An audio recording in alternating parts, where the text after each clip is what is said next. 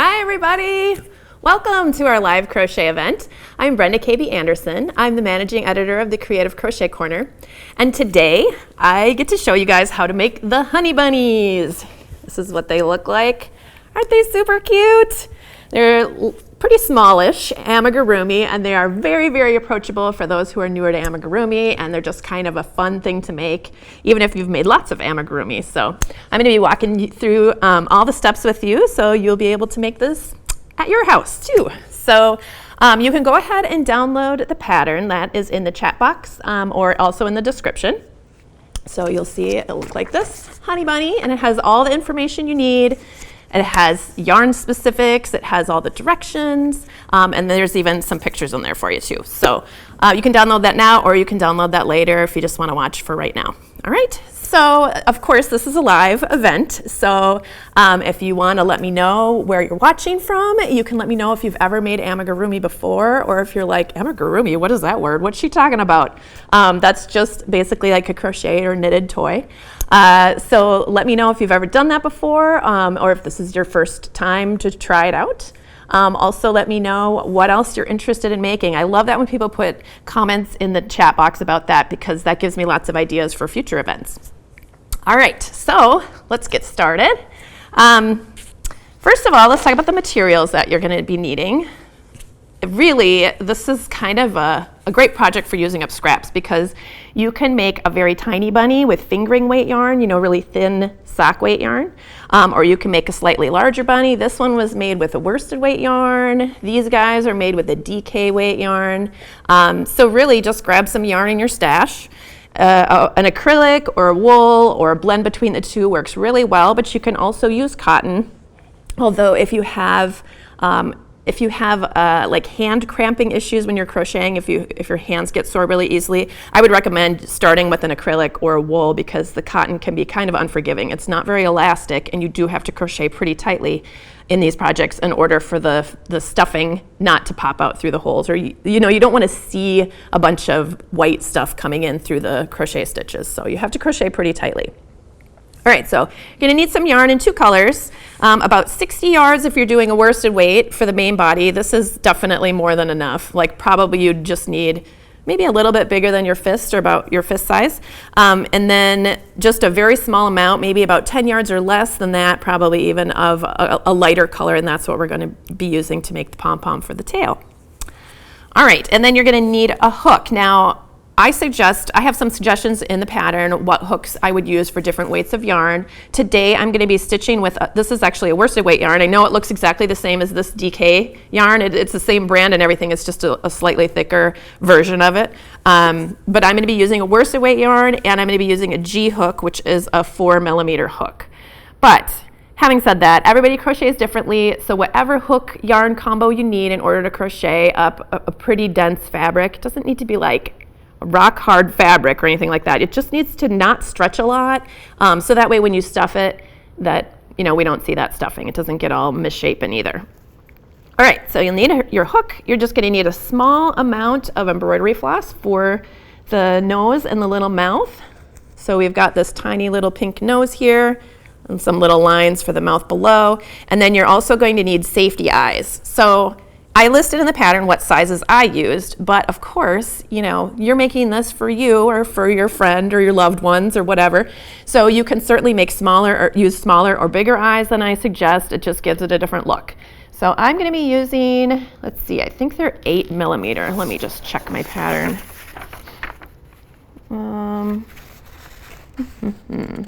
Yep. So I'm going to be using 8mm safety eyes.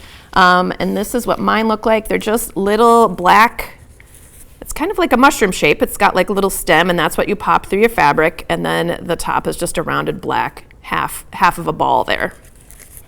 And then the backings that come with them too. You'll need a small piece of cardboard, and that's for making the tail, the pom-pom. And I forgot to mention you're going to need an embroidery needle, of course, to go along with your embroidery thread. And then you'll need a yarn needle for weaving in your ends. And the last thing is you're just going to need a little bit of polyester fiber fill for the stuffing for the inside. So, all right, let's get started. So to begin, we are going to start at his rear. So we're going to start right here, and we're going to work in a spiral around and around like this. And then after we work a few rounds, we're going to add these little, they're basically like a bobble, but we're going to do this bobble shape within 3 rounds. It's going to take us 3 rounds to complete these little nubbins. So the thing that I really like about this pattern is that the body, including the feet and the ears, that's all made in one piece. You don't have to sew any of these parts on. You do have to sew on the tail. And I do want to make a special note, if you are making this for a very young child, younger than 3, I would definitely recommend not using the safety eyes. Even though they're called safety eyes, they can still pop out of there and get swallowed. So don't use safety eyes, just make like a French knot or some kind of embroidery with yarn to do the eyes instead of the safety eyes, and just leave out the tail until they're a little older, and then you can add one on later when you know they're not going to try and eat it, okay? All right, let's see. Okay, so we're going to start by making an adjustable loop, also called a magic loop. This is how I like to do it, but you can make it in whatever way that you normally do. So I just make sort of like a cursive E shape or a loop-de-loo, and this end over here is attached to the ball. So we are going to take this loop, flip it over onto that strand that's attached to the ball, and put our hook underneath that center strand. And then I'm going to pick it up and put my finger on where all these yarns cross over right here just to hang on to it. And then I can pull on the 2 ends and slide them just a little to make them a little bit easier to work into, just a little smaller here. Now we're going to just make a yarn over and pull through. That's basically just making a chain. And that doesn't count as anything. That's just to anchor our yarn in place so that we can begin working into this loop here. All right, we're going to start with 6 single crochets. So we're going to insert our hook, yarn over, pull up a loop, yarn over, pull through 2. That's the first single crochet. We're going to do that 5 more times. Insert, yarn over, pull up a loop, yarn over, pull through 2. So every time we make a stitch, we're making it into that open loop there. And I'm going to put a stitch marker in the very first single crochet that I made, the top of that first single crochet. You can see there's a V right here, there's another V right there. That was the first one we made. I'm going to put a stitch marker in there to help me remember where that is. All right, now we've done 2, we're going to do 4 more. Insert, yarn over, pull up a loop, yarn over, pull through 2, insert, yarn over, pull up a loop, yarn over, pull through 2, insert, yarn over, pull up a loop, yarn over, pull through 2, insert, yarn over, pull up a loop, yarn over, pull through 2. 1, 2, 3, 4, 5, 6. So it's always good to just count and make sure. Then you can pull on this beginning tail, the one that's not connected to the ball, until that center opening closes completely. And I'm going to leave that tail on the outside so that I can weave it in later and make sure that that hole is nice and tight, because sometimes that hole will loosen up over time. So I want that to be accessible on the outside of my bunny. All right, I'm going to remove this so that we can start working round 2, and we're going to begin in that first stitch. So we're going to insert our hook into that first stitch, yarn over, pull up a loop, yarn over, pull through 2, and we're going to make another stitch into that same stitch. Insert, yarn over, pull up a loop, yarn over, pull through 2. I'm going to place that marker back in the first stitch that I did of this round. Okay, and then we're going to just continue putting 2 single crochets into each single crochet all the way around. So at the end, because we started with 6, we're putting 2 stitches into each stitch. We're going to end up with 12 at the very end of the round.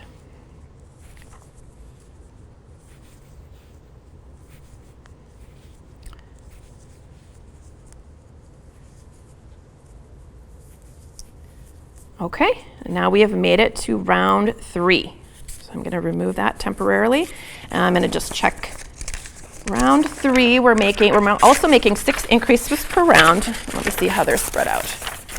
So we're going to do 2 single crochet stitches in the next stitch and then 1 into the following stitch. So we'll do 2 here, 1 and 2. I'm going to put that stitch marker back into that first stitch we did, and then 1 single crochet into the next stitch. And then we're going to repeat that. So 2 into this stitch, 1 and 2, 1 into the next stitch. 2, 1 and 2, and then 1 in the next stitch. 1, 1 and 2. Kelly's saying she loves amigurumi and she's made hundreds. So addicting and fun. Thanks for the fun bunny pattern. Watching from Michigan. Oh, awesome. All right, so we're just continuing around. Yeah, I've also made hundreds, but it's not very often that you meet somebody who's made hundreds of something. All right, maybe hundreds of bad jokes, but not usually hundreds of amigurumi, so that's impressive. All right, so I've made it all the way around, working 2 stitches in the next stitch and then 1 stitch into the following stitch and repeating that all the way around. So I have 18 single crochet all the way around. And now we're going to be working on round 4. So we do 1 single crochet into each of the next 2 stitches and then 2 single crochets into the following stitch. All right, so we're going to do 1 single crochet here, replacing the marker, and then 1 single crochet into the next stitch. All right, so we've done 2 in a row where they just get 1 stitch. The following stitch gets 2. So 1 and 2. Okay, we're going to repeat what we just did. So 1 and then 1 and then 2. 1 and 2. 1 and 1 and then 2. 1 and 2. 1 in the next, 1 in the next, 2 in the next. 1 in the next, 1 in the next, and 2 in the next. One more time. 1 in the next, 1 in the next, and 2 in the next. All right, so now we've got 24 stitches in that last round that we just did. And we are going to be doing round 5, where we do 1 single crochet into the next stitch, 2 into the following, and 1 single crochet into each of the next 2 stitches. So what we're doing is 1 into the next stitch, and then we're doing 2 into the following, 1 and 2, and then the next 2 stitches each just get 1. So 1 in the next, 1 in the next, and we're going to repeat that. So we have 1 and then 2 in the next, and then 1 and then 1. 1, we're repeating again, and then 2, and then 1, and then 1. So this is all written out in your pattern. So if what I'm doing now you're thinking, oh my gosh, I can't remember all that, that's okay. It's written in your pattern, so you'll be able to go back and refer to that.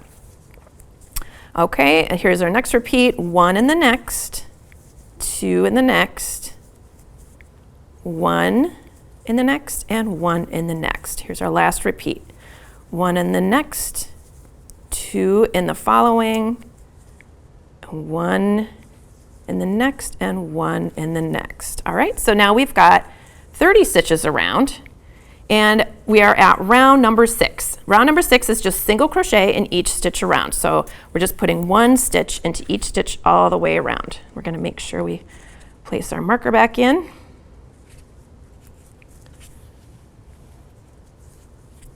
All right, and we're just going to continue all the way around. I'm really excited to be teaching this today, you guys. I actually had made a blog post about this bunny about a year ago, and I've had a few questions on the website about it, and this will give me a really good chance to clarify anything. It's so simple, but it's hard to explain in flat pictures, and it's so much easier to show you guys on video, which is why I absolutely love doing this type of video and these live events, so you guys can ask questions. You know, if you need me to clarify something, and it just, you know, sometimes you just have to see someone doing it in action to be able to fully understand what's happening. It's nice to be able to see things kind of in 3D, you know, like as I'm working on things and turning them over, you can see all the sides.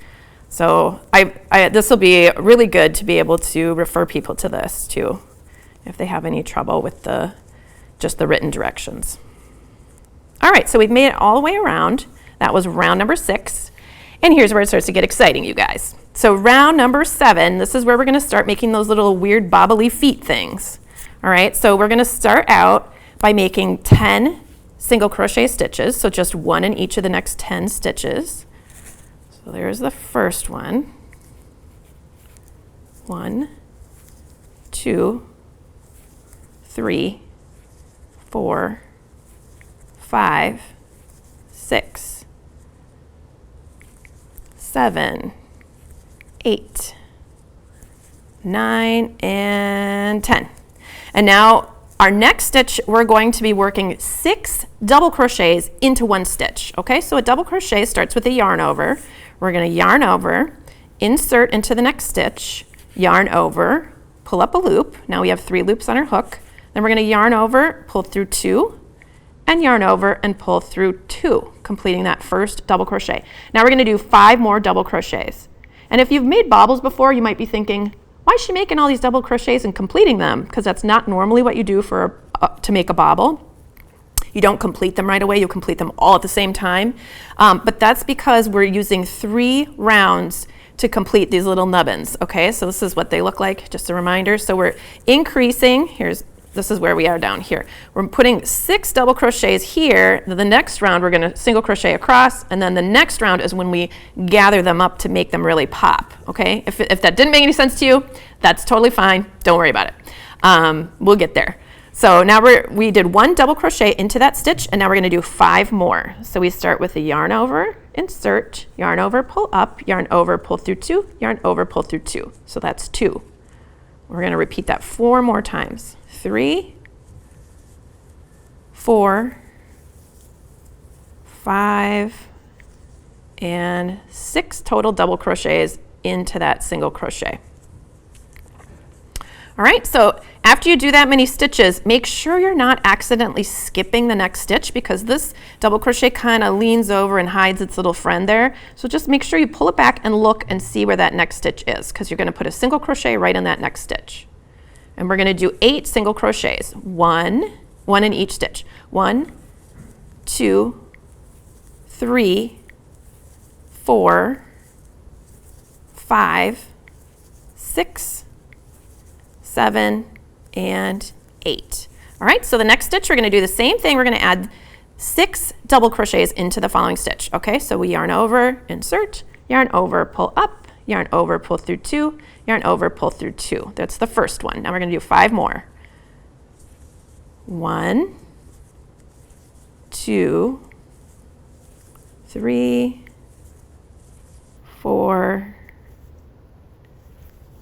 5. So there's 5 double crochets plus the first one we did, so that's a total of 6. Again, make sure it's not hiding its friend, just pull that out of the way, and then look for the next stitch. You're going to do a single crochet in there and into each of the next 9 stitches after that, basically just to the end, to the marker, basically. 1, 2, 3, 4, 5, 6, 7, 8, 9, and 10. Okay, so we've worked all the way around. That was round, let's see, 7. Round 7. Now we're on round 8, and we're just going to do a single crochet into each stitch around. Remember to replace that marker. So just in case you have not done amigurumi before and you're going to try this project, you guys, it is so gratifying when you get to the part at the end, you pull it all together, you put the face in, and then you want to hug your project. It's the best. And then you just think you made something huggable out of just a pile of yarn and some fluff. You actually gave it a personality. It's just kind of a magical thing that happens. It's not the same when you make a hat. I mean, you might make a hat and then you're like, wow, that's a really awesome hat. I'm going to wear it every day. And that is a really good feeling. I'm not saying that's not great. But making creatures is just a whole different, that's just a whole different level. Plus, if you're making it for someone else, just to see the reaction on their faces just makes everything totally worth it.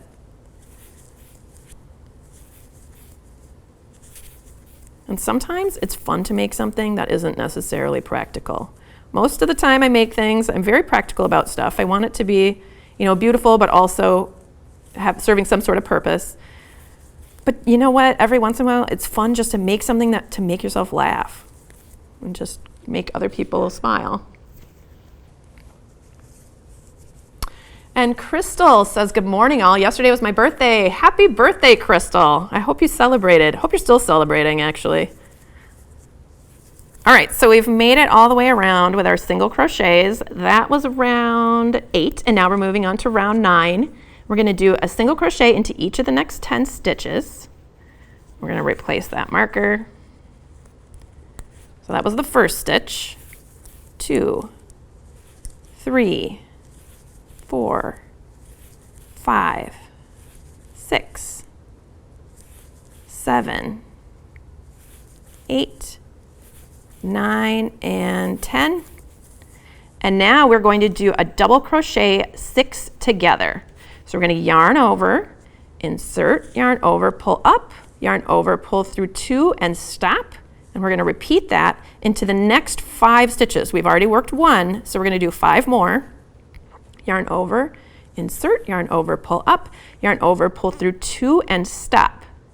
Yarn over, insert, yarn over, pull up, yarn over, pull through 2 and stop.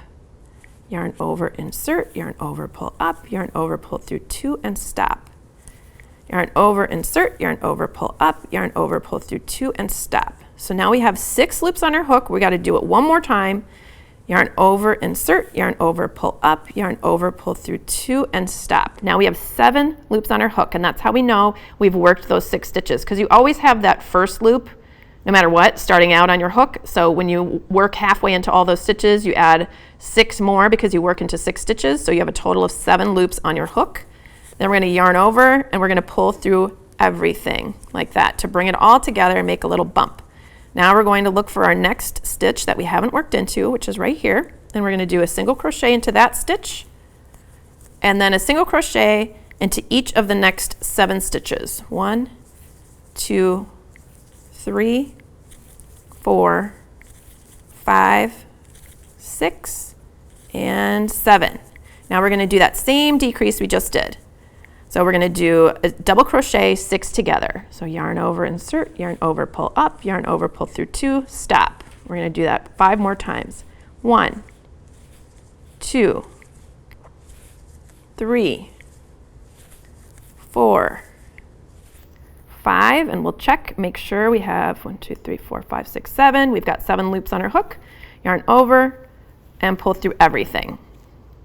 Okay, we're going to work into the next stitch, making a single crochet right there, and then we're going to continue all the way to our stitch marker for a total of 10 single crochets after that decrease.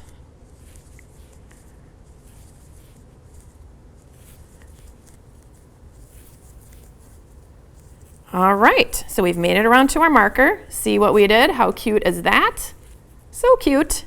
All right, so then at that point, we're going to continue working around and around. So let's see, 10, 11, 12, 13, 14, 5 more rounds of just working around in just 1 stitch per round, okay, in single crochet. So that is going to look like this. Okay, we've just added those extra 5 rounds of single crochet, working 1 stitch into each stitch around. Got to grab my marker here. And now we are going to work those legs again, so you'll get a second chance to see. I'm going to try to go a little faster this time though, okay? So we're going to do 10 single crochets until we get to the part where we put 6 double crochets into 1 stitch. So 1, 2, 3, 4, 5, 6, 7, 8, 9, and 10. And now we're going to do, oh, actually, I have to mention right there, we at the end of round 10, okay, let me show you this on the pattern because this is something that I get a lot of questions about. So it says rounds 10 through 14, single crochet in each stitch around, 30 stitches. That means there's 30 stitches as you go around. So we're going to go around and around 5 times, all right? So we did that before I started working on this particular piece. Then it says work 2 uncounted single crochet to shift the beginning of the rounds to realign with the center back. Okay, so that is confusing to a lot of people. All we're doing as you work around and around and around in single crochet you will start to see that your stitches start drifting off to the right if you're a right-handed stitcher, or to the left if you're a left-handed stitcher. So if we follow these stitches up, here's a stitch, here's the one into the stitch into that, the stitch into that, stitch into that, stitch into that. You can see they're kind of going at this angle. They're not going straight up anymore. Well, never. When you work single crochet in the round, it starts to veer off. So at the very beginning of this round, all you do is you work 2 stitches. Let me just back up so you guys can visualize this, even though we're going to put those stitches back in. So at the very beginning, before working round 15, okay, you're going to do these 2 single crochet stitches. So we're just making 2 stitches, 1 and 2, and then the following stitch will be the first stitch of the round. Okay, so we're going to put a stitch marker in that. So we're going to do a single crochet here, put a stitch marker in that. This is the beginning of round 15. So all we're doing is we're shifting our marker over 2. We're just moving it over 2 and replacing it, and that's going to count as the beginning of our rounds. And the reason we're doing that, the reason it matters, because who cares if your stitches start veering off to the side, right? Doesn't really matter, except that if we didn't care about that and we had the same stitch counts, the legs would be shifted over as well. Where we put the bobbles, they're going to be over here, and it's going to be like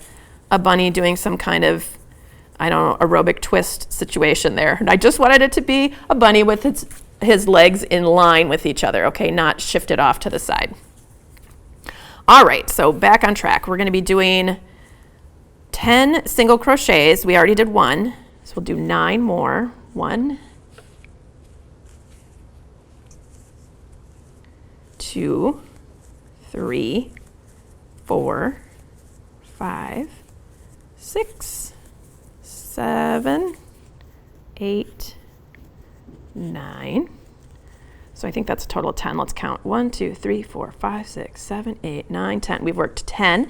Now we're going to do 6 double crochets into this stitch. So just to double check, you can look and see if that stitch is pretty much above that bobble, like straight up from that bobble. It should be. So you're going to yarn over, insert, yarn over, pull up, yarn over, pull through 2, yarn over, pull through 2. There's your first double crochet. Now we're going to do 5 more. 1, 2, 3. Whoops. We've got 3 so far. 4, 5, and 6. Okay, make sure you look and see where the next stitch is. We're going to do 8 single crochets starting with that next stitch. 1, 2, 3, 4. Again, this is just a repeat of what we've already done. 5, 6, 7, 8. And then we're going to do 6 double crochets into the following stitch. So 1, 2, 3, 4, 5, and 6. Then we're going to single crochet into each of the next 10 stitches, and that'll land us right at our marker. 4, 5, 6, 7, 8, 9, and 10. All right, we've made it to our marker, and then we're going to do 1 single crochet into each stitch around here.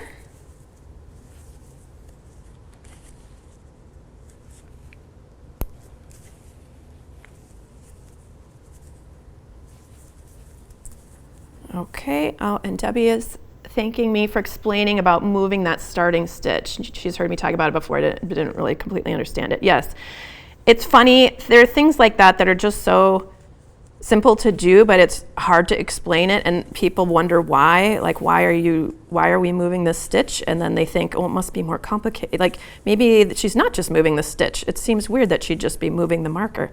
But yes, it's just because single crochet, when you work with the right side facing all the time and you're working in those rounds, you know, things start to veer off track to the side. And if you want to keep things lined up, you have to, every once in a while, just shift the beginning of your round or somehow account for how your stitches are all kind of twisting off to the side.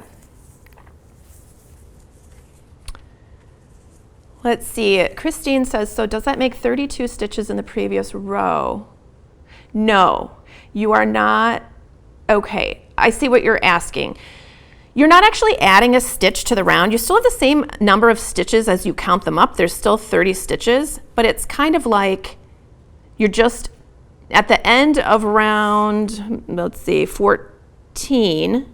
At the end of round 14, you just take that marker out, work 2 stitches, pretend like you didn't, and then put the marker back in the next stitch. You're not actually adding any stitches because you're not increasing. You're not putting 2 stitches into 1 stitch. That's pretty much the only way that you're going to end up with more stitches. But it all just depends on how you think about it. Like if you were working round 14 and you prefer to think about working round 14 as though, you know, you work 1 single crochet into each of the next 30 stitches plus you work 2 more stitches, if you want to kind of add that in your mind to the end of row 14, then you could just say, yep, I'm going to work 32 stitches. I'm pulling my marker out, you know, when I get to it, working those last 2 stitches of the 32, and then the following stitch is going to be the beginning of your rounds. If it helps you to think about it in that way, that's totally fine too. But you are not actually, it's important to know that you are not increasing your stitch amount. You will not have, if you counted all the stitches up, you wouldn't have 32 stitches. You've just worked 2 of them twice in that round, if you think about it that way. That confuses me, so I prefer to just think about it like I complete my round, work a couple stitches that we don't talk about, and then start with the next stitches being your marked stitch at the beginning. Okay, so now we are working round 17, which is a repeat of that double crochet 6 together round. If you guys remember that, we just did that. So I've already worked 2 stitches. I got to work 8 more. 1, 2, 3, 4, 5, 6, 7, and 8. And now we're going to do our double crochet 6 together. So yarn over, insert, yarn over, pull up, yarn over, pull through 2, and stop. Now we have 2 loops. Now we're going to do that 5 more times. Yarn over, insert, yarn over, pull up, yarn over, pull through 2, yarn over, insert, yarn over, pull up, yarn over, pull through 2, yarn over, insert, yarn over, pull up, yarn over, pull through 2, yarn over, insert, yarn over, pull up, yarn over, pull through 2, yarn over, insert, yarn over, pull up, yarn over, pull through 2. All right, now we should have 7 loops here. 1, 2, 3, 4, 5, 6, 7. We're going to yarn over. And when you do these, it can be hard to pull your hook through everything. Normally I tell people to make those loops just a tiny bit longer, but we really don't want to make our stitches bigger because that lets the stuffing show through. It's okay to make them just a tiny bit longer, but that might be something you can play with. But one thing that really helps me is when I do my last yarn over and pull through, so I yarn over, I am pulling my hook away from where I'm clamping it down with my thumb. I'm actually kind of stretching this out to pull those loops a little bigger so that, and also turning the hook part of the end of my hook downward. So it's not like this, so it's going to catch on. You're going to flip it downward. So I'm pulling this up here with my finger. Let me do that again. Yarn over. I'm twisting my hook downward, pulling up on this so it doesn't pop off my hook, and pulling my whole hook that way to slide it through everything all at once. Because that can be pretty tricky to get through all those loops. That's a lot of loops. All right, so we're going to do a single crochet right there next to it. And when you do that single crochet, try to keep all those loops nice and tight as you do them so that this loop doesn't get all stretched out and make a hole there. All right, so we're going to do 7 more stitches. 1, 2, 3, 4, 5, 6, 7. And now we're going to do another double crochet 6 together. All right. So we're going to yarn over, insert, yarn over, pull up, yarn over, pull through 2, and stop. Okay, Christine's asking, so does that mean that since it's worked in the round, your starting stitch for the next round would start at a different place? Yes, that's actually what we're doing. We're just moving our starting point 2 stitches to the left if we crochet right-handed, or 2 stitches to the right if we crochet left-handed. We're just doing that to make up for the fact that we keep ending up further and further away as we go around.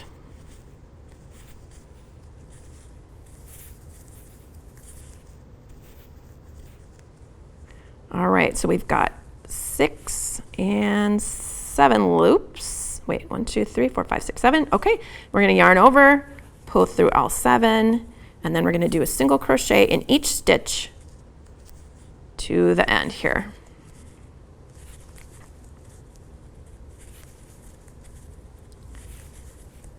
All right.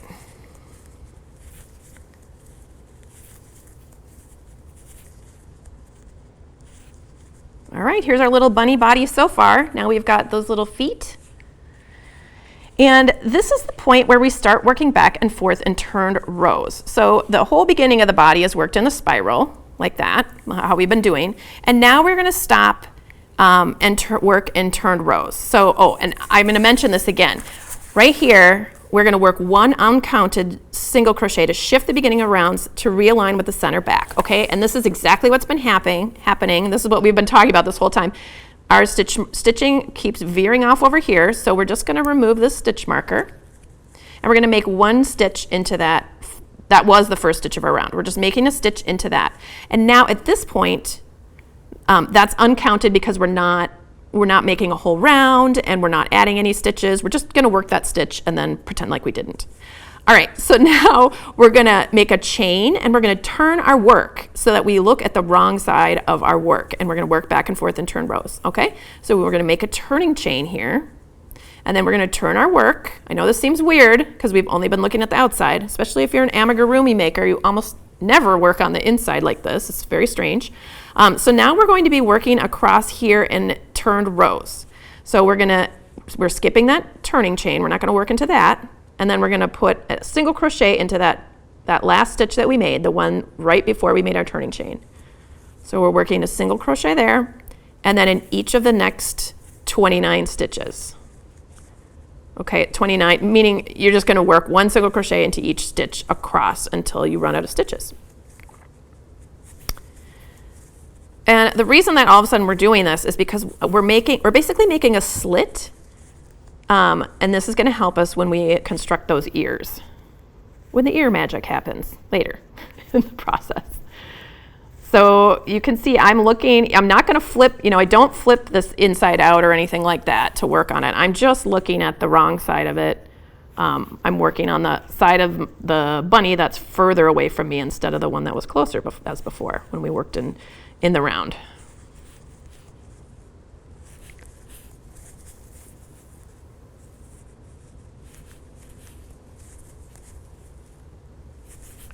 Oh, Christina says it's afternoon there in the UK, so she's watching and drinking tea.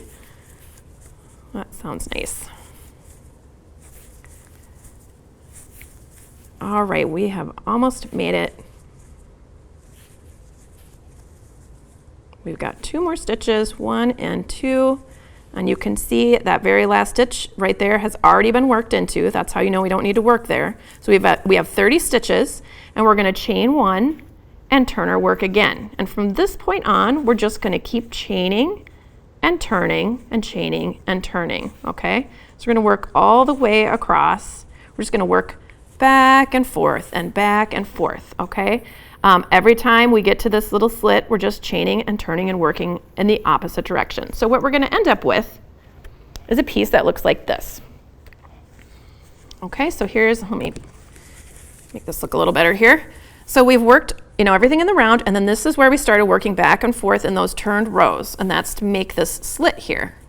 Okay, so after working 14 turned rows, okay, rows 1 through 14, you can place the safety eyes. So the safety eyes are placed between rows 6 and 7 of this turned row part, with 8 stitches between. And what I mean by that is basically, because as you may remember, there's 8 stitches between our baubles, or 8 stitches between the legs. So basically we're putting 1 eye just above where each of these legs come out. And we are putting it between rows 6 and 7. So if we count up here, we can count these in sets of 2. So this is 2 rows, 4 rows, 6 rows. So it'd be above this and below this. So it'd be like right in this crack here. So we're gonna place, let's see, I'm just gonna push them in and then we'll count and see if we have about 8 stitches between. That's how I like to do it. You're just basically trying to center these above your little your little leg nubbins. All right, so 1, 2, 3, 4, 5, 6, 7, 8. So we have the correct amount of stitches between. You can move them around if you like, or if you don't like the placement of where I put my eyes, you can certainly put them wherever you like. But you will have to place the eyes, if you're using safety eyes, you will have to do that before you sew up the rest of the head. So you need to place them at this point. All right, so I'm gonna place the safety eye backing. So I have these little bowl-shaped backings. They're a little bit, right now how it's sitting on my paper, it's flat on the bottom and like kind of a dome shape on the top with a hole. So we're gonna put that dome shape toward the back of the ear, or the back of the eye, the safety eye. I'm just gonna pop them on there. These are pretty easy actually to pop on, the ones that I have, but some of them can be really stubborn. And if you have a stubborn pair of safety eyes, you can use like a pen cap or some kind of opening to put on the backing that the post can pop into, and that way you can push against the backing to get it on. All right, so there's my eyes. And now we're going to continue. At this point, we're going to do a little edging here. Here's another part that I had a lot of questions about because I think it's hard to visualize and it was hard to see in my photos what's going on because it's not 3D, right? Okay, so Christine's saying the instructions say chain 1 turn, single crochet in each stitch across. Why were you doing a chain and then single crochet in each of those stitches? I am confused about what you're asking. Chain 1 turn, single crochet in each stitch across. Why are we doing a chain and then a single crochet in each of those stitches? Christine, I'm not quite sure I understand. I think you're talking about going back and forth, but every time you start a new row, you need to have a chain, a turning chain. So you make your chain and then you single crochet all the way across. And then when you get to the end, you make a chain and turn your work and single crochet all the way across. Oh, and Christine's saying a spool works well for that, for adding, yeah, that's a good point. I've never tried that before. Using a spool to put the backing onto your safety eye, that's a great idea. Okay, so, Christine is saying, that's what a turned row means. Yes, so you're turning your rows every time you work across, you turn the whole piece and you're looking at the opposite side. That's what a turned row is, yes. Okay, so we're going to just be making an edging that goes along this edge and along that edge. And the only reason we're doing that is because this is just a little bumpy and I think it looks a little nicer with an edging. So in order to work into those edges, into the ends of your turned rows, because there isn't necessarily a specific spot to put your hook, it's nice to divide that in half with a stitch marker so that you can kind of evenly space your stitches. So we're going to put 7 single crochet here and 7 single crochet here. Okay, so that you can fold it like this also to find the center if you want. So we're just going to be working 7 single crochets and you can place them wherever it looks good. 1, 2, 3, 4, 5, 6, and honestly, you don't have to have the same amount of stitches. If it's working out for you, if it's not puckering or getting wavy, you can put however many single crochet stitches works out for you there. All I wanted to do is to try and give you an amount because it gives you a place to start if you're just really unsure.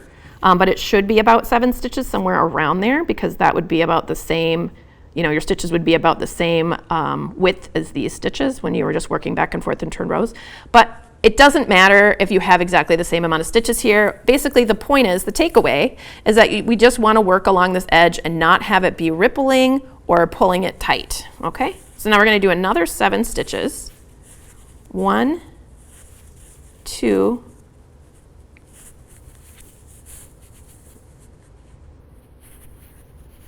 3, 4, 5,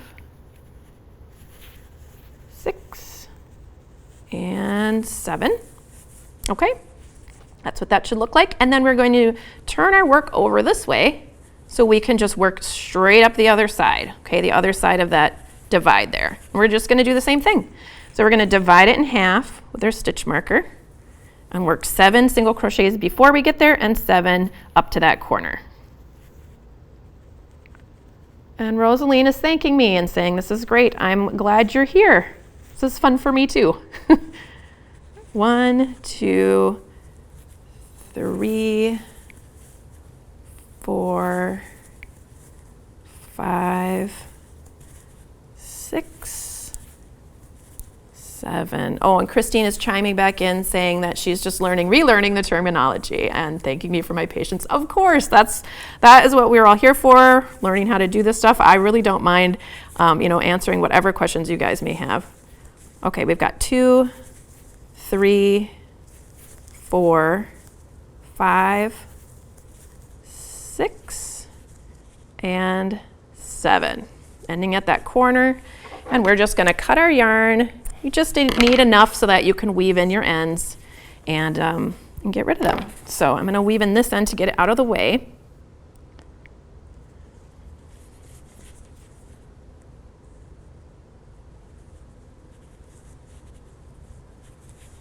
There we go.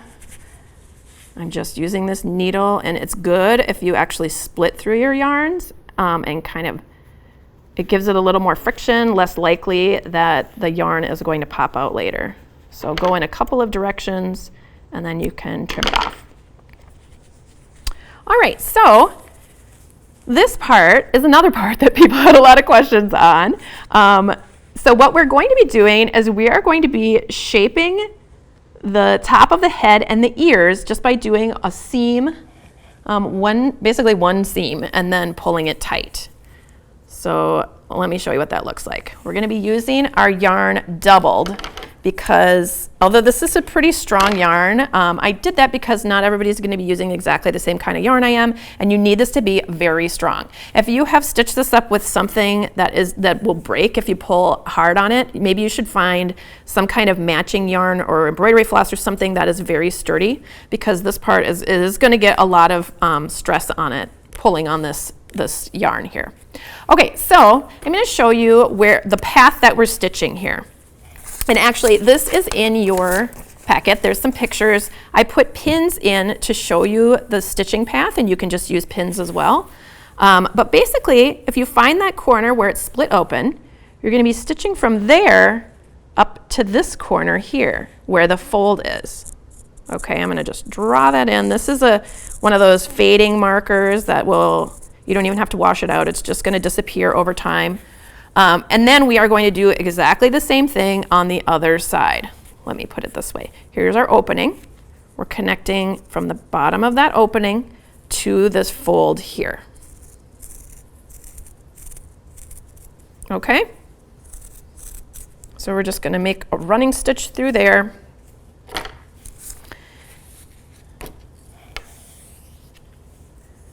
All right. So we're going to open that up, and you can see it just basically comes up into this sort of triangular shape. All right, that's what we have. So we're going to start here, and I am going to just put my needle through until there's a little, I'm going to leave a little bit here so that I can tie my two ends together, okay? So, 6 inches maybe. And then I'm going to make a back stitch here just to help hold that in place, just for now. All right, and then we're going to just weave our needle in and out and in and out.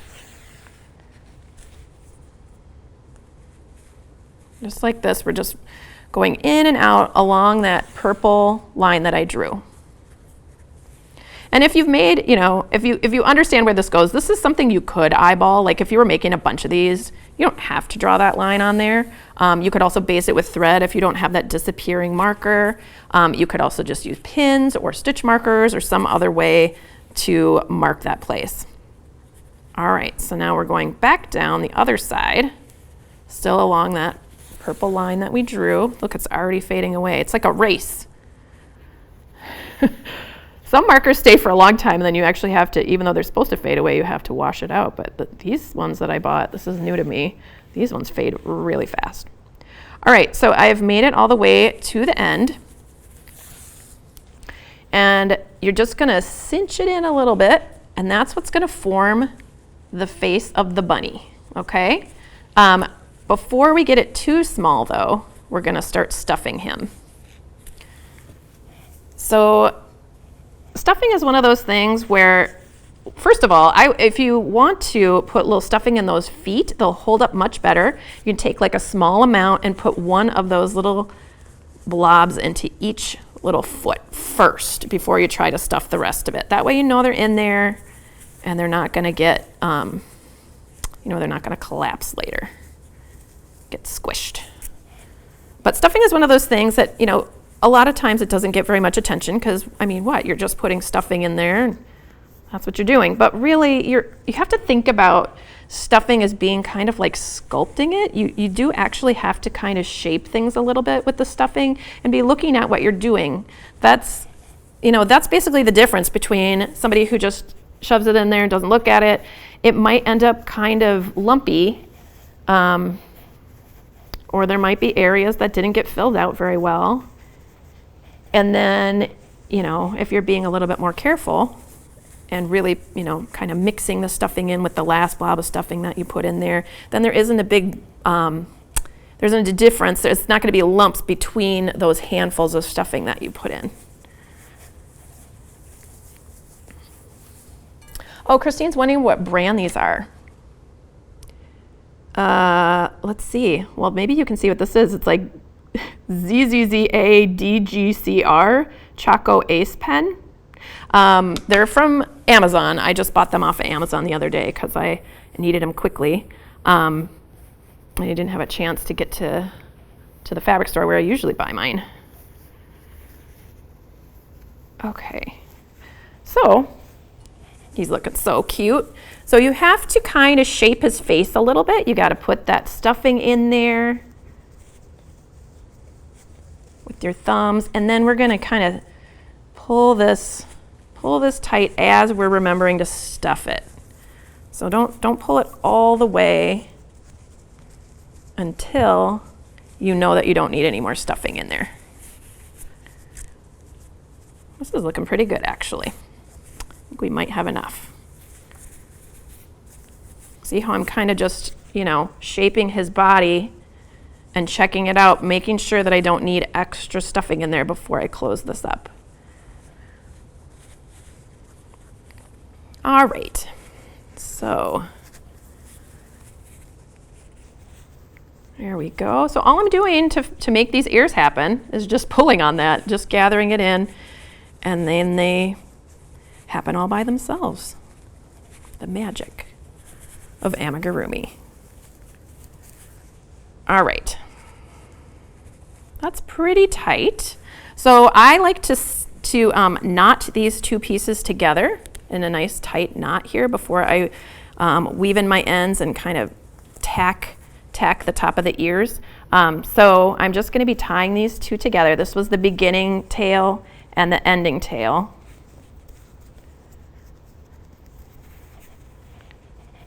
Just like that.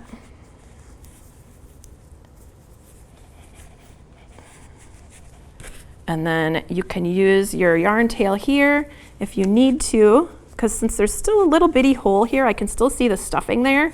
I'm just going to close that up with a little stitch between the ears. Maybe just a couple little stitches here. Like that.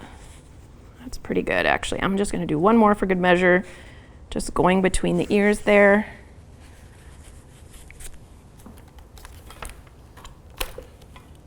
All right. And then we can weave that in. So go ahead and you can even tie those two together again if you want to. I think mine are going to stay because it feels pretty secure, but you can tie those two ends together if you're worried about it, or if you know you're giving this to a small child who might be chewing on it a lot. All right, then you'll weave in your ends, and then it's time to embroider the face.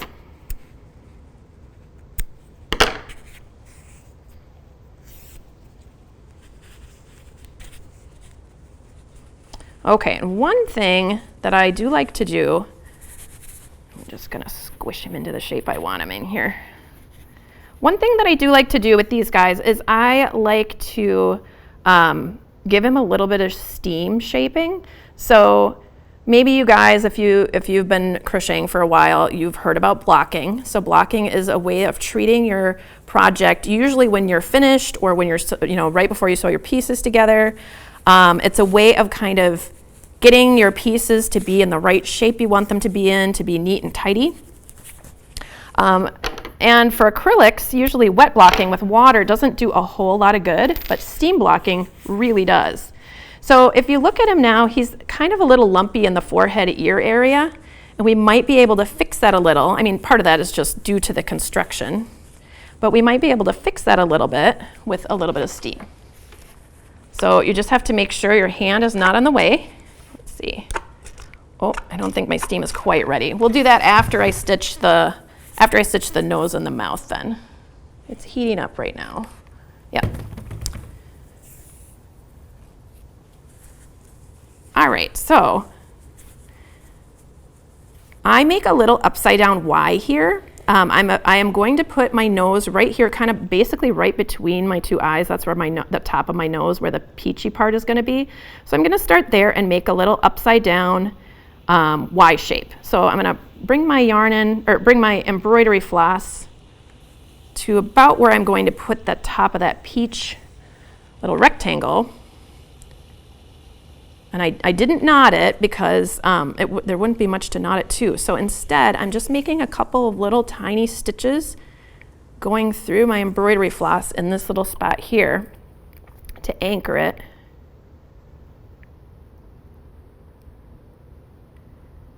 And then, and you can do this with your thread doubled. I'm just doing it single right now. Either way works. So I'm just going to do a little vertical stitch. We'll do 2 of them. So a little vertical stitch here, and then going back in here, and then I'm going to go over to the side to make 1 corner of the mouth and back to the middle. And I'll go over to this side to make the other corner of the mouth. And back to the middle. Let's see, that ended up a little lower than I wanted it to be, so I'm going to bring it up here.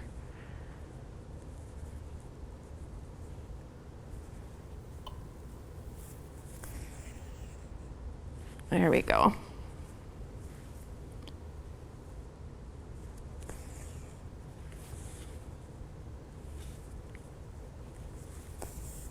And do a second pass at it here. All right, we'll come out over here.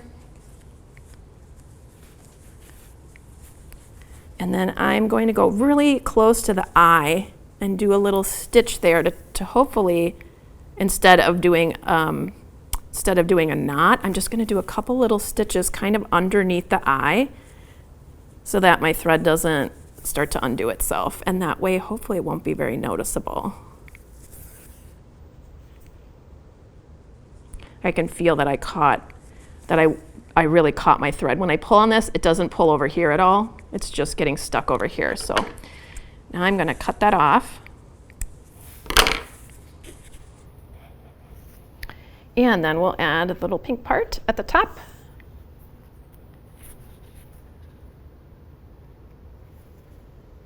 And it looks like we're getting pretty close on time here.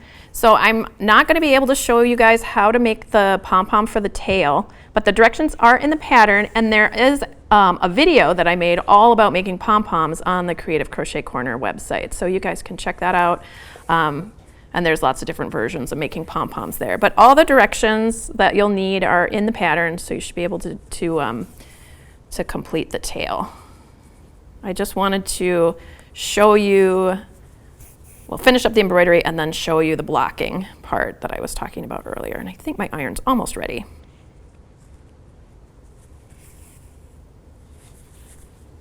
Look at how cute this little guy is. Oh my goodness. All right, so I am going to, instead of knotting it, I am going to go back and forth. What I'm doing is I'm pushing my needle through. I can feel the thickness of all those threads underneath. like on the inside surface of the crochet where all the threads have gone across. I'm going back and forth through that and feeling, I can just feel with my needle that it's going through some tight spaces. It's kind of resisting every time I pull it through. So we're just gonna do that instead of tying a knot because it's kind of hard to hide those. All right, just cut that off. Oh, you're so cute. Look at your little chubby face. Oh my goodness. So you might notice his ears are kind of curly, and that's fine. It's still cute. But for this guy, I used some blocking to try and get his ears to stand up a little bit. You can see there's a little difference between how their ears look.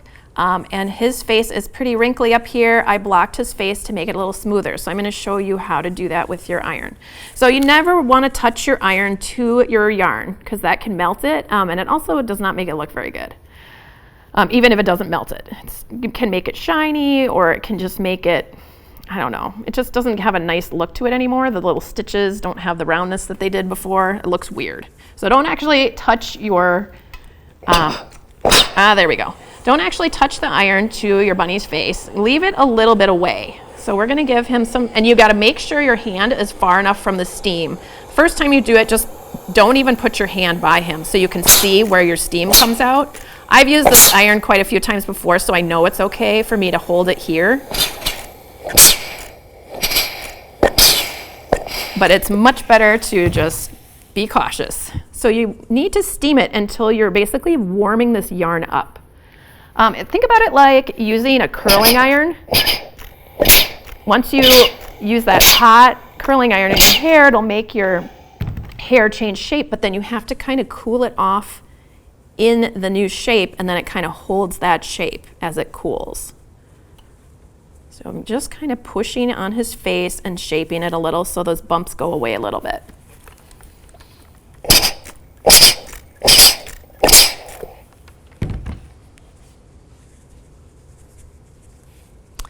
Let's see. Oh, Christine's asking if you can use a fabric steamer instead of an iron. Yes, you can do that and then do the same thing that I'm doing. It works either way, but not everybody has a fabric steamer. Most people have an iron, but basically you just need to generate some steam, and it has to be hot enough steam that it'll help your fibers kind of relax a little. So I'm gonna just pull his ears like this and hold them up after I steam them. So I'm going to pull them like that. We're going to give them some steam.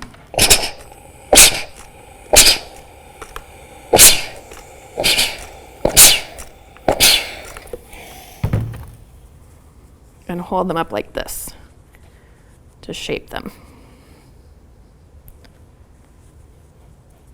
There, see? So now the ears are kind of sticking up.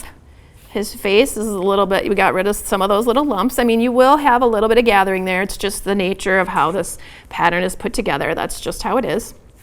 But isn't he super cute, you guys? So cute. A little nugget bunny. Super adorable.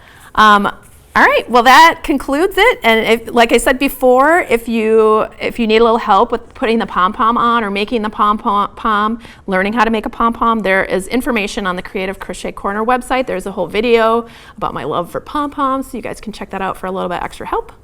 All right, so until our next time, I hope you guys have some happy crochet times and make some super cute bunnies this spring. Bye.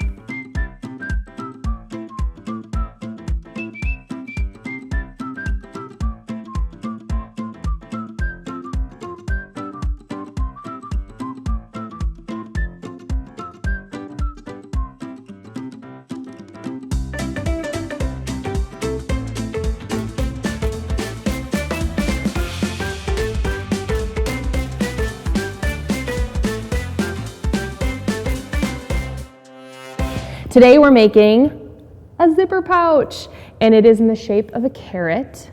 My daughter is currently obsessed with being a bunny doctor. That is her goal in life. She's 5. So we, of course, had to make a springtime zipper pouch in the shape of a carrot for all the collections and things that we end up with when we go on walks and go outside this time of the year. So I'm excited to show you this. We're gonna work on a zipper, which I know sounds intimidating, but is quite wonderful. And I feel like the options for your carrot are endless in colors and shape and everything. So I'm excited to make this today. Great. All right. And as I said before, Emily's going to be guiding us step by step through this project. Now, if you'd like, you can follow along. If you would like, you can just watch and then come back and view this later so you can get your questions in and all of the tips that Emily is going to cover today. So I'll have my eye on the question box, throw in any questions that you have, and I'll let Emily know when one comes in that we need to get to right away. But other than that, I'm going to send it right to Emily so we can get started with step number 1. Awesome. Okay, so as Leah mentioned, this is a PDF that you can download. All the pieces for the instructions and the written instructions and then the pattern is all in this PDF. So be sure to download it and follow along, and like Leah mentioned, jot any questions down that you have on the step that we're in. But this pattern is pretty simple. It consists of the carrot piece, the top pieces, the lining, and the zipper. So straightforward, and I promise you can take this technique and you can translate it to any other shape. You could make a beet, you could make a potato. Maybe a potato wouldn't be that fun, but we're gonna get started. I'm gonna show you how to do this, and you can take the very concept and make it into any other shape that you want. The first thing is these pattern pieces are all in that PDF, like I said. So the first thing will be just choosing your colors of your fabric, which is kind of my favorite part, is choosing the fabric. I'm gonna do just like a really cool, I don't know, off orange color for the carrot. And then I have different greens for the greenery top. And feel free to mix and match. Like if you wanted to do, scraps, use various scraps. This actually is an old IKEA pillowcase that I couldn't bring myself to throw away that I used in this one right here. So feel free to grab scraps and make this into any colorway that you want. But the first step is to cut out your pieces. So you will cut from this carrot piece. It's just a simple triangle with the bottom cut off to make it more carrot-esque. And you'll cut out the lining and the outside out of the same pattern piece, which makes it easy, easy, easy. So, and of course you'll need 2 for the outside and the inside of every fabric that you have. And here we go. So lay your piece on and just get to cutting. And if you have a piece with a pattern on it, you can do right sides together or you can do wrong sides together. Quite frankly, I don't think it matters a whole ton, because when you actually sew this together, the exact cut marks or the exact shape that you're cutting are not going to line up perfectly. Well, when I sew, they don't line up perfectly anyway. So I don't know that super matters. I feel like I always get that question when I'm making zipper pouches, is right side or wrong side. So this is the outside of my carrot. Ta-da, ta-da. And then like I said, with the same piece, you are going to cut your inside. The cool thing about zipper pouches is I feel like they are great for kids and adults. Because think of all the little trinkets you have in your sewing room that you can put inside these zipper pouches to save for yourself. This isn't just a fun kiddo project. Now, Emily, I'm going to take a moment just to slide in a couple comments in the chat box. Some comments that this is beautiful fabric that you're using. Sandy is making a live, finally making a live. So Sandy, I'm glad you're able to join us live today. It looks like there are a couple people out there watching that maybe have used to watch the replays, but are making one of their first live viewings. So welcome to everybody. And again, just a quick reminder, if you have questions, project related or otherwise, we usually do have time to get to at least a few general questions. So don't be afraid to pop those in the chat box, or to just let us know where you're viewing from and say hi to everybody. Our chat box is always lively. The community is always really fun and supportive. So drop a little hello in and let us know what's on your mind. All right, Emily, I'll send it right back to you. Awesome. So I cheated a little bit and I cut out these carrot tops, the greenery, the place where you pull the carrot from the ground, out a little bit earlier so that I didn't waste time cutting too much. But I have my outside, my inside, and the first step is going to be, look at this right here. We're gonna add some detail because of course a carrot is just kind of boring, plain orange. If you really wanted to be creative and get into this, and this is where zipper pouches are really fun, you could make a striped carrot, you could piece fabric together, you could make triangles if you really wanted to on the outside here. We're gonna keep it a little simple, and I'm just gonna do lines on the carrot to make those little kind of hash marks, if you will. So one piece of your outside, and you can, if you really wanted to, you could draw those lines on. I'm just gonna freehand it. So I will put my fabric into my machine, sew a little ways in, keep my foot down, keep my needle down rather, lift my foot, and then go the other direction. Just so that it kind of adds that little sketchy kind of hand-drawn look, which I really like. And I'm gonna do that probably 4, 5, 6 times. Here's one thing that's really cool. When I was making this at home, kind of working out this pattern, my daughter who's 5, who really, really wants to learn to sew, came into my room and she's like, hey mom, can I help you? And I thought, okay, no, not while I'm trying to figure this out, because I wanted to make sure I had all the mental notes. But this part right here, I had her sit on my lap and she thought it was the coolest thing ever. And I feel like little moments like this in a project are the moments that kids get excited about making. So I sat her in my lap and she was able to just push buttons. It was very hands-on. Don't worry, her fingers didn't get near the needle. But these are little moments that when you're making this project or any other project, that if you want to bring your kids in, it is kind of a way to get them interested in sewing or whatever you're doing. And she thought it was magic. I asked her as we were sewing, where should I put the next line? And she loved it. And then of course she claimed the pouch for her own, so that's fair. That's fair, I thought. Okay, so, ta-da. You can see, I just made some little lines back and forth, in, leave, needle down, lift up foot, go back out. It's pretty simple. And the steps that we will do next, so the way that we're gonna kind of do the zipper is the way that you can apply this to any other zipper pouch that you want. I'm gonna take a step back for a second actually and do the greenery top. I forgot about them. So you will cut out on the pattern piece here, you have a larger greenery top and a smaller greenery top. And the idea is to have 3 or 2 of these in the background and 2 or 3 of these in the foreground, just so that you have some kind of fluff and shape to it. So you could cut 2 of them if you really wanted to. You can make your carrot your own and use whatever scraps that you have. But you'll cut them, these ones you will cut right sides together because they will line up. So cut them out right sides together, and then you're just gonna go over to your machine and stitch around the outside.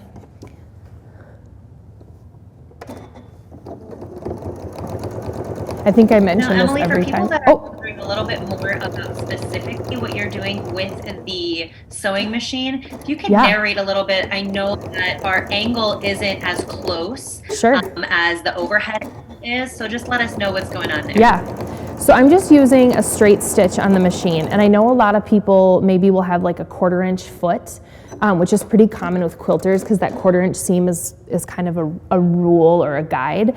I'm just using a regular straight foot, and I'm just stitching. It's probably about a 1/4 of an inch around the edge. I'm starting and stopping at the very end right here. It's not gonna matter 100% how much you go to the very edge or not, because we're gonna flip it and it'll end up getting tucked inside the inside of the carrot. This is a pretty simple, like I said, these steps, these kind of initial steps are an easy way to get yourself confidence if you're new at sewing, or to bring kids into the project. So I feel like I say this every time. This Janome machine, the best thing about it is its cut feature and its foot up and down feature, which I really love. I'm sure there's real names for those, but I call them cut and foot up and down. So whenever you're starting to sew, you'll put your fabric in, put your foot down, which is this foot-like thing, and then you'll kind of just guide your fabric around the edge. the tip that I have for you when you're doing curves is sometimes when you're doing curves, you'll get to the very tip up here, like this top part right up here, and it'll feel kind of bunchy and squishy inside the machine. What you can do is either on the side way over here, or this has the foot up and down like I mentioned. If it feels like it's getting bunchy, put your needle down in the fabric and lift up your foot so that it just kind of releases some of that bulk. The reason why you'll want to leave your needle down is you don't want the stitch to stop being an even stitch right around the outside, if that makes sense. It's not necessary. I feel like it's just something that can keep your lines a little bit more smooth if you're not as confident maybe as moving your stitch around the outside of a corner. The thing to remember about sewing, which I feel like is my battle cry about anything I do, is whether you're painting or sewing or anything, is you can always tear it out and redo it. There's nothing permanent about it, of course, unless you're cutting the fabric, but you can always seam rip this if you need to. And you can't really see where I lifted my needle up to get rid of, or lifted my foot up to get rid of that bulk. It just is nice and even. And then now another question. Yeah.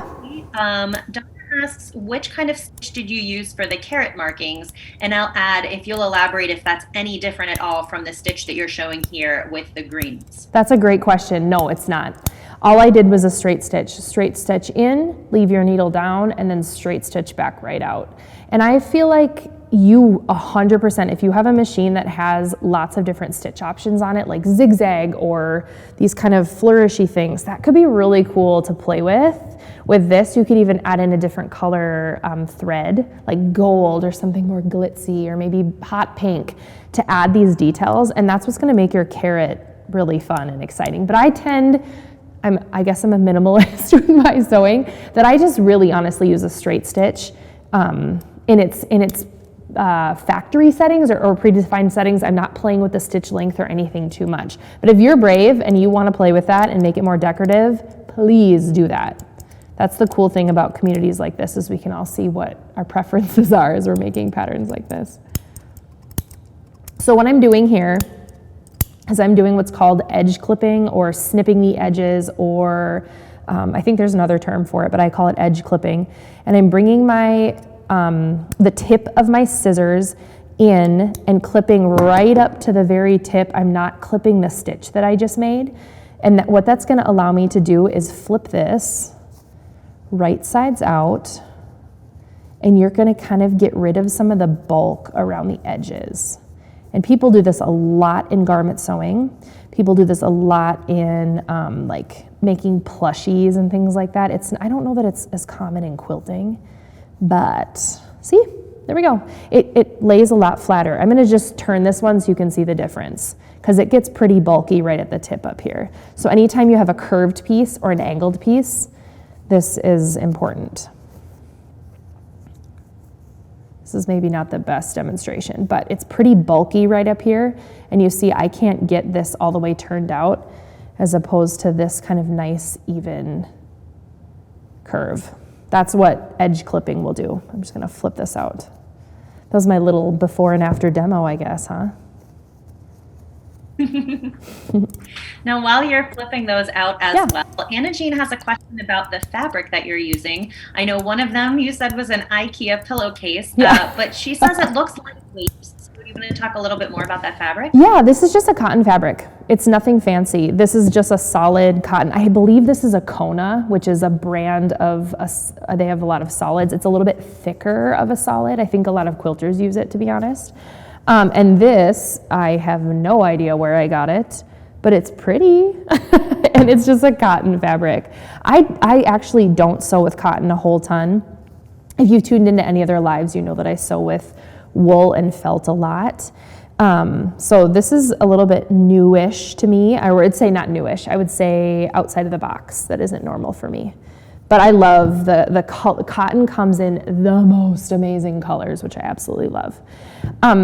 So the next step with these guys is to just add a quick hot iron, and you can press it, you can iron it, but basically what you're gonna wanna do is make sure these are really, really, really flat. So I'm just gonna do a quick press on these guys. I cheated, like I said, and pressed these other 3 already. And then... While you're pressing, we do have a question about the cutting that you just showed from Katie. Yeah. Katie asks, do you like edge clipping better than using pinking shears? That is a super good question. Okay, I feel like that's an age-old question, and somebody can correct me if I'm wrong, so pipe into the comments if you think this is wrong. My mom actually used a pinking shears all the time, and I feel like the reason she did is because she sewed a ton of garments, like swimsuits and shirts and pants and pajamas and all those things, right? And I feel like using pinking shears, for people that don't know, are the zigzaggy scissors. They're still scissors, but they have the zigzaggy, so when you cut them, it has the zigzag, like a rickrack kind of look to it. And what it can do is it can stop fraying, because when you cut the fibers at an angle, it kind of stops it from being able to unwind. You know, like you kind of can unweave fabric from the side. It'll stop that from happening, and it'll get rid of bulk. So I feel like, and again, pipe in if you have another answer to this, I like edge clipping for something like this because A, it's smaller, B, it doesn't really matter if it unwinds or unravels a little bit on the inside of here, because this is just, it's all being tucked inside, it's not being worn, it's nothing that will, well, I guess maybe it'll be washed. But I feel like pinking shears are often used in garment sewing for that reason. I hope that answers your question. I don't use them that often, to be honest, because I don't think of it. That's my real answer. I don't think of it. But I mean, if you want to use pinking shears, here's my tip. I would just make sure that you give yourself more of a seam allowance, because pinking shears, I feel like, take off quite a bit. I don't know. Leah, let me know if anybody mentions anything about pinking shears versus edge clipping, because I would be interested to know myself. It looks like at least one of our viewers does use them for edge clipping on curves too. Awesome. So, like Emily said, drop in your thoughts if you have a preference and the why behind it, and we'll crowdsource a little bit. Yeah, I love, this is the best part about communities like this, is people are constantly commenting, or here's what I learned, or here's what I thought, because that's the thing with sewing, is there's a million different ways to do so many things, and it's all personal preference, or maybe what you grew up with or what you've been taught. And I feel like there's been moments where I'm sewing and there's a light bulb because somebody says something, and then I learn a new way to do something, which is the fun. So, okay, so next is to prepare your greenery tops, and all I'm gonna do is fold them in half, just like this, because I want them to have like a little bit of a zhuzh or a floppiness to them. So all I'm gonna do is fold these in half and then stitch right here. You could, if you want to get really creative, you could fold them in thirds and keep them a little bit more open, like this, you know, versus this, versus this. Just as long as you give the curve some shape, or give this sort of bell some shape. That's all I'm going to do. And then I'm tacking it here. So it's a pretty straightforward. And again, I'm just using a straight stitch. I'm just gonna tack it down. The edge of this will end up in the inside zipper part, so it doesn't matter if it's like a really super sturdy, strong stitch. It's more to keep it in place when you put it with the zipper, to be honest. So I'm gonna do that with all 5 of these. And you can pin. I tend to not pin. Maybe that's bad news. Another thing, I would love to hear if people's preferences on pinning. I feel like it's a constant conversation, and I don't. So maybe that's bad. I feel like from doing a couple of these lives with you, Emily, I have discovered that you'll skip a pin if you can skip a pin. That's like my motto, skip the pins. I'm such an instant crafter and instant maker that I just don't have patience for pins. That's probably what it is. We've got quite a broad audience. We've got from Canada down to Texas, East Coast, middle of the country in the United States. I haven't seen anybody pop in anywhere else besides Canada from another country, but I know frequently you have people from other countries as well. So you can keep dropping in your hellos. We have one comment about the pinking shears. It is faster, and you can cut off how much you want if you use those on the curves. That is a good point. That's 1 point for shears. We have 1 vote for no pinning, so your team is growing. Team no pin. That should be a hashtag. Don't pin your stuff. Although if you're a quilter, I totally understand why pinning is maybe a little bit more necessary. Or if you do garments, things are a little bit, maybe you need to get shoulders straight or things. I get that. I just don't have time for it. So it's okay. You can judge me. It's fine. You can judge me. Okay, so we have all of our steps prepped. We have the outside, we have the inside, and we have the greenery toppy deals. So now, okay, if you tuned in to my last live, which was Valentine's Day. I didn't think about that for a second. We talked about zippers, a lot about zippers, right? Okay, so I buy zippers just at this kind of bulk fabric store, which I love. And there's like bins of zippers and they're really cheap and I love them. However, they're always this long, which is probably great for a jacket or a shirt, but I'm not making a jacket or shirt. And so rather than always making my patterns fit the zipper, I'm gonna make my zipper fit the pattern. Yeah, I said that right. So here's what you can do. And we had a big conversation about this in the last live, which I loved. I'm not using my fabric scissors because I don't want to dent them. But what I'm going to do, and this is a little bit of a give it a try and see if it works for you. And if you don't like it, it's okay. You don't have to do it this way. You can make your pattern work for the size zipper you have. So what I'm going to do is I'm going to lay down the very edge of my zipper and kind of guide it. This is a curved edge, so I know it's a little bit trickier. And I want my zipper to end right here. So, yoink, that's all I'm gonna do. We had a big conversation last time that you can buy extra pulls. This is the zipper pull, this part right here, where you pull on your jacket, and you can add it to here. So I've learned, don't throw this away, because I have a few, but I haven't played around with how to add those back in. So don't throw this away, you can always put a new zipper pull on it, right? But now we have our zipper. I believe this is like 5 inches, whatever, not the point. The point is we got a perfectly sized zipper and that's all that matters.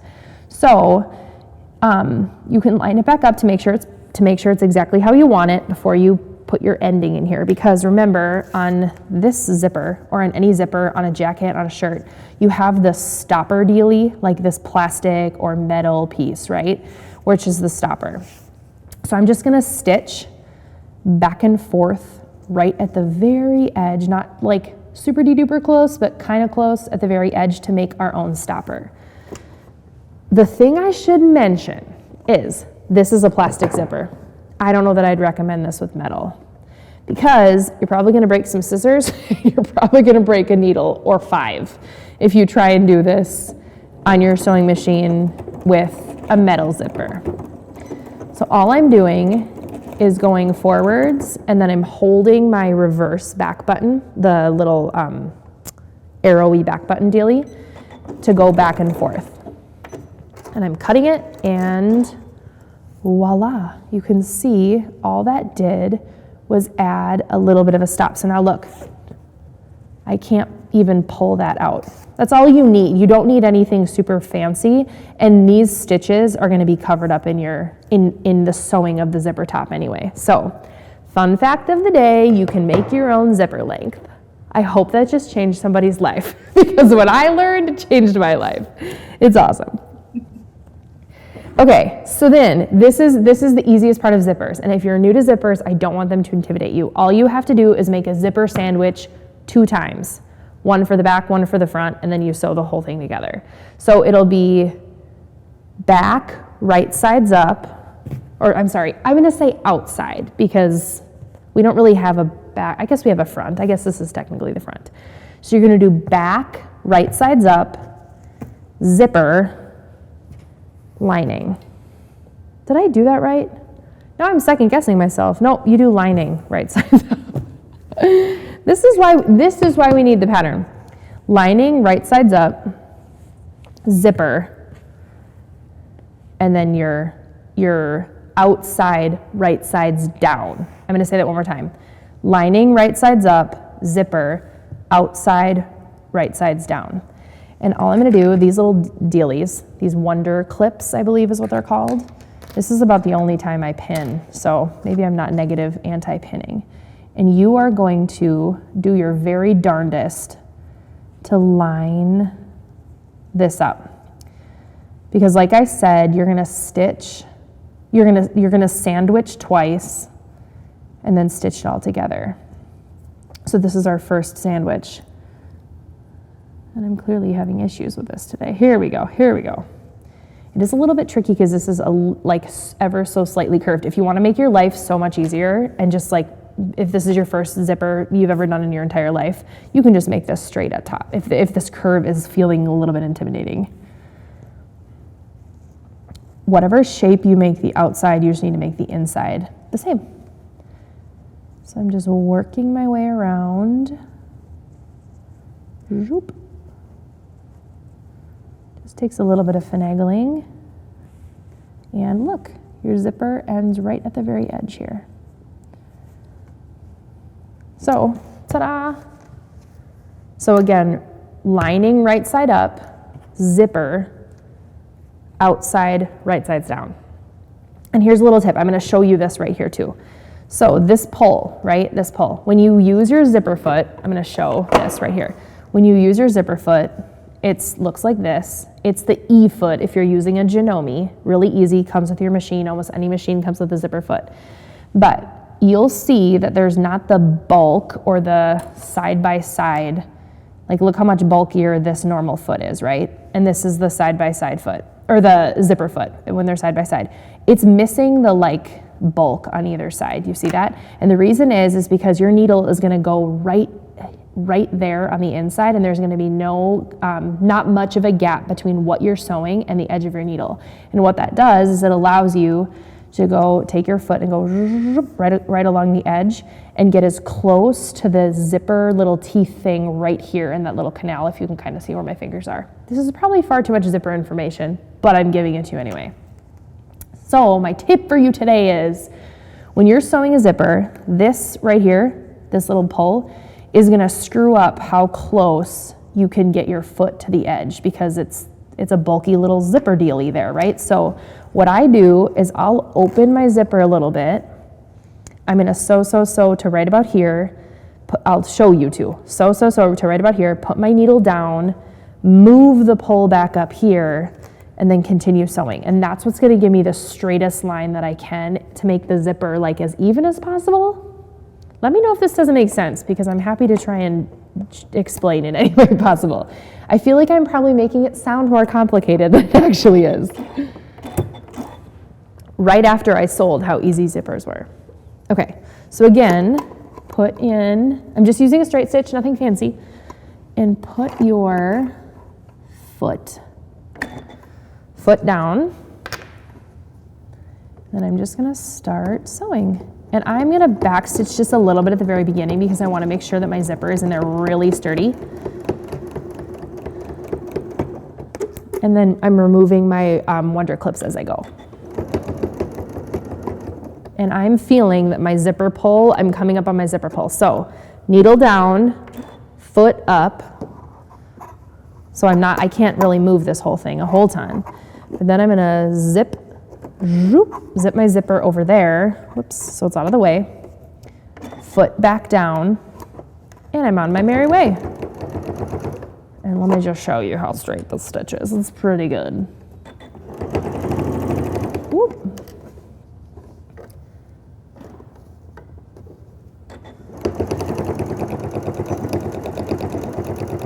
Dun, dun, dun, dun. Right? Okay, there we go. See how straight this stitch is?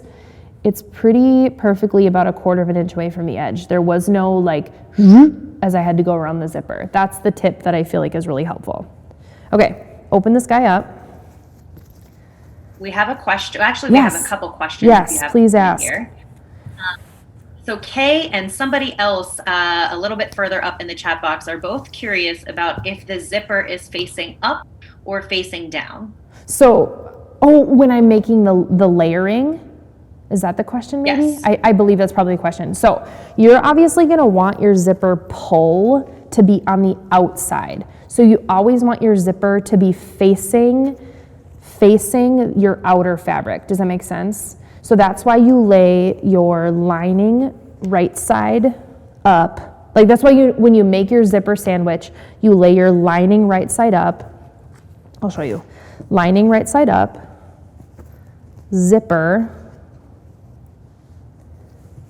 and then this outside right sides down. I'm tripping up on my words.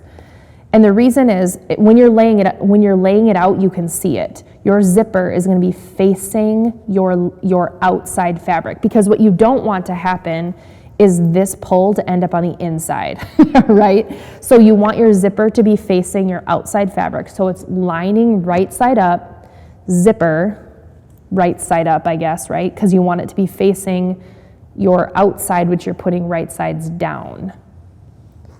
There should be like a rap we should come up for that. Lining right side up, zipper right side up. I don't know, something. We'll figure something out, because I feel like that might be easier. See, I even got myself tripped up if you go back and rewatch this at the very beginning going, what is it again? But just remember, your zipper needs to be facing outside. So you want it to be facing the outside fabric, whatever your outside or outer fabric is. And I'm just doing the same thing I did before. Okay. So lining right side up, zipper, this outside right side down. All right, let's roll through a couple more questions too. Also, if you are somebody out there that's interested in the metal zipper, there are a couple people that have shared some tips for dealing with metal zippers, things that we use. So you can check out the chat box if you're interested in something like that. More specific question for you, Emily, if you could reiterate, do you just sew right across the plastic zipper? To add the little pull or the stopper, yes. I just sewed right across the whole zipper part, right there. I don't know if you can see that white stitching. Okay, and then yep, sewed right across it. That's why I think you break a needle if you used metal and try to do this technique.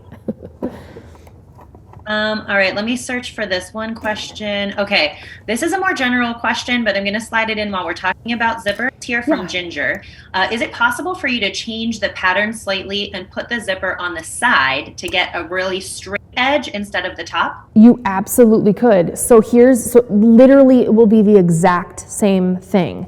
You will just put the zipper on the side right here. So instead of when you're making your sandwich, your zipper sandwich, you'll do lining right side up, zipper along the edge, outside right sides down. And so all you're gonna do is, instead of sewing this part as a zipper, that will be here, this seam will then become over here. So the steps are exactly the same. And as a matter of fact, when I was coming up with this pattern, I thought, hey, I wonder if I could put the zipper on this side, but my daughter really wanted to carry the pouch like this. So I thought, okay, we can make the zipper pouch where we can carry it on our walks like this. I get it. So that's just the reasoning why I put it up here. But absolutely, anytime you come across a zipper pattern online, we did a zipper lip pattern, a zipper lip pouch for Valentine's Day. And there's a couple other fun ones that I have on my blog, and I know that there's zipper patterns everywhere on Pinterest. You can do that exact idea. Once you know the format, if you will, of how to do a zipper, change and modify and make it your own, because that's the fun part about sewing, I think, anyway. That's a good question. And then the final question I'm going to do in this little chunk here, I don't have the pattern in front of me, but Teresa is curious about the directions. Do they show the greenery being first, or are we waiting for the greenery to add to the top? Word. Teresa, you just saved the day. You really did. I forgot about that. Okie dokie. Teresa, you get a few gold stars. She gets, I don't know, a free coffee. So I feel like I need to get you a free coffee or something. You just saved the day. Oh my gracious. Okay. So here, so these greenery pieces we have 2 big ones, 3 small ones, right? Oh my word, this is hilarious. This is what happens when you're live crafting. Okay. So the reason I have 2 different sizes, and I made this pattern with 2 different sizes, is I wanted to layer it, right? Like I wanted to do like this little number, right? Because then it's like all fluffy and cute and summery and springy, because we're planting our gardens and that's how it goes. So what you'll do is cluster these up like this, however you want them to look, whether you have 2 or 5 or 13 or however many you're adding to this, right? And you'll want them to come to a point-ish sort of area, because what we're going to do is we're going to add them in here so that your zipper on the see this final, your zipper is just, it's free. You can still open and close it and make it, there's no greenery in the way at all, right? It's more like an added bonus that's just right in front of the zipper. So cluster these up. This does get a little tricky, so just hang with me for a second. It's only tricky because there's like 37 pieces of fabric being sewn together at one time. Cluster them up and get them into, like I said, like a little triangle-ish sort of area, or I don't know, triangle-ish sort of section, so that all of the chunk is out of the way. And the reason we're doing this is because we're gonna be adding this to right here, and I just don't want the greenery to touch the sides too much, simply to make your life easier for when you're stitching this. You don't want to accidentally stitch over part of your greenery and then have it stuck. That's really the only reason. But if you want to fan this out across the side and then just be really careful when you're stitching the sides, that's totally fine too. Yes, so here's what I will do. I'm going to lay down my, remember, lining up, zipper, and then I'm gonna just clip this in place for a second. And if you really wanted to, you probably could baste. Basting stitch is a way that you can set your machine settings so that the stitch is wider, so that it's just an easy, all it does is it keeps things in place. It's common with quilting. I don't do it that often, so I'm just gonna use these little wonder clips to keep it in place. And then I'm gonna lay, remember my carrot goes right side down, because this is the outside, right side down. So you're still making the sandwich the exact same way, you're just adding in that greenery. Teresa, I really feel like you saved the day on this. You are amazing. This is so good. 3 cheers for Teresa. 3 cheers for Teresa. Okay, so then when I get to this part, all I'm gonna do is just add in my orange outside. I'm just moving my clip that's only clipping the greenery and the zipper to just kind of including that orange part. What you can do to make sure that this is all clipped in is, if you want to cheat a little bit and make sure, see, look at this stitch right here is kind of in the way, and this one leaf isn't quite up far enough. So I'm gonna undo what I just did, and tuck the whole thing in a little bit more as one big chunk. So you can see that kind of means that these end up here, and we can use your scissors, or this is a good opportunity for pinking shears. Use your scissors or pinking shears, since we talked about that earlier, and clip those off, clip the bulk off later. I'm just trying to keep it all even and in place. And then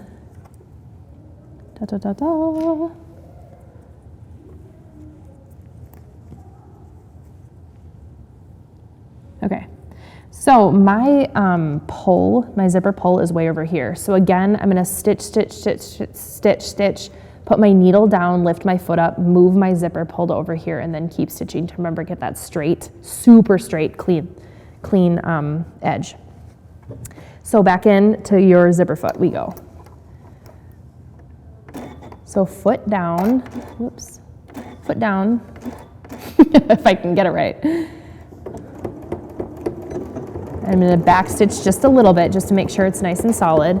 And then I'm just pulling out my wonder clips, or these little claw dealies, as we go. You're gonna hear, I don't know if you heard that, it gets kind of bulky as you're going over this middle greenery part. It's okay. If you need to go slow, just go slow. It's honestly, it's a lot of fabric right there.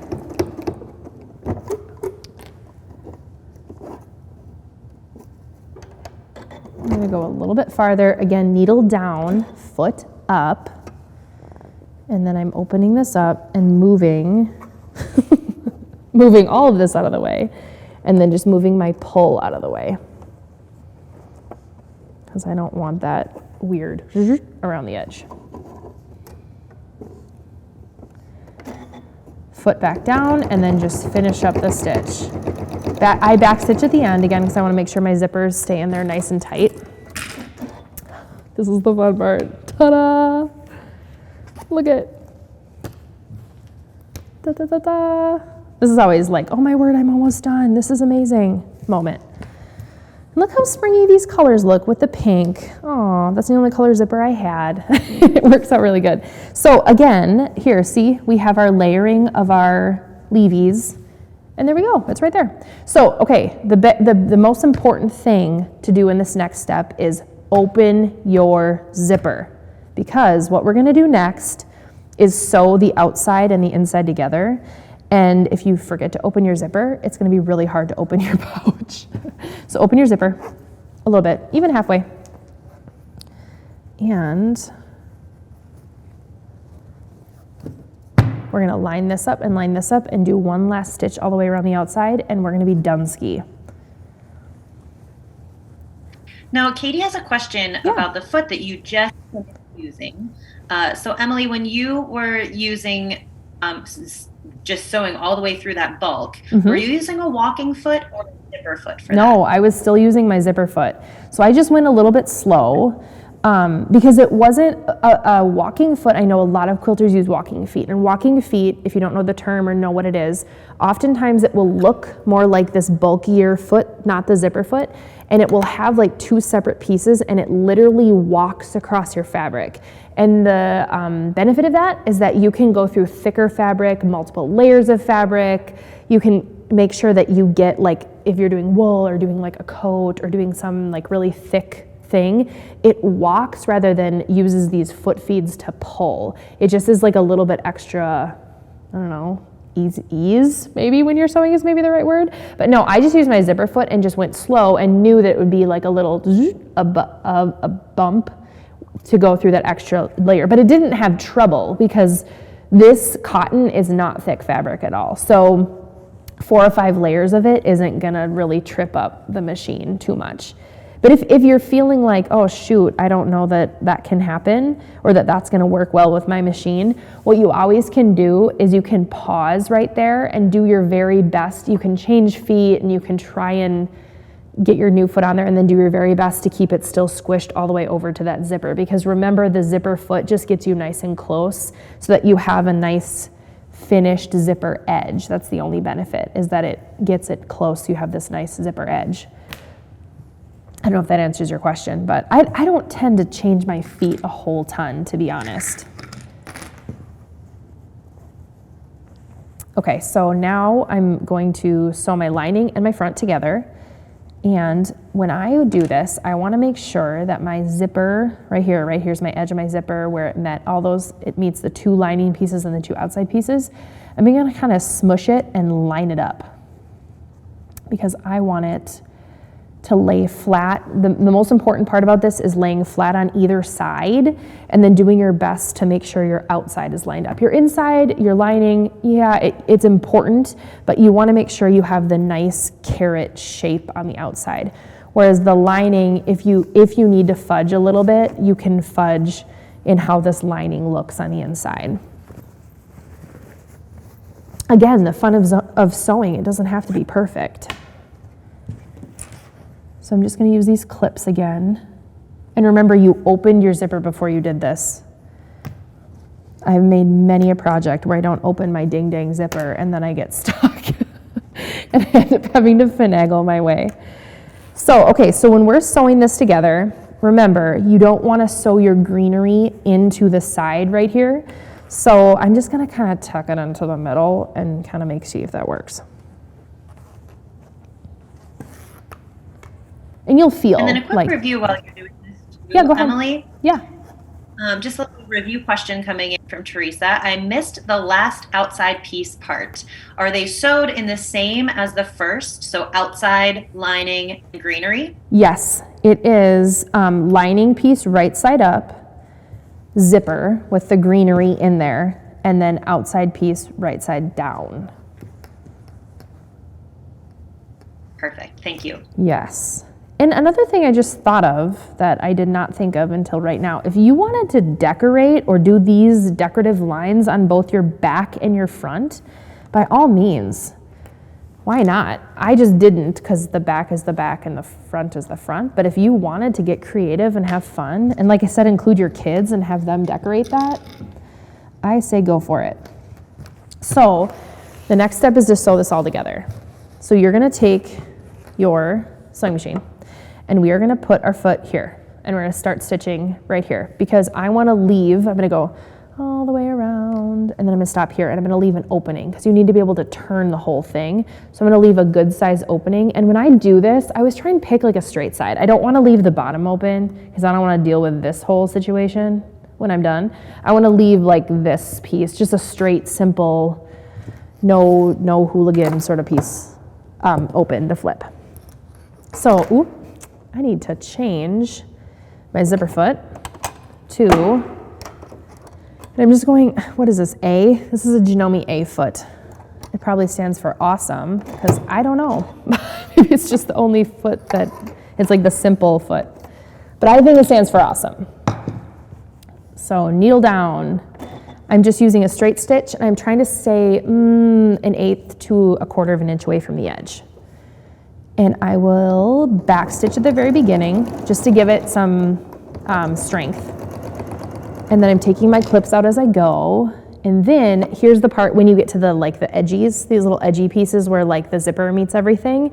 Just go slow, take your time. Last time, if you remember, I broke a needle when I went over it. So if you break a needle, it is okay, but just go slow. And then you're gonna know that it's a little bit of a corner. So just know that. And turn your piece accordingly.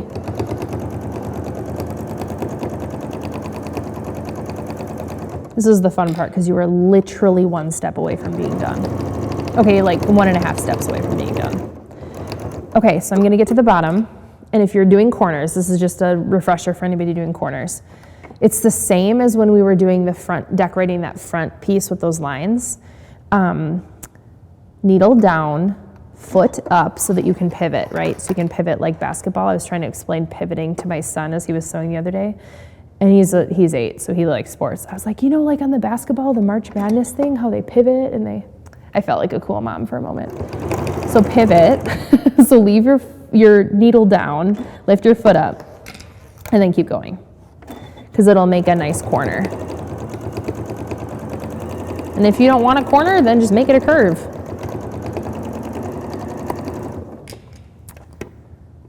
All right.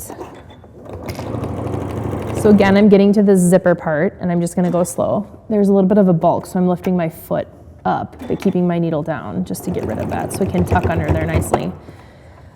Some people will say when you're going over this part of the zipper to backstitch a couple times. I've never found the need for that, but if you feel like that makes you more confident with your final product, by all means do it. It's never gonna be wrong to add more strength and backstitch a couple times in various places. It probably is during quilting, but not when you're doing something like this. So again, pivot, needle down, foot up. And then remember, I'm gonna stop to give myself space to flip this. So backstitch a little bit and ta-da! So, okay, at this point, what I often will do is check my seams. So I'll make sure around all the outside here that I've, specifically like when you flip it over, to make sure, because sometimes, like the lining piece will get off a little bit and you'll go, oh shoot, I need to restitch this part or something. This looks awesome. This looks great. So what I'm gonna do, get your scissors out, and you're gonna get rid of some of this bulk so that it turns easier, just like we did with your carrot tops. So you can, again, pinking shears, this is not making me question the fact that I don't use pinking shears that much, but you can kind of clip the corners off of the edges right here to get rid of that bulk. Sometimes if you have extra zipper, clip that off the sides like right here. Oh lordy. I'm gonna use these. It's plastic. Yoink. And then, oh, right here too. This bottom part. And then like we had mentioned when we were adding in the greenery, if you wanted to, you could clip this right here or use pinking shears just to get rid of it. I don't even think you have to, but it's a little bit thicker. Here's the moment of truth. Find your opening. You're gonna flip it right sides out. And I always feel like it's never-ending flipping because you have to flip it. See, this is why you needed to open your zipper, and I didn't even open it that far. What on the planet? See, I didn't even take my own advice. There we go.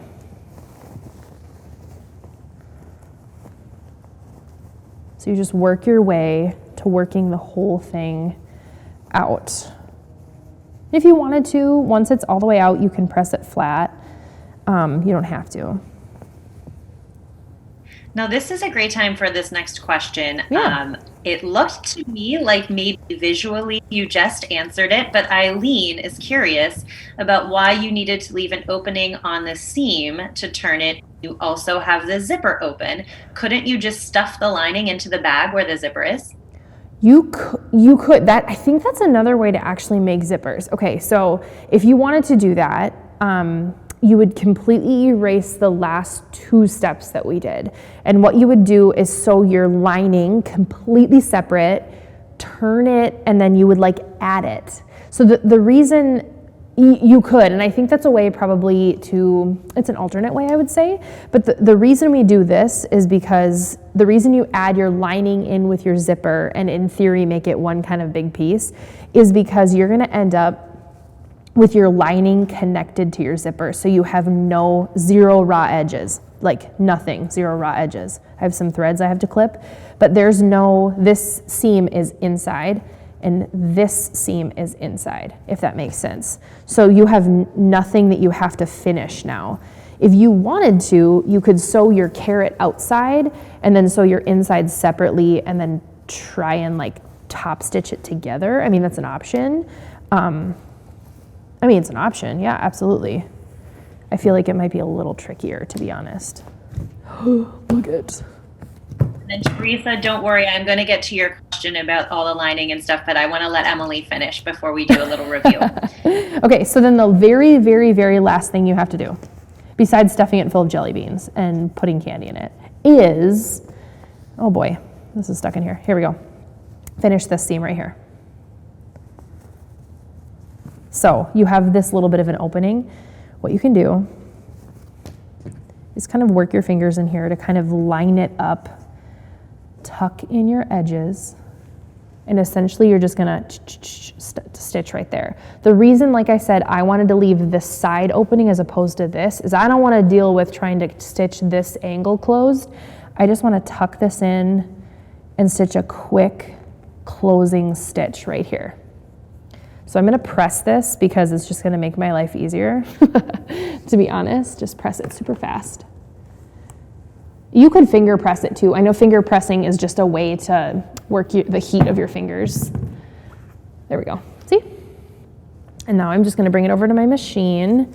And this part doesn't have to look pretty because it's the inside, honestly. It just has to be closed so you don't lose things on the inside of your carrot is the idea. So I'm just gonna do a quick top stitch. And the term top stitch means that you're just stitching as close to the very edge as you can. So like super duper close if you can. But if you don't, again, it doesn't matter because it's the inside and nobody will see it. See, ta-da. Just like that, it's all closed. So then what you need to do, very last thing, is just clip any of these little threads you see. Okay, Leah, did you say you had lining questions? Throw them at me. Well, we have actually 2 questions. One is really quick that I can throw in right away from Patty. Could you use a 1/4-inch foot if you need 1/4-inch seams? Oh, absolutely you could. Oh, 100%. Yeah, I just, again, craft as straightforward and simple as I can, so I just use the typical. There is a marker on almost every foot, and there's a marker on this foot that has the 1/4-inch line, but a specific 1/4-inch foot will actually be like a little piece of a metal or plastic that makes it so that your fabric can't go past that, so that you have to have, you're kind of making your fabric flush to the 1/4-inch line as you're sewing, so it kind of gets stuck there. So it is a perfect 1/4-inch seam. You absolutely can. You could probably use a 1/4-inch foot for pretty much everything you sew if you really preferred it. All right, now let's go to Teresa's question. Okay. So Teresa elaborated on her question about the lining and the outsides and things by saying that she's specifically asking if the second front and lining piece are just sewn to one another, or are they sewn to the zipper? Yes, I see what you're saying. No, they're sewn to the zipper, because remember when we made our sandwich, here is a picture in here. So my lining, this was this picture, right? So when I did the lining, you want to make sure when you make your zipper sandwich, it's lining right side up, which you can see in the photo, which was this fabric, zipper, and then your outside, so the orange is right sides down. So in theory, when you're sewing, you're lining your zipper and your outside, you're stitching it all together, and that's what's giving the inside of this. That's what this seam is on the inside, this seam is on the very inside of it. So your zipper will kind of keep all the top together, and then that very last step we did when we sewed around the outside is what's going to keep it all together as one unit, if that makes sense. Let me know if that doesn't answer your question, because I think it does, but maybe I'm misunderstanding. It looks like she says she missed the part how the extra front and lining get attached to the part that already has the zipper. Wait, say that one more time. So we've sandwiched the zipper to start that first step when we did the first sandwich. Yeah. It looks like she's talking about that second step is when you are adding the other side, essentially. Oh. Are you also sandwiching the zipper? Yes, you do. Okay, so yes, okay, I get it. Okay, so you can always, I'm just gonna say this with a caveat because I'm a visual learner, so if you need to go back and rewatch this, absolutely, you totally can. This is saved forever and ever, so you can watch it. But you, in theory, okay, so the very first time you're sewing your zipper, you're lining your zipper and your outside as your first sandwich. That piece, the whole piece, which has the zipper attached to it after the first time you sew it, is now gonna be the zipper. So for the second time around, it's gonna be lining, zipper, which is already attached to that first thing you did, and then the outside. So I think to answer your question, yes, the lining gets attached to the zipper from the first to the second piece because that first piece becomes the zipper. I think that answers it. Let me know if it doesn't. Yes, and they're not separate. It looks like this might have been a question about if the lining was done separate from the outside, and it looks like you did front side and back side all together. Yes, I did. Yes, yep. And that's why I mentioned in the very beginning, when you're cutting your lining for this specific project or for a project like this, it doesn't super de-duper matter if you're cutting your pieces out right sides together or wrong sides together. I know sometimes with certain ways lines line up on a garment or maybe with like a quilt or something that will matter. This project, it doesn't. All right, with that done, we actually have come to the end of our hour together. So I'm gonna let you, Emily, leave us with any parting thoughts before I say a final goodbye for today's session. Go ahead, Emily. Awesome, I'm so thrilled you guys joined us for this. I hope that this inspires you to tackle zippers or to make a really fun shaped springtime holiday zipper pouch that you can carry on your walks or outside in your garden with. Actually, how cool would this be to make a big one for your garden tools out of canvas or something? That might happen at our house now. Have fun with this. Have fun. That's the great part about sewing and about having a project like this is it doesn't have to be perfect. You can make it in a rainbow color and it doesn't even have to end up looking exactly like this. It's the fun of making. It's the fun of involving your kids. It's the fun of involving the season. So comment below if you have any other questions. I'll check back and try and answer. Otherwise, happy sewing and happy making for the rest of the week, everybody.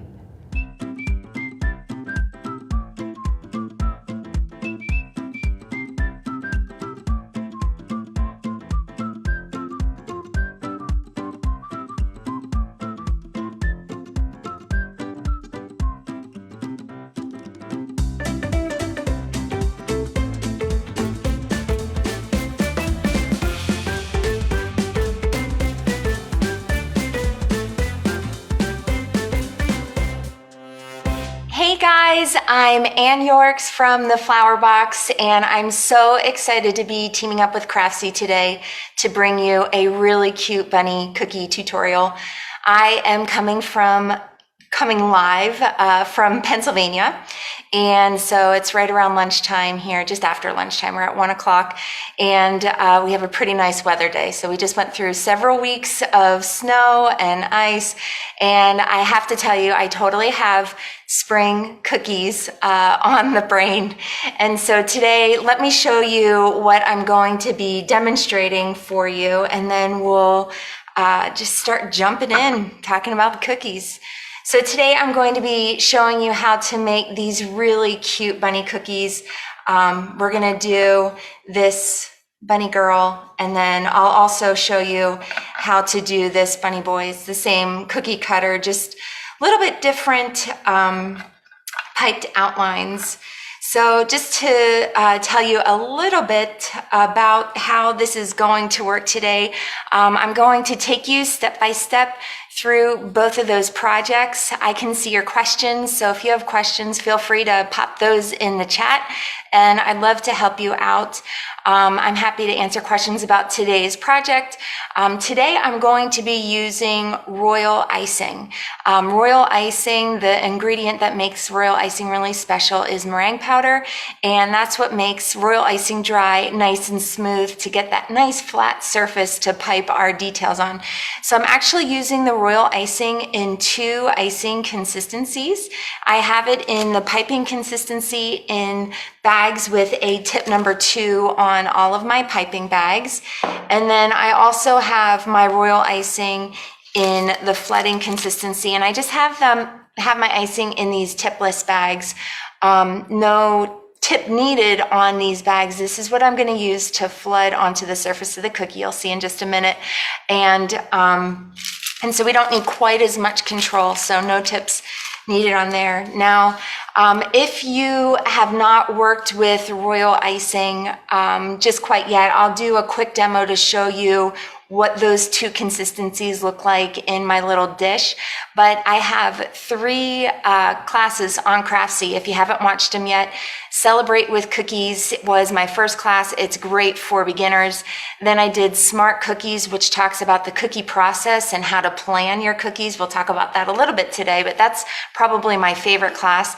And then I also have Cookie Decorating Season by Season, which has a really fantastic spring lesson, especially for Mother's Day. So you can check those out on craftsy.com, and they all include the recipes as well. But let's take a look at the royal icing, because this is really kind of the key component of the cookie decorating process. I just have my little storage container here, and I have the royal icing in this container. I haven't colored it yet, and this is the icing straight out of the mixer. So you can see that it really doesn't have any movement. When I show you the side of the bowl there, that's really a stiff peak. This is what the icing looks like straight out of the mixer. Okay, so that's what the recipe looks like straight out of the mixer. That we want a little bit of movement. I always compare my piping icing, which is what I have in the bags. This is what I'm going to use for outlines and details, to a soft serve ice cream. So I just have water in this squeeze bottle, and I'm just going to add a couple of drops of water to the icing, and I'm trying just to get to that piping consistency. So once I pull that icing out, you can see now that icing is forming a little bit of loop. It has some motion to it, and that little loop is exactly what we're looking for. That soft serve ice cream loop is what I like to call that. So once I have my icing to that piping consistency, I'm ready to bag it up, and hand me a glass. I already have the coupler on my piping bag, but if you're brand new to decorating, there's a piece that I already slid inside the bag. I'm going to put tip number 2 on there and slide that back on. And then to bag my icing, to keep it nice and easy, I always just use a glass. Fold the bag over the glass, and then I'll take out about an ounce of icing, and that's my piping consistency. So this is the first consistency that I'm going to use in today's demo, which we use the piping because it holds its shape. We use it for outlines and details, but we're also going to flow the icing smooth onto the cookie surface. And so to get that nice flat surface, we need the icing to have a little bit of motion and flow to it. So I'm going to take what's remaining in my little dish and just add a little bit more water. So it's the same recipe. but the flood icing is just going to have more liquid in it so that it has a flow.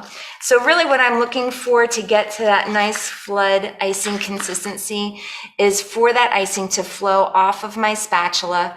So I know that it's going to flow onto the surface of the cookie and self-level. That's one of the things that I'm looking for with this flooding icing consistency. So you can see it's really loosening up. It's definitely getting some flow to it. I just love to add, I'm just adding a couple drops of water, but it's probably in like a 1/4 teaspoon increment if you're looking for an exact measurement. And now we have a nice flow. If it flows off your spatula, it's going to flow onto the surface of the cookie. So that is a really nice consistency. And if you want to do a double check to make sure that your icing is not too thick or thin, you can always pull your spatula through that icing. It'll make that little line in there. And it should take about 10 seconds for that line to completely disappear, for that icing to flow together and that line to disappear. And then you really know. And even after decorating cookies for 13 years, I still do that 10-second spatula test where I just pull that through and just see if that line disappears real fast, you need to add a little sugar to your icing. It is too thin. If that line never disappears, it is too thick and you need to add a little bit of water to it.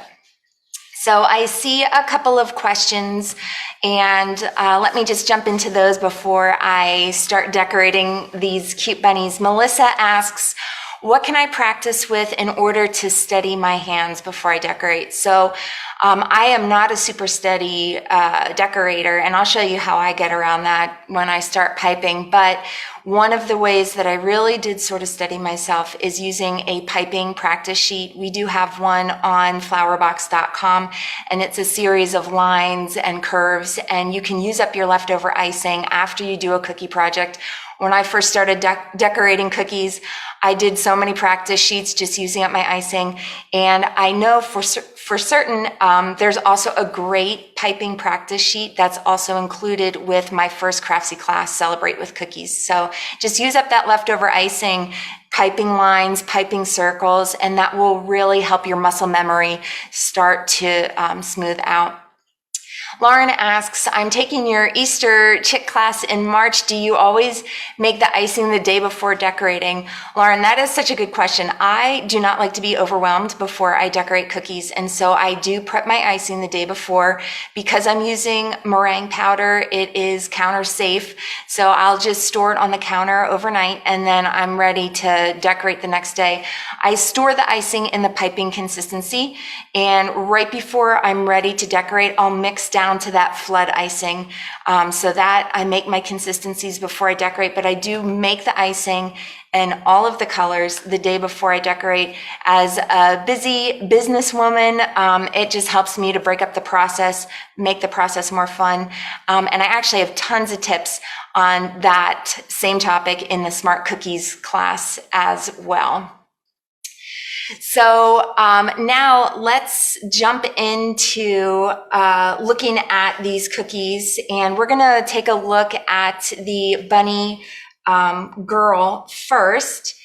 And so I'll just bring a finished cookie into the screen and a ready to decorate cookie as well.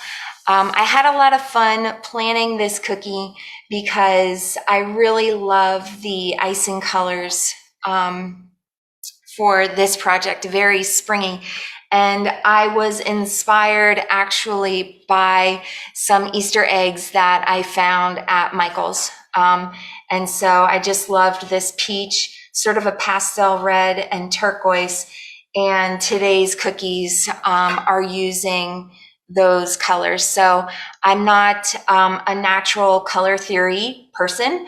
And so finding inspiration of color palettes that have already been created is something that's really helped with my cookie decorating. So on our bunny girl, we have peach icing. This is the gel. And then this is actually a red. It looks kind of pinkish, but it's a pastel red for the polka dots. Okay, so I'm ready to start outlining this cookie, but Becca asks, I have issues with hand coordination. How do we know what tips are best to use with frosting? And how do you make frosting easy to work with? The frosting I get is so hard to get out sometimes. So Becca, I just mentioned, I'm not sure if you just joined us, but I do have piping practice sheets that I've created. There's one with my Celebrate with Cookies Craftsy class, and there's also one on flowerbox.com as well. Using practice sheets just really help with the coordination with cookie decorating.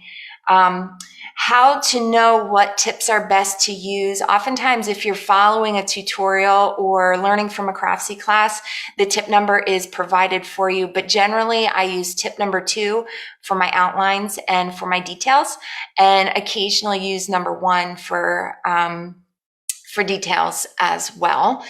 So it just takes a little bit of practice knowing when to use what, but generally tip number 2 is what I prefer. And if your icing is hard to get out of the bag, you need to thin it down a little bit. You shouldn't be getting hand cramps. You should have a nice soft icing. All right. Oh, one final question, Jay. This question is actually about icing consistency.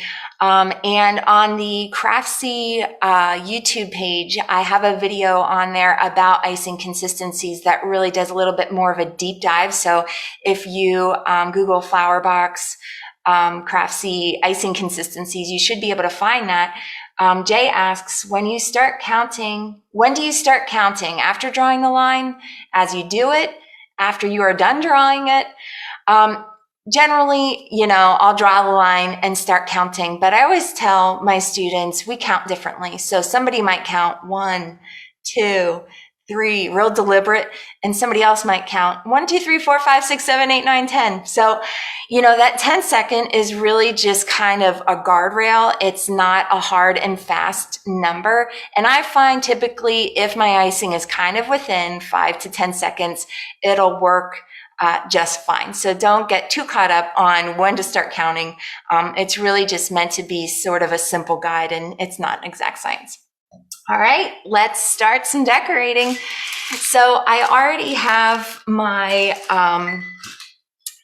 finished cookie here that I'll keep in the screen as I work through the project, but I have my white icing and tip number 2.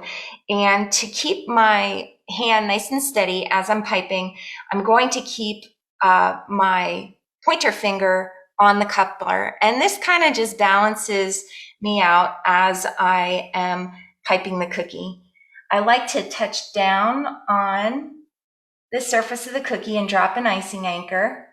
And then you'll notice as I'm going up and around curves, I'm actually taking my tip and lifting up and off the surface, letting that icing fall onto the cookie.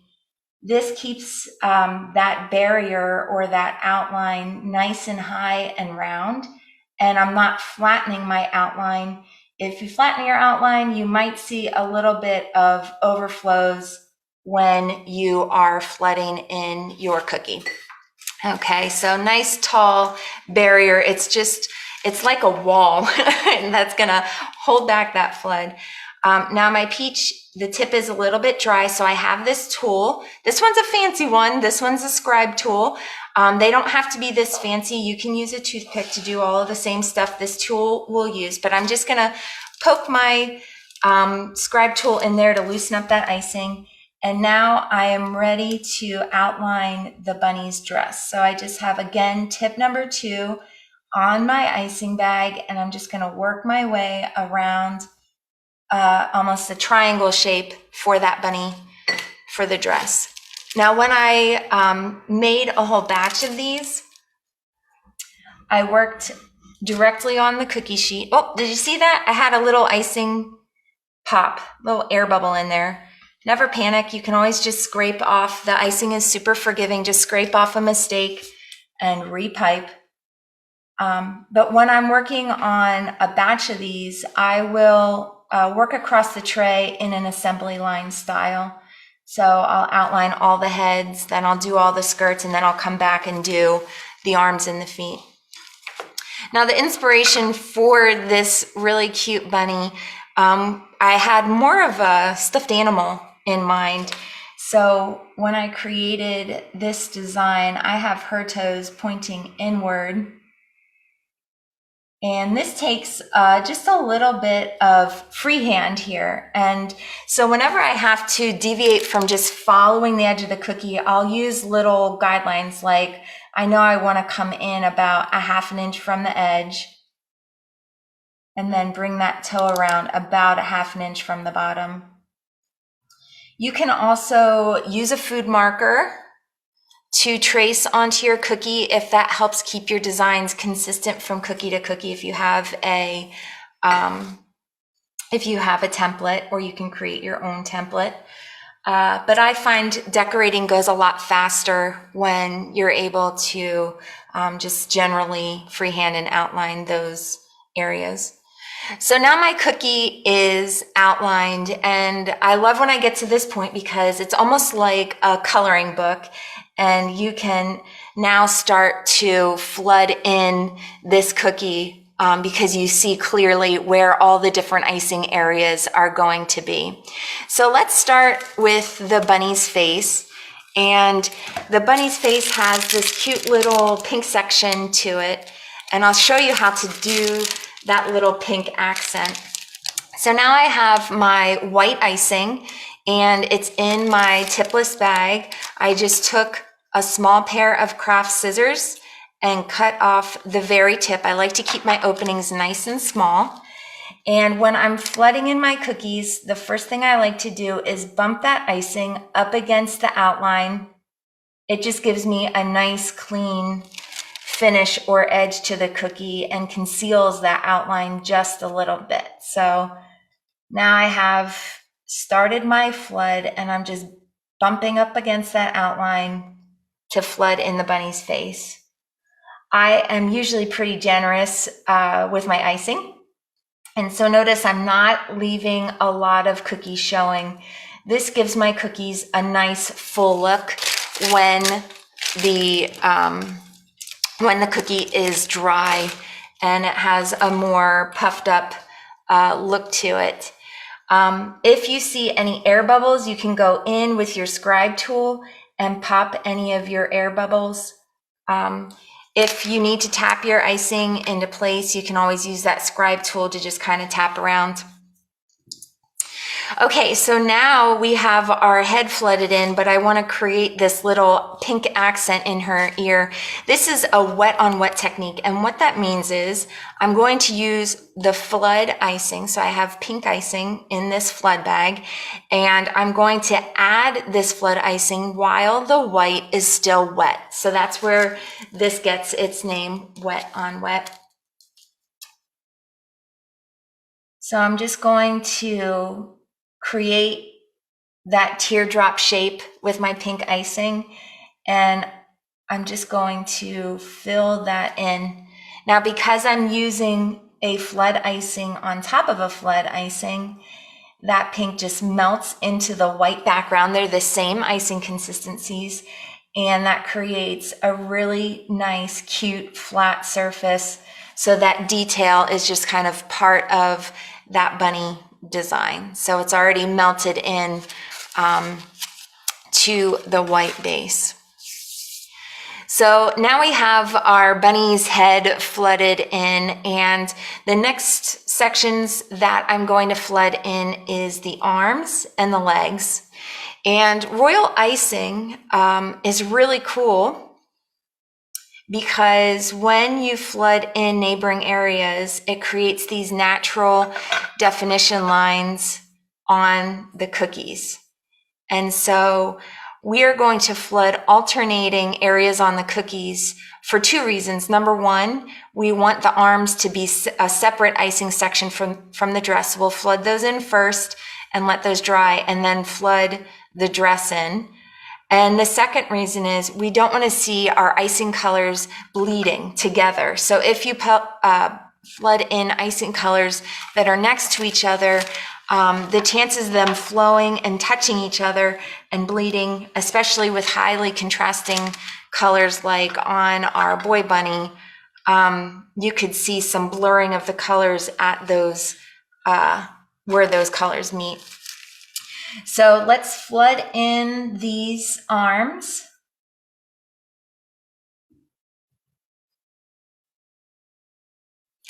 And I'm just wiggling the tip of my bag into that small area.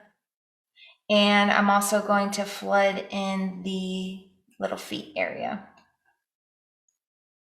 Now, royal icing, typically I will allow the icing to dry for about an hour. Now, these icing areas are pretty small, so they might not need the full hour. You could probably jump in sooner than that, but I'll put my cookies in front of a fan, and that will really help the fan. The air is blowing across the cookies, and that will really speed up the drying. But the royal icing does need time to dry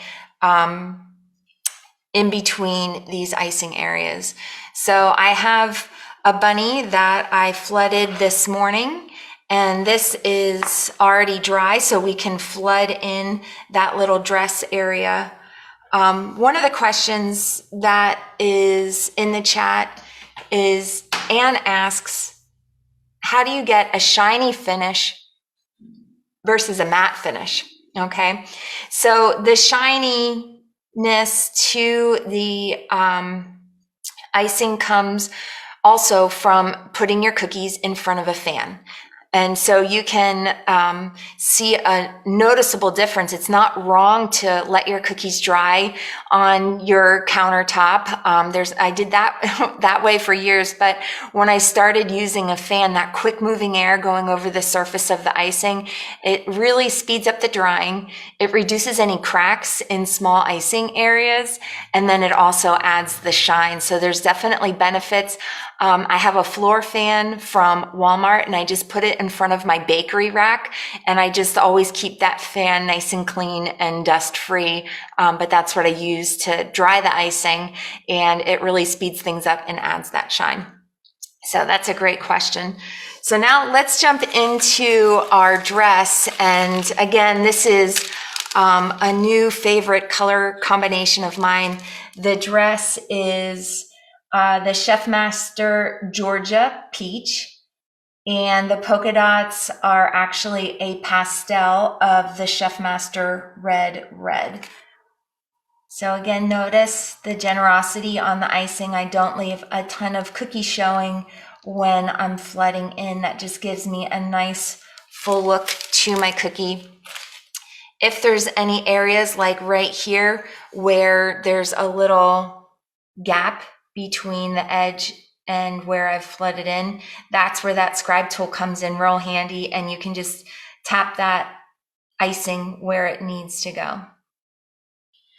All right, so now let me get, again, this polka dots is another wet on wet technique, and I love wet on wet because it adds something really interesting to the cookie, but typically these techniques are very beginner friendly. So I have my red icing. I didn't bring this to a full red color. I just added a couple dots of red gel to, and by red gel, this is what I added to have a more pastel since we're doing spring cookies. So I'm just gonna start, and I'll add 4 dots down the center. Again, I'm using the flood icing because I want those dots to melt into that peach icing and create a nice flat surface so that we can pipe the details on the little bunny's dress when we're all done. If those dots don't melt flat, then it makes it a little bit more difficult to add the details when the cookie is dry. Now, sometimes I'll see that the dot has not completely flattened. In this case, my dots are flattening just fine because I'm working at a good pace. But if you ever see your dots look a little raised, you can always shimmy your cookie like this, and that will settle your icing nice and flat, so that you have that flat surface. So with the wet on wet, you might need to settle your cookie just a little bit to get that nice flat surface. Now, again, I would put that cookie in front of the fan and let that icing dry before I come back in to add the details. So the details on the dress are actually nice and simple, just because if you're making a dozen or a couple dozen of these, it's nice to be able to complete your cookie projects in a timely manner. So I'm just going to pipe a line there. I have switched tips to tip number 1. It's just a smaller opening. And then I'm going to add that little scallop detail going across. At the hem, I'm going to add that wavy line. Oh, I have a little bit of icing curling there. I'm just going to add that wavy line first.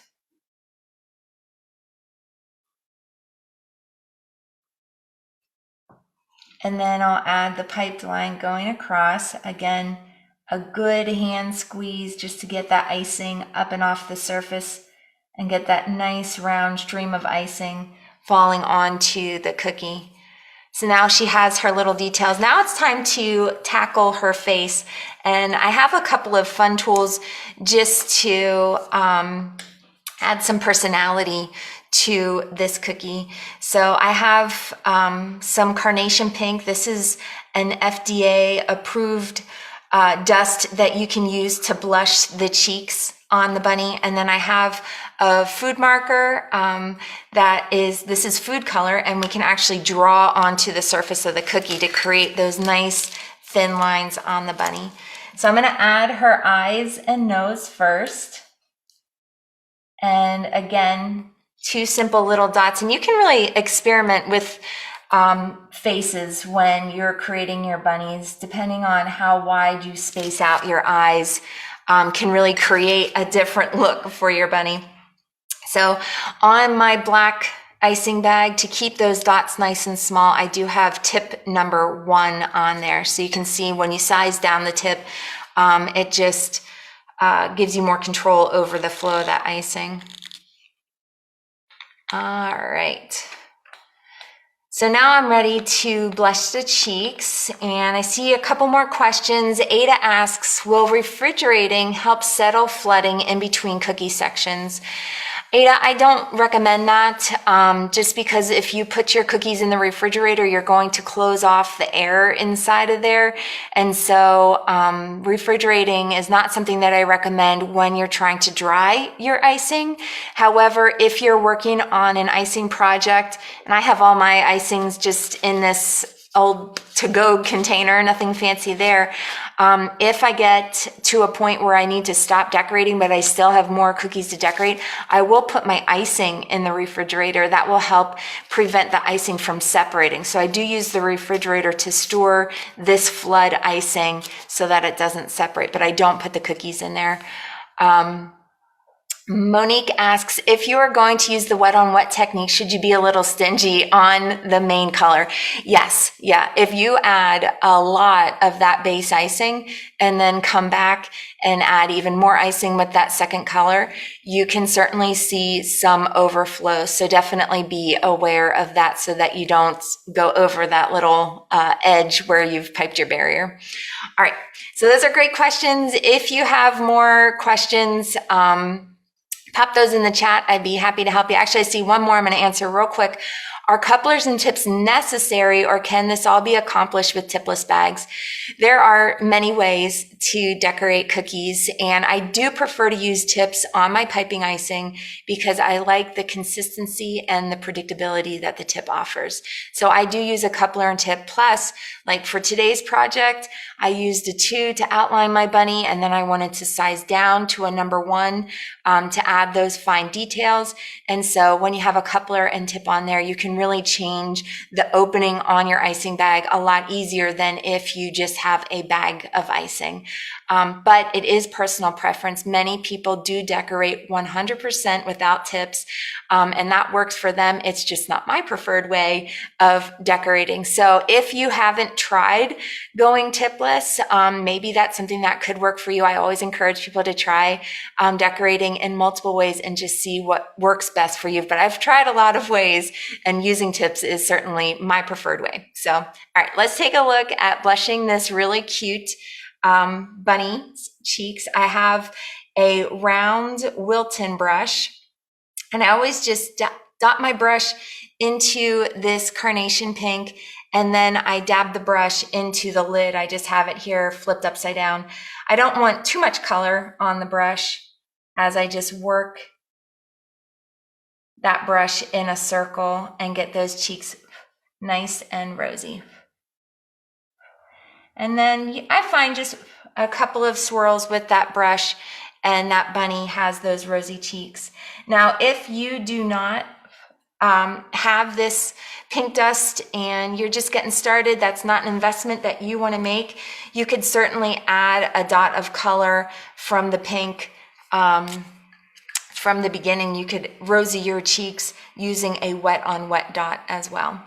So now I have my food marker. I'm just going to add these little dots on the cheeks just to give a little personality. And now we're ready to add the mouth. Now, anytime I'm using a food marker, this is a fine point marker and it could poke through the surface of the icing. So I always recommend allowing at least 2 hours for the icing to dry before using a food marker on the surface. And that, my friends, is our really cute little bunny girl. So let's take a look at the second bunny design.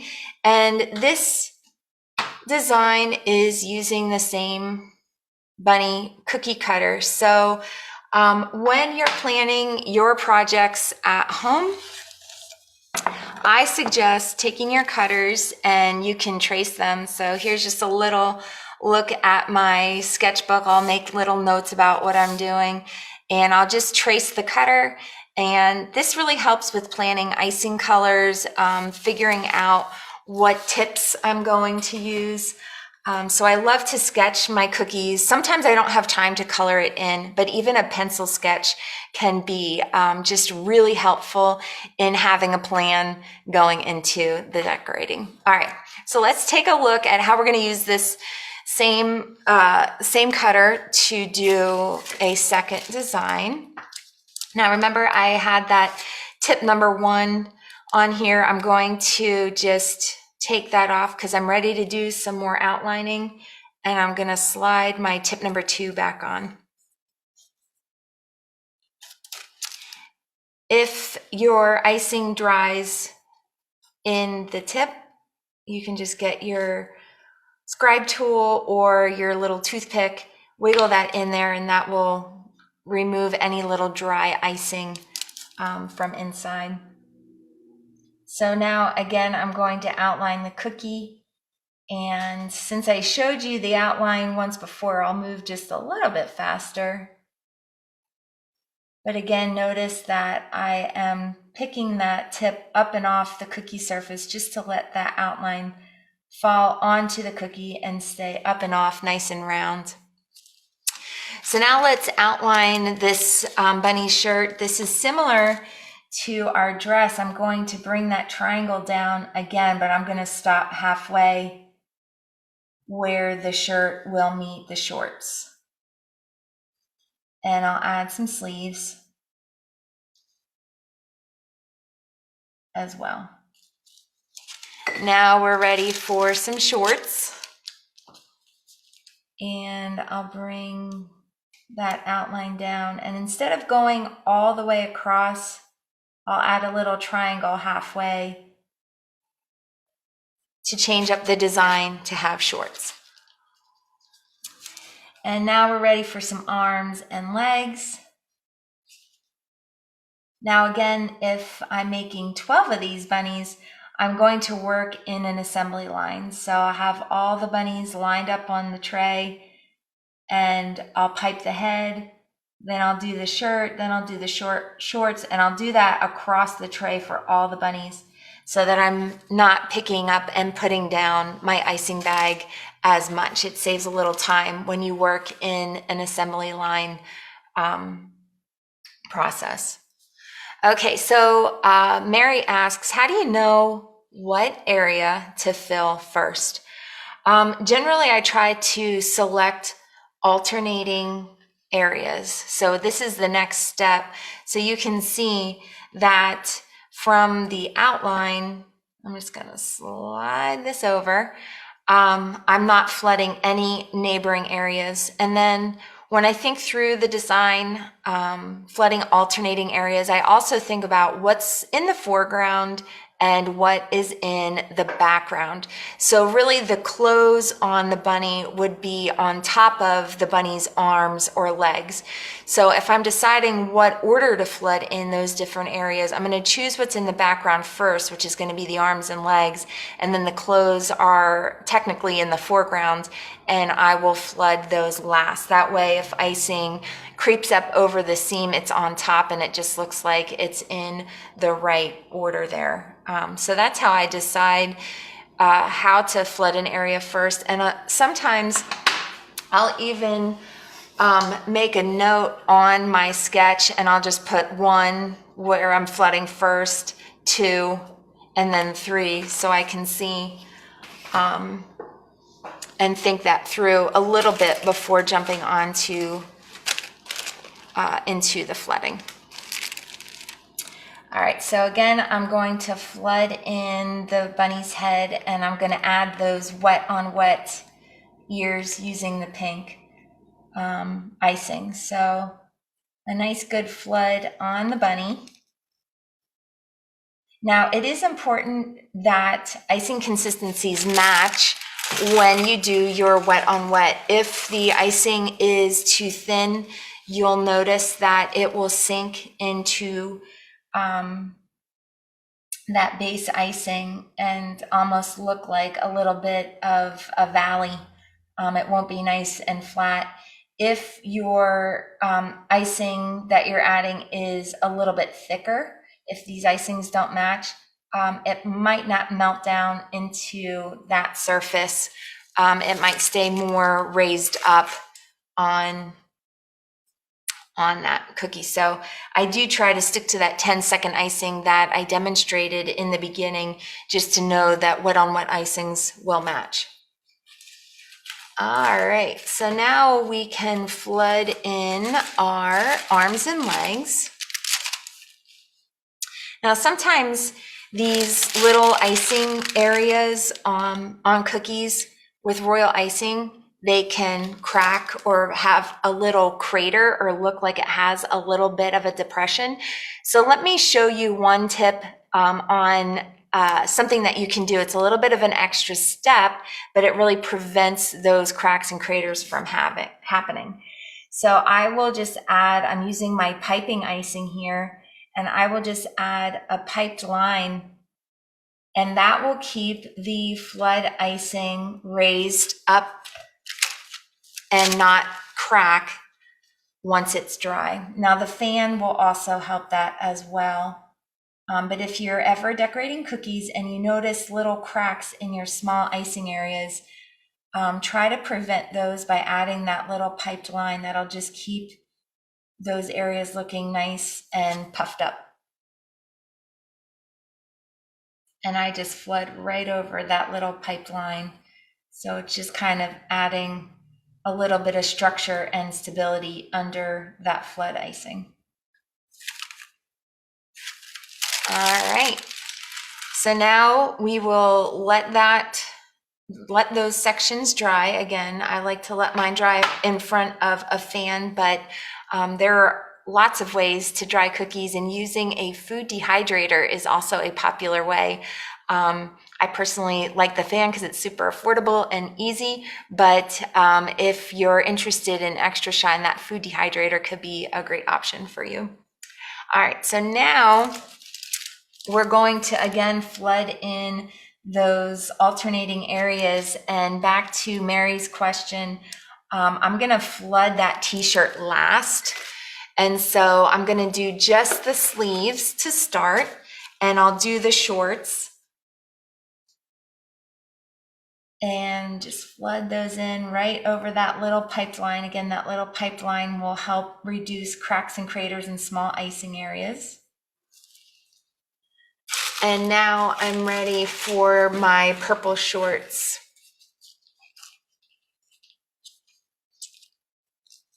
All right, so now we're going to just flood in that whole area. I see Mary asks, your outline never shows after you flood. I always have issues with that. Mary, sometimes my outline does show, so it's okay. It's a cookie and we're going to be eating these, but one of the ways to really help kind of conceal that outline is I'm actually bumping that icing up and over that outline. And if your icing is that 10-second consistency, it's not going to be so thin that it's going to flow up and over the outline. It'll kind of stand on its own on the edge of the outline, if that makes sense. That you can kind of see it's really up and over. It's kind of like a glass of water that has like that bubble or that dome. If you fill it too high, it's like that cohesion property where it's just sticking to each other, and it's not going to overflow unless you add too much. So just bumping that icing up against those outlines, Mary, will really help to, or not Mary, oh yeah, it was Mary, I'm sorry. Yeah, will help conceal those outlines.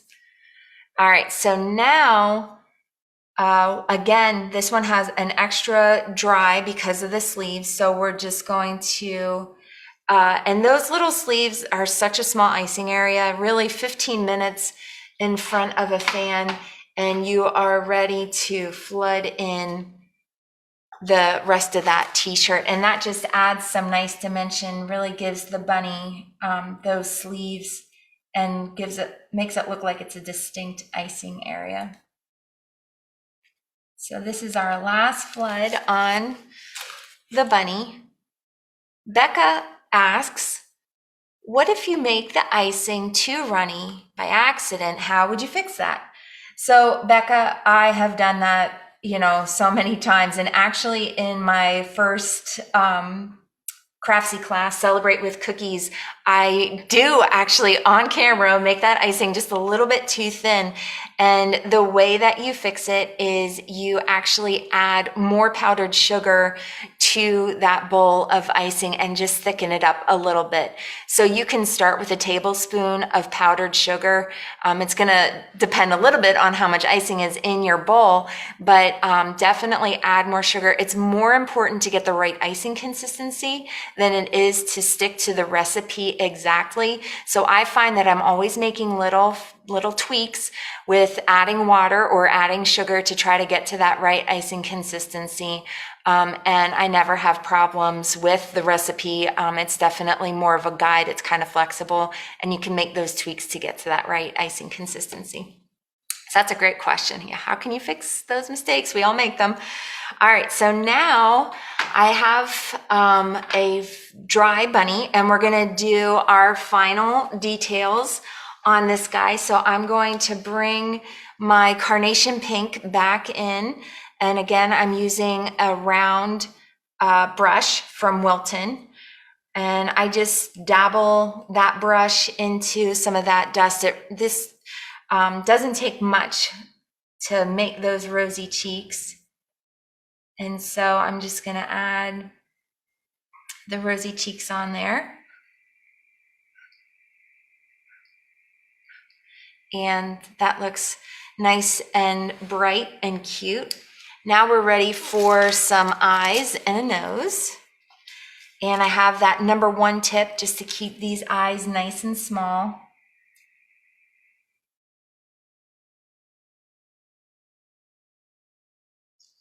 And then on this bunny, just to give the bunnies a different look, I actually have some little whiskers. So I'm gonna actually add the mouth first.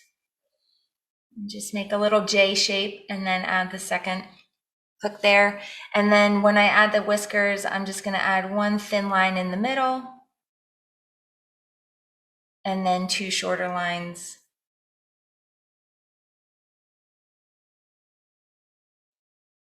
As well. Okay, so those are the cute little whiskers. And again, remember, you want to allow this icing to dry for about 2 hours before you would use a marker on the surface of the icing. You don't want to poke the tip of the marker through that icing. It will create a little hole, which will be such a bummer after you just worked so hard on your cookies. So now this guy is almost done, but he has a cute little bow tie. So let me just find my white icing. And I'm just going to add 2 teardrops of icing for each side of the bow tie. So there's one side of the bow tie, a second teardrop and a dot in the middle, and then add 2 little buttons onto the shorts. Now you can certainly add more details to your bunnies and really have lots of fun with them and get creative. When I was working on my bunny samples, I actually made a ton of pastel icing colors and really had fun just mixing up those color combinations to create lots of different cute and fun little bunnies. All right, so thank you so much for joining me with today's demo. A couple of you have asked about the bunny cookie cutter, and that bunny cookie cutter was super popular this week. It surprised us a little bit, and so we hope that that's going to be restocked in the next week or 2.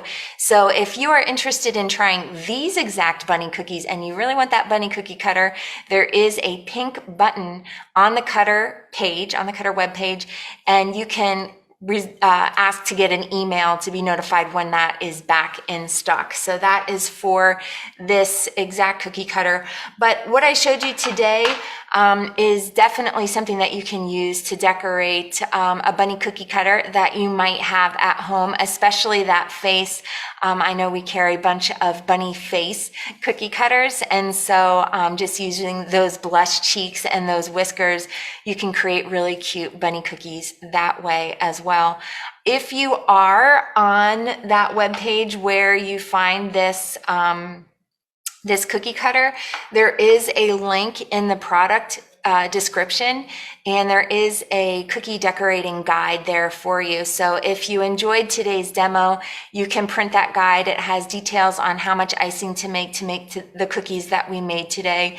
And it also has step-by-step photos to show the order in which you decorate the cookies. I would encourage you to definitely tag Craftsy and tag at the Flower Box Shop if you recreate these cookies. We would love to see what you make. And if you're looking to learn more about cookie decorating and learn more about royal icing, you can check out craftsy.com and watch any one of my 3 classes. I certainly hope you enjoy them. So that is all for today. Just want to say special thanks to Craftsy for inviting me to demo such a fun cookie design, and I hope to see you guys again soon. Happy decorating. Bye, guys.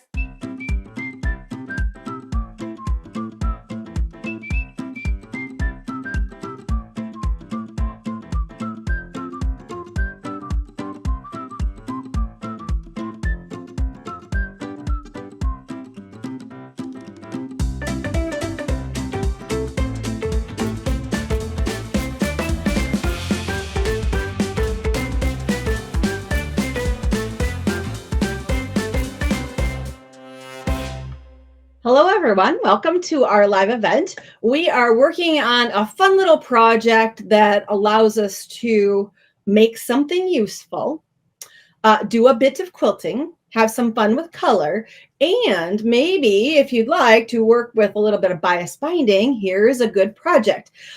This is what I originally called the chicken mitten. And it basically is a pot holder.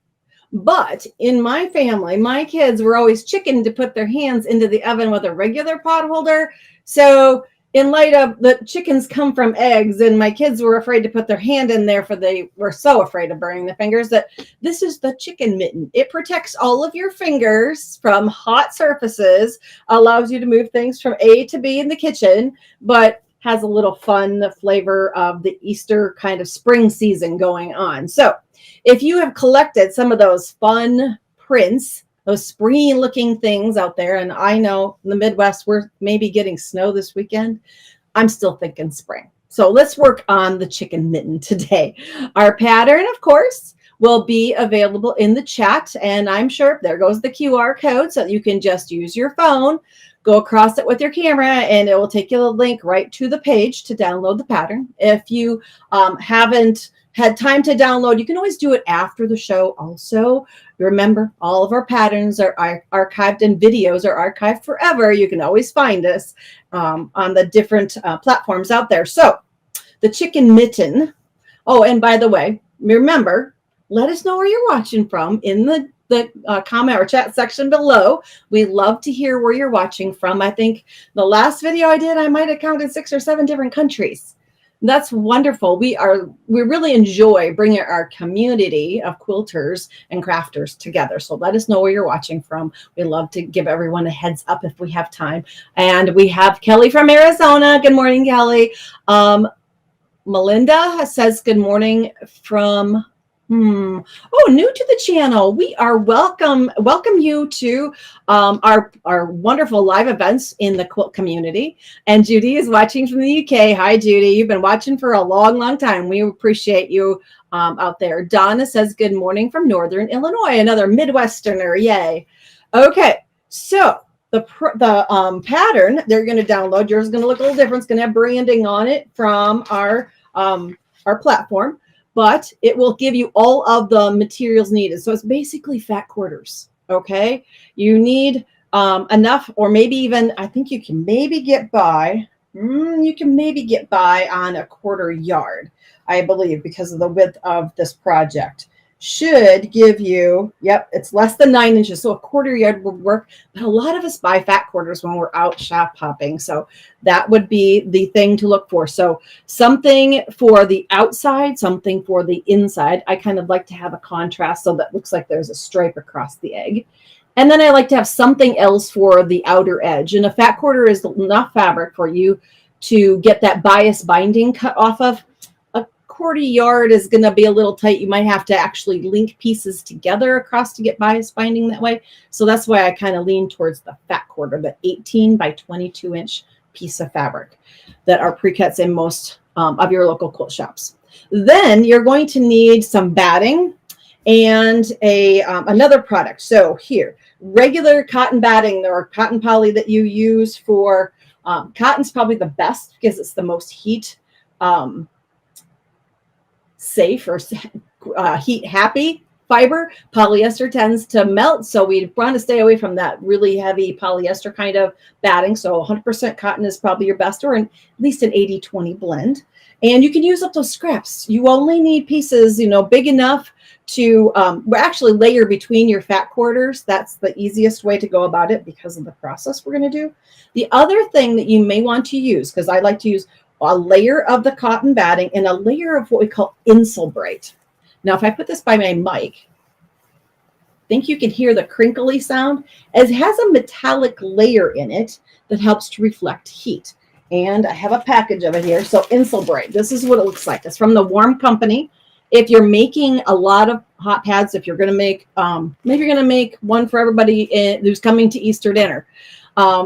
This would be a great way to just use up the package while you're at it. So Insulbrite is available at quilt shops. It's available online, or you can use 2 to 3 layers of the cotton batting. That's your choice. I've done in both ways and they both work. They're both in my kitchen drawer and I use them all the time. So however you decide to do that, either by layering up 2 to 3 layers of cotton battings or doing a layer of the cotton batting along with the Insulbrite, gives you that extra protection for your hands. So we're going to use those kinds of battings. Then maybe some template plastic. You're going to get a template like this in your pattern. It has the shapes, and there's one that has the background shape also. I guess I put it off to the side there. So the continuous egg, so that you have the background or the backside, and then the top and bottom. So you'll have those 3 templates. And sometimes when we're making multiples of things, you know, a paper template's okay to draw around. You can transfer it to cardstock or a this is because my husband's a comic book collector. We have comic book boards at our house. Plastic. If you decide, well, maybe I want to go back and make these again, sometimes it's nice to have them made up in template plastic so it's easy to trace around them. That edge is very sturdy. And I trace these onto template plastic with pencil first, and then I go back with a Sharpie and give myself a nice defined edge and label them so I remember what are those shapes for. So these will tell you the egg top and bottom and the body of the egg. So, and also transfer over those little markings that line up the opening section. The other thing is that you're going to be pretty much lining up the top edge and the bottom edge with your templates.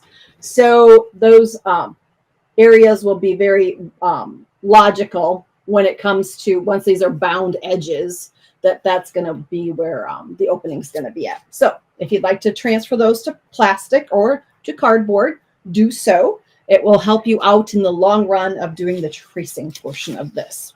Okay, so let's get started. Let's see who else we've got. We've got Cookie from Lovettsville, Virginia. Cold and windy. It was cold and windy here yesterday too. We're going to go for 60 today and maybe snow like 4 inches this weekend or Monday. Wonderful. I love spring in the Midwest.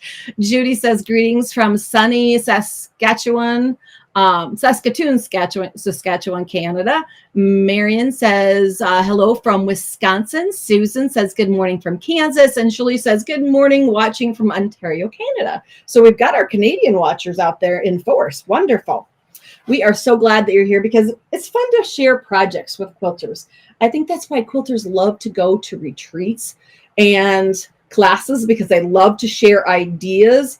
I sometimes wonder what actually gets done at retreats other than the community building and the sharing of ideas. We work on projects a little along the way. Peggy says, hello from Victorville, California. Or no, not Victorville. Vacaville? I don't know for sure, unless that was a typo. And Jean says, hello from North Dakota. Helen from California, Kathleen from Northern California. We got the Californians awake this morning. Wonderful. Okay, the next thing we need to do is take our fabrics. Once we've got our templates traced, you might want to actually keep a copy of the original and then trace for cutting out. It's sometimes nice to keep the originals all with the patterns so that when you go back, if you happen to misplace things, and you still have that template available. Okay, in order to get started, it's time to layer up your batting and your backing and your fabrics. Now, you can layer them and pin the layers together if that is your preference. You can use a spray-based if that's your preference. My favorite is I don't have it listed there, I'm sorry, but the KK 2000 made by Sulky. This little bottle goes a long, long way. And so just a little bit of tackiness does help keep the layers together. You're going to then put your backing fabric, which is the inside of your chicken mitten, and your print fabric. So print on top, facing up, your 2 battings. It doesn't really matter which layer of batting comes first. This just happens to be how I've layered them mine. So the outer fabric, the cotton batting, the insole bright, and then the interior fabric, just as a reference. So once those are layered up, I've already cut away a small piece of this, but what you're going to be doing is taking your templates and you're actually going to trace these. Let's see, this happens to be the egg top there. I already had the bottom traced and cut out and the egg top, but what you do is trace around these shapes. Now, I know this is a little bit different kind of construction than you normally may do. You might cut out everything first and then layer them together. But I had a little trick that I thought was helpful. So I'm trying to share that with you, is to layer everything. So your fat quarter fabric, batting, backing fabric, trace on there your shapes. And you can see that I've traced that with a marker, the blue line, light blue line on there. And then we're going to take it to the sewing machine and we're going to stitch 1/8 of an inch just inside of that marked line. And at this point, usually because these are fairly small, you don't need to worry about using a walking foot. I got by not using a walking foot. If you love your walking foot, go ahead and use it. But if you aren't familiar with a walking foot or don't have one, or maybe you just don't like yours very well, maybe you don't do a lot of machine quilting on your domestic machine, you can get by doing the stitching on this without changing over to a walking foot. So 1/8 inch in towards the interior of the shape, 1/8 of an inch in from that marked line. And if I hold it up, I think my black thread will show up that it's just inside the blue marked line that I traced for the shape. This holds all of the shape, the fabric layers together. Now take your scissors and cut on that marked line. So now you have everything sandwiched. The outside edge is all nice and secure, and you can work with your individual shapes. And let's see, I have pieces over here. And now you can go back and quilt them.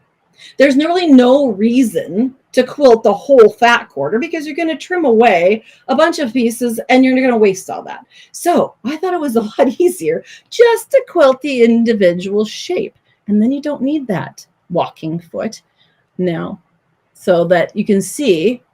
There we go. Jean says a great idea for placemats too. Yes. Doing those kinds of battings and even Insel Bright is really good, heat resistant.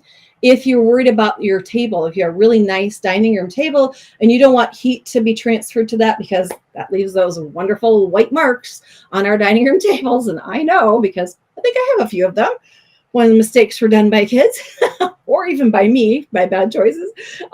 It will protect your wooden surface so that reflects the heat back up and won't put the heat into the table itself. So you can use it there too. Donna says, hello from Rockport, Texas. We're glad you're here. So once you have that traced and then cut out, and then you can go in and do your simple quilting. I did put quilting lines in with a fabric happy marker so that I could easily do a crosshatch on this one. On the original, which is the one with the yellow and the picture on the cover, it's again crosshatched. Like I said, he's MIA right now. On this one, I decided to have a little fun. And I just did wavy lines, no marking, literally just put it in the machine and drove kind of a lazy line.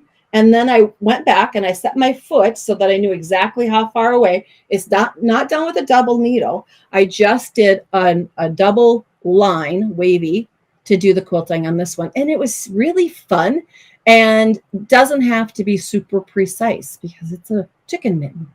Okay. So you can go then in and do all of the shapes, the backing side and the top and the bottom of the egg and get them all quilted up nice and neat like this. And let's see, I have this one in progress and this one's also quilted. So my top and bottom of my sample are ready to go.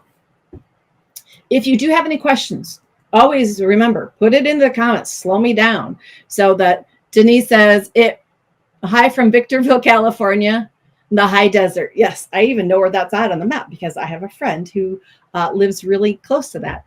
Deb says, good morning from East Central Iowa. Yay for Iowa. Yeah, it's going to be fun watching all those Iowa teams in the NCAA tournament. Patricia says, good morning from Virginia. I'm a new member and I'm looking forward to learning more about quilting. Wonderful. This is a great place to find it because we have videos on so many techniques. If you are wanting to learn how to make half square triangles, if you want to learn how to make flying geese, if you want to learn how to do bias binding, we've got a video for it. So just remember to go back and search through our websites and you will find all kinds of great information. Okay, so once you have all of your pieces cut out, let's take this guy away. We don't need our templates anymore. We are going to work on bias binding because bias is used whenever there's a curve so that the fibers will relax and follow those gentle curves nicely. And it's probably the only time I use bias binding. I know traditionally quilts had bias binding because of longevity of that outer edge with a crossed fiber on the outer edge being extra strong. But on my normal quilts, I use straight of grain binding. But here, you have to use bias binding in order for this to roll to the back side nice and smooth and allow a nice gentle curve. So this is where bias binding comes into the, yeah, I got to use it. So I have one of mine already applied. So let's work on applying the second piece here.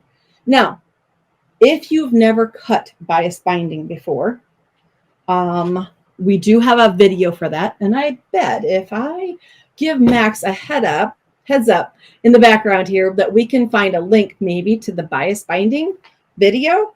But bias binding means that the fibers are making an X through the binding so that it has the ability to move and has more stretch. And we've talked about bias binding in the past on other projects that were round or shaped on the outer edge. But in order to cut bias binding really quick, what it means is that now this is a piece of fabric that has a fold here right in front of me.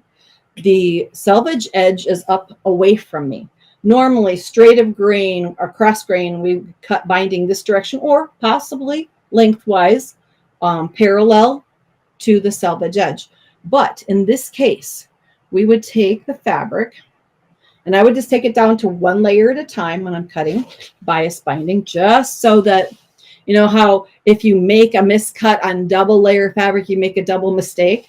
Yeah, we don't want to do that. So, and we don't need that much of it to get around the chicken mitten and to do the interior. So a 45-degree angle, go back to those days in geometry, 45-degree angle is what we need. And cut the width of, I'm trying to think. I think we cut 2.5 inch binding. Yes, you could do 2 1/4 if you prefer. Everybody kind of has a different standard that they use. Neither one of them is any different than the other. They both work. So if you are used to using 2 1/4, that's fine. 2.5 just gives you a little bit more to get around the edge. But if you wanted to cut 2 layers at once, what I would do is take my fabric, know that fairly straight here or perpendicular to make a right angle selvage to the cut edge. And, you know, if it's off by 1/2 degree, it's not that big a deal. But I would take this to the iron. I would press this. So now I have a nice 45-degree angle, and I would cut my 2.5 inch widths off of here, joining them end to end, just like you do regular binding, so that you can create the binding that will go around your chicken mitten. So I have some pieces already cut. And you're going to take that binding. This is just a sample one. Remember, you're going to fold it in half, wrong sides together to prepare it to go around your project. Now, back to our chicken mitten in progress. I found this little fabric with carrots on it, and it doesn't scream Easter, but it just says springtime. So I thought it was so much fun. Okay, we have to put binding along this edge. And in order to do that, most people it strikes a little fear in their heart at first, because how to make bias binding. Yep, that's the video, Max. So if you can find that for people, if they want to learn more about bias binding in a little bit more detail. But we are going to add that bias binding to this edge. And normally when we put binding down, it lays flat against the fabric, and we just gently put it together. But in this case, we're going to create what kind of looks like a bumpy kind of wiggly mess at first. And that's okay. That's the way it's supposed to look. So let's take this over to the machine. I'm going to set this for my 1/4 inch seam allowance. And I'm going to use the 1/4 inch, run it so that the 1/4 inch is right against 1/4 inch from the cut edge of my project. And at the very beginning, I'm going to extend it just a little bit, so that I have a little extra there, and then I can trim it afterwards. And as I begin, now that beginning portion is going to get caught in another seam, so you don't need to worry about back spacing or any back stitching or anything. But as I go along the cut edge of my quilted piece and my binding have to stay together, but I'm going to have to kind of pull back on it a little bit, and it's going to be kind of bubbled up along the edge here, this folded edge, because I need to get enough fabric into that curve for it to roll. I don't want to pull it tight because I'm doing an exterior curve and a bump out. So it's going to be a little messy along the outer edge, and once I get this out, I'll show you what I mean by extra fabric there. I'm constantly adjusting to get my cut edges to stay right along each other. I want them married up perfectly. Now, as I get down into that lower edge, that's an interior curve, I can do a little tug on that. So extra fabric in the all of a sudden I lost my words. On the exterior curve, a little less fabric on the interior curve. Okay, we have a little bit of a straightaway as we get into it. Now I'm going to tug on it just slightly as I work my way around that interior curve. And you don't want to go fast. This is just, it's a little at a time as you get around the curve. Get used to doing that. Always stop with your needle in the down position. That allows you to adjust the fabrics and not have a jump in your stitching. So needle down when you stop. Now I'm kind of scrunching up. I'm getting extra fabric into that curve so it will roll nicely. And it almost looks gathery. It's ruffly looking on that folded edge. And I know in our minds we're thinking that looks hard. That looks like a mess. It's just getting used to the allowing some extra fabric in there. So this is what I've got right now. See how that stands up? There's extra fabric here, and I pulled it a little snug down in here. Now when I roll it to the back side, everything's gonna kind of release into place. So I'm gonna take this over to the iron. If you wanted to really find its new memory, the thing you can do is just a little bit of a mist. And this is a misting bottle that just lets out a little tiny bit of moisture at once, not a big dump of water. And let's see, I want to make sure that I open this up to all the way to the stitching line. So with my iron, I don't want to damage anything underneath. Here we go. With my nose of my iron, I'm just kind of nudging the fabric out and away towards the seam line. So I get that opened up all the way. So I pressed along the stitching line inside there. Now I'm going to roll it to the back side. And here's where the magic happens. Look how nice that rolls to the back side. And I get this really nice curved finished edge. Okay, so now on the back side, I'm going to give it just a little bit more moisture just so that it can kind of relax the fibers. And as I press this, it will find its spot along the back so that I can go back then and I can stitch by hand if I prefer, just like you would do the binding on the back of a quilt. Okay, so now we have it rolled to the back. And yes, it's a little extra wide. That's because if you're going to machine stitch, you can catch that fold easily.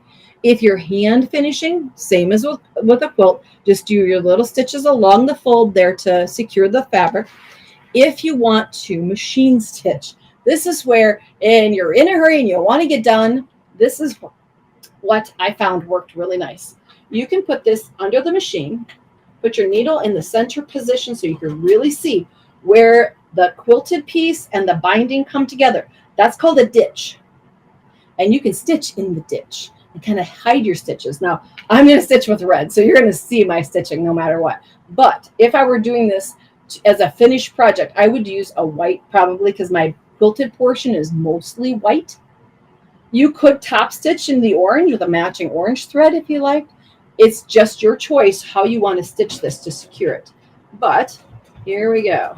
I'm going to stitch in the ditch all the way along to secure the edge of the binding. Slow down so it makes it look a little better there. Try to stay as close to the ditch as possible. Used to be the term going in the ditch was a bad thing, but in quilting, it's kind of like, where can I hide my thread? Okay. Dorothy says, what is the pattern of the pink quilt behind you? that quilt actually doesn't have a pattern currently. It's just something I made up. So I guess maybe I should write a pattern for it if you all vote for that. Michelle says, hello from Texas. We don't actually say howdy. That is great. That probably became something that the movie makers probably came up with. Yeah. So Jeannie says, hello from Galveston, Tennessee. Cute project. Thanks. Here we go. So now, stitch in the ditch. I didn't do a perfect job because that's what happens when you try to do things live. But stitch in the ditch there secures the fabric as it folds to the back. On this one, I think I cut mine 2.5. 2.25 actually works a little bit better, so that when you do that stitch in the ditch, if I can turn this one really quick, it looks a little neater on the back. There you go. So that you can see the stitch in the ditch holds it in. You can also do hand stitching if you prefer that finishing. If getting that turn to the back is fighting you, you can always use a little bit of a glue stick, either fabric glue stick. You could use just a conventional a glue stick that kids use at school. I think I have one here. This kid's glue stick. It's all washable. It can hold that down temporarily on the back as you're doing your stitching from the front to hold it in place. Then do the same thing on the second piece. So we just need to turn this one, stitch in the ditch here also. And I'm just going to do a quick press on this one so that we can layer up the pieces. You could even do a decorative stitch along there if you really like. Some people love to use all those fun stitches that our machines do and none of us tend to use very much. So you could even do a decorative stitch along there to hold it down if you'd like. There's so many ways to finish off. Let's see. We have Christy saying hello from Forest Lake, Minnesota. And Wendy says good morning from Central Pennsylvania. What thickness of a template did you use? When it comes to making templates, I tend to use cardboard, like poster board kind of construction, or cardstock paper, or I get template plastic at my local quilt shop. So those are, there's a lot of choices out there for making your templates out of something that you can easily trace around. It's kind of nice to have something substantial other than paper if you're going to make more than one or two of them. Because, inevitably you go to trace and your paper gets folded over, gets crinkled. It just seems like it doesn't stay very accurate. So the template plastic is kind of my go-to for creating templates that I'm going to use multiple times. Okay, so once you have your two pieces finished off, then it's just trimming that piece of bias, or that little bias trim, even with the outer edge, so that you can place the layers together. And even though this one's not stitched yet, we'll just do the placement. Okay, so now I want the green on the inside of this guy because I want the fun carrot print to be the outer edge or outer surface. So I'm going to go ahead and place. Now, I told you about marking there. If you were going to actually be matching up top and bottom edges fairly close, this is going to be accurate enough for you to get your hand into. An 1/8 of an inch one way or the other on a chicken mitten isn't going to make any difference. Okay, so once you have those layers put together, you can use either pins, you can use Wonder Clips if you're using those, if you like those little tiny, they look like little clothespins to clip the edges together so you can go and baste around this with the machine. And that's just a simple layering up. And I think these pins might actually bend a little bit. There we go. Get them in place good enough so that you can take this to the machine and do a basting stitch at about 1/8 of an inch all the way around the edge. I would advise doing that because it's going to be really hard to hold the layers together while you're putting that outer binding around the project. So this one is basted in place. So you can see there is a black stitching line all around that outside edge. Doesn't have to be perfect, just layer it together. Now, if you find that when you're doing your basting stitches that your machine is wanting to skip stitches, and you're like, why is that happening? It's happening because the needle may be too small of a size for the project to work on. We're going through a lot of layers here, ladies and gentlemen. And sometimes the thread will drag on the fabric as it comes up through the fibers and cause a skipped stitch. So go to your drawer, figure out what size needle you had in there, and move up a size or two, possibly. And people say, well, won't that make a big hole? The idea is it needs to be a bigger hole because the needle actually isn't solid metal.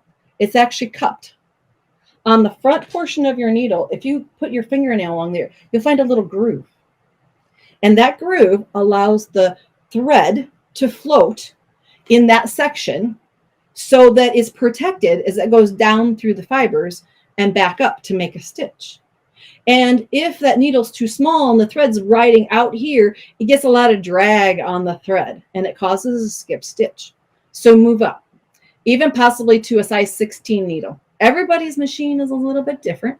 So between a 14 and a 16 may be the size needle you will need to protect the thread as it goes down through the fabric into that groove so it can make a proper stitch. So keep that in your back pocket when you have skip stitches and you're working on heavy multiple layer fabrics and fibers.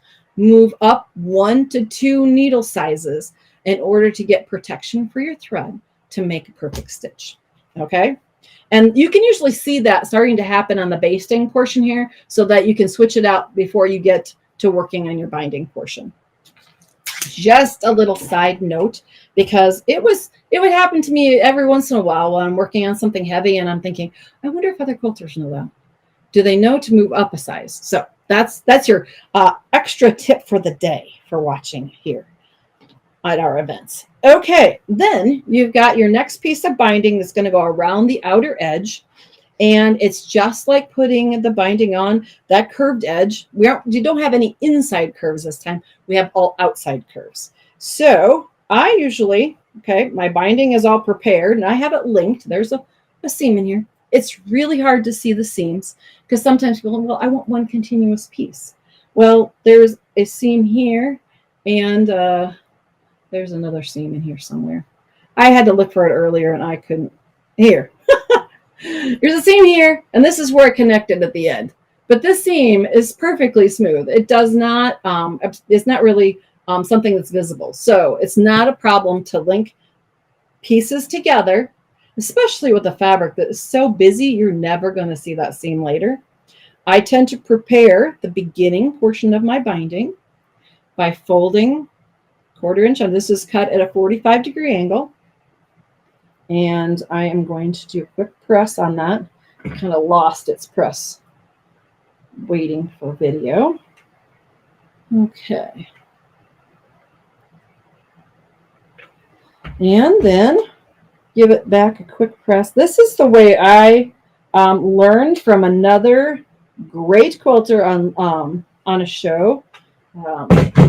She is a well-known quilter, and she prepared her piece this way, kind of making kind of a garage for when the other end comes around, that you slide this end inside to finish off, and you don't have to, will want to go back maybe and stitch by hand to close the diagonal seam there. It's not stitched by machine, but I found that state fair quilt judges don't know the difference. And so if you can do a good hidden stitch, this is a technique that's really nice to use by starting at this end that has its edge prepared. A 1/4 inch seam has been turned back. Put your binding on, come back around to the other end and tuck this inside to finish off your binding. You don't have to do that. Flip the two pieces, trying to figure out where your diagonal is. You can stitch it by hand. So here we go. Let's do some application of this binding to our chicken mitten to finish it off. Okay. Remember, we're using a 1/4 inch seam allowance. Okay.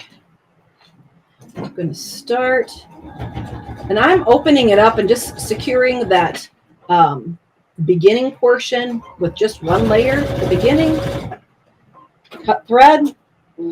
take it out. This is a tip that a viewer sent to a show I was working on at the time. And at first I was like, what's he talking about? So I've just secured the underneath layer right here with a 1/4 inch seam allowance. Now I'm going to flip this back and I'm going to start down just a little bit and leave this garage door open so that I can tuck my tail in when I get to the other end. So I'm going back down here. Doing just that little bit of prep work really does make the finishing, because there are tools for binding. There are techniques out there. A zillion different quilters have come up with, this is the best technique. This is the best technique. But you know, when you have to go back and review the technique all the time, for me, that's not efficient. I wanted something I could remember how to do without instructions, without having to go watch a YouTube video, and it would be accurate every time. And this works really slick. Now, remember, I'm putting that excess fabric into my curve. That's why I'm working slow around the edge here. We'll just go maybe part way around. Oops.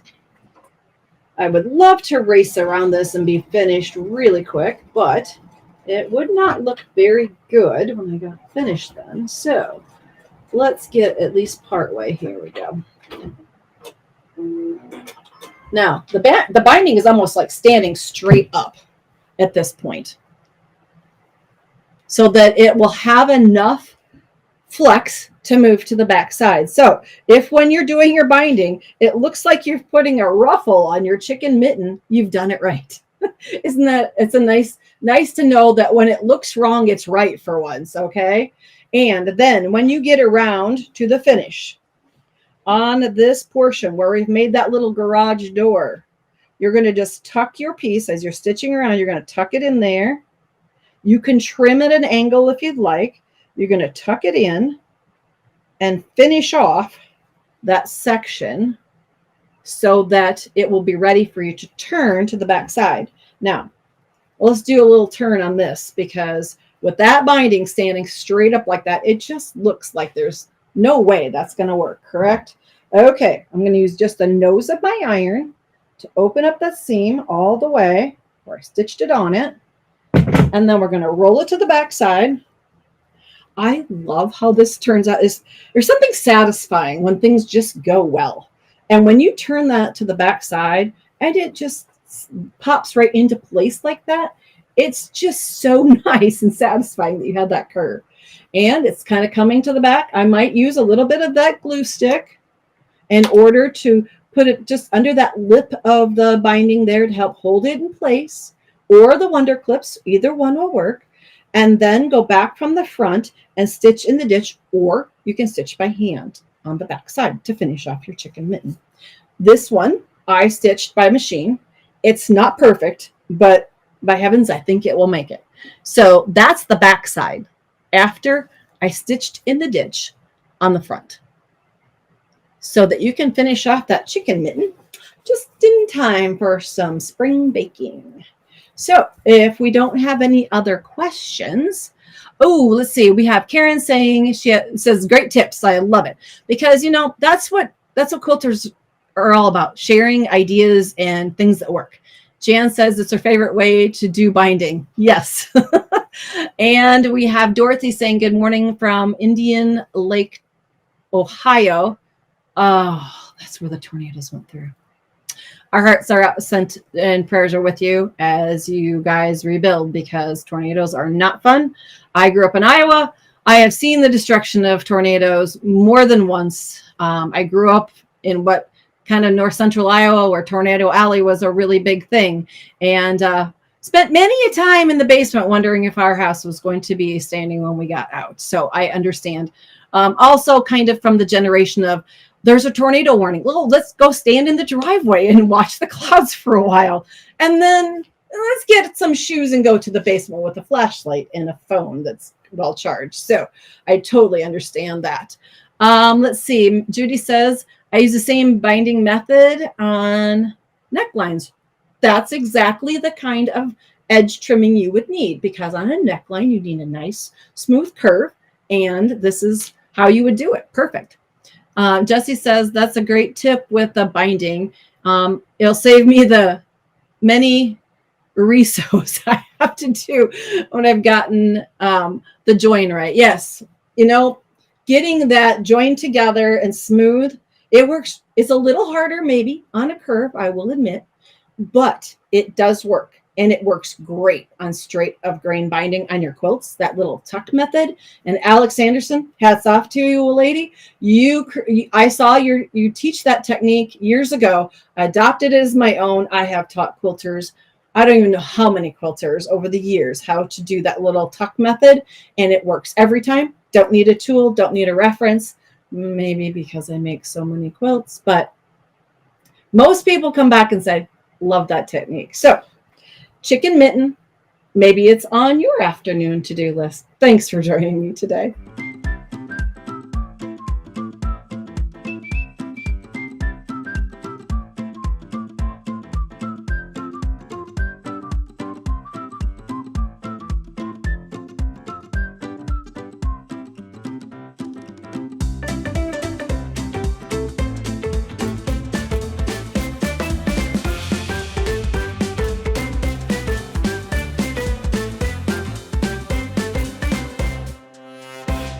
I just love it. I made this one in a light pink color and it's just so perfect for spring. And I think that you're really going to like making this.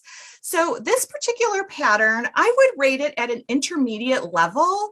But if you are a beginner, don't let that scare you because I'm going to show you all the steps that you need to know to make this bunny. And you can always come back and rewatch this live so that you can go over any steps that were confusing to you.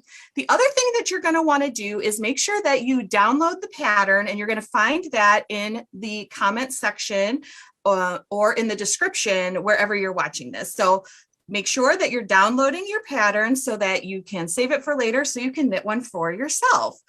In addition to making sure that you have the pattern, don't forget that you can ask any questions that you have in the comments throughout this live event. You can also just say hello and let us know where you're watching from because we always love to know that too. But if you have any questions about the bunny itself, make sure that you're dropping those questions in the comments and we'll get to as many as we can while we're working through the bunny. So I'm going to go ahead and flip my camera down and then I am going to show you all the materials that we're going to need.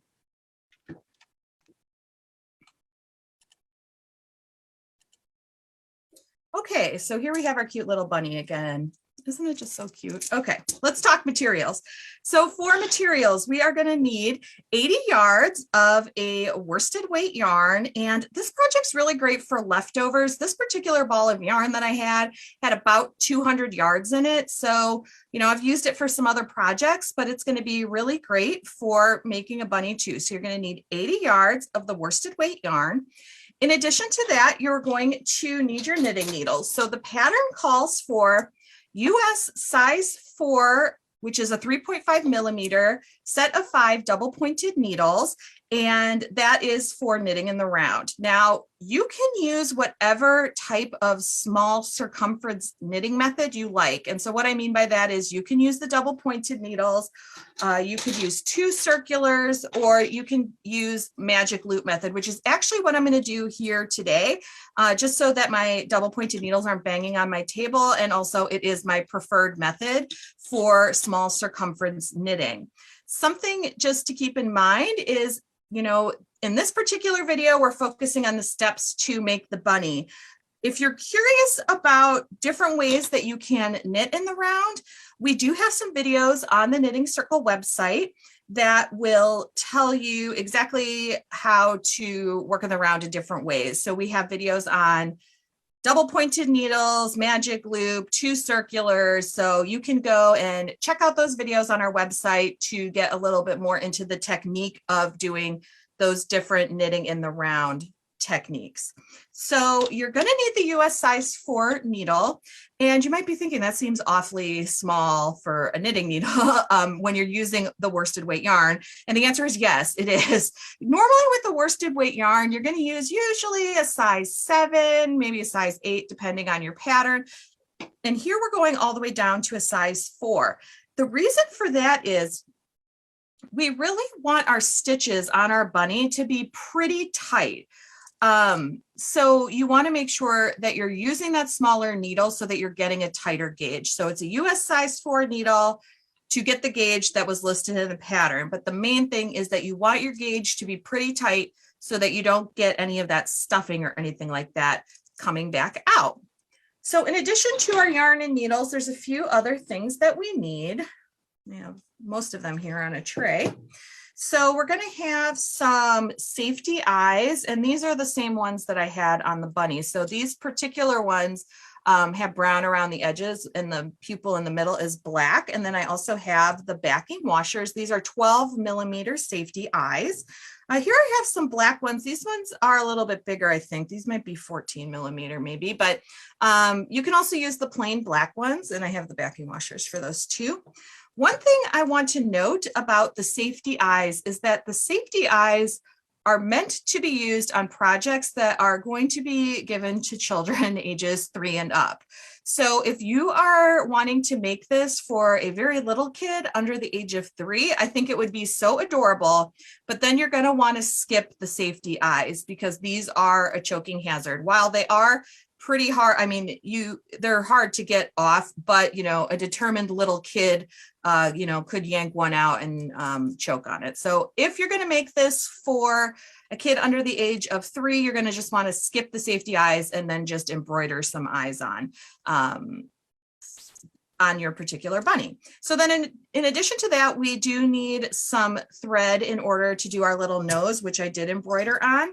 And so here I have some DMC 3806, and I already have some on my tapestry needle.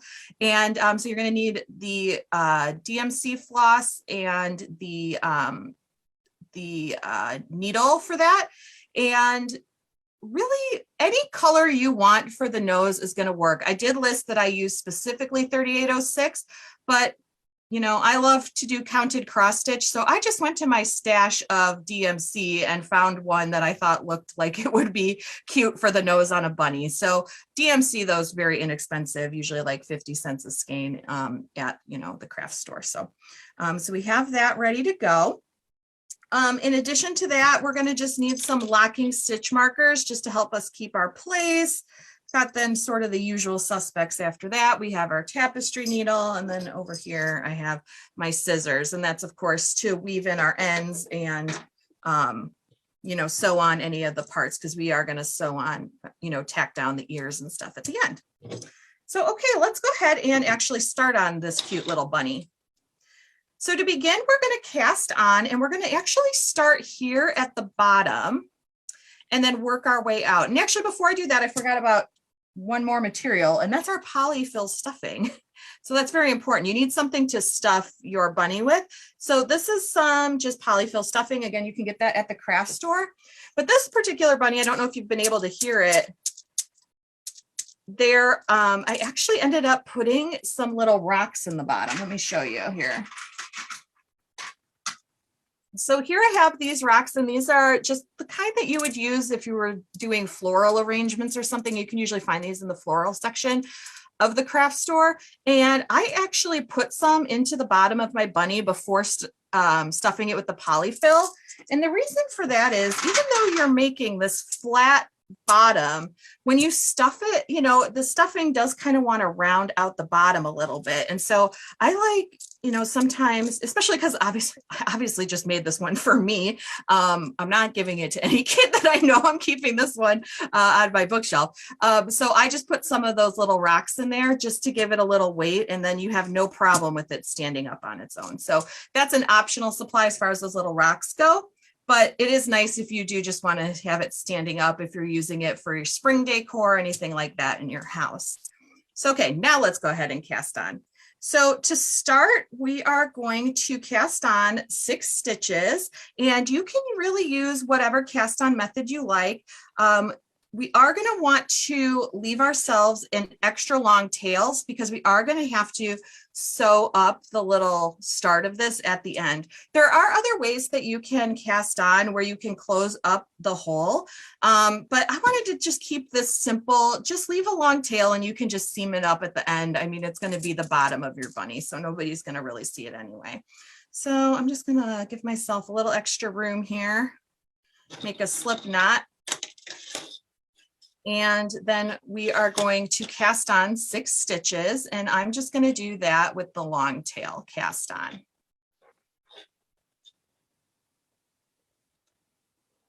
So I just have 6 stitches here. 1, 2, 3, 4, 5, 6. And now because I'm knitting using the magic loop method, I am just going to fold my cord in half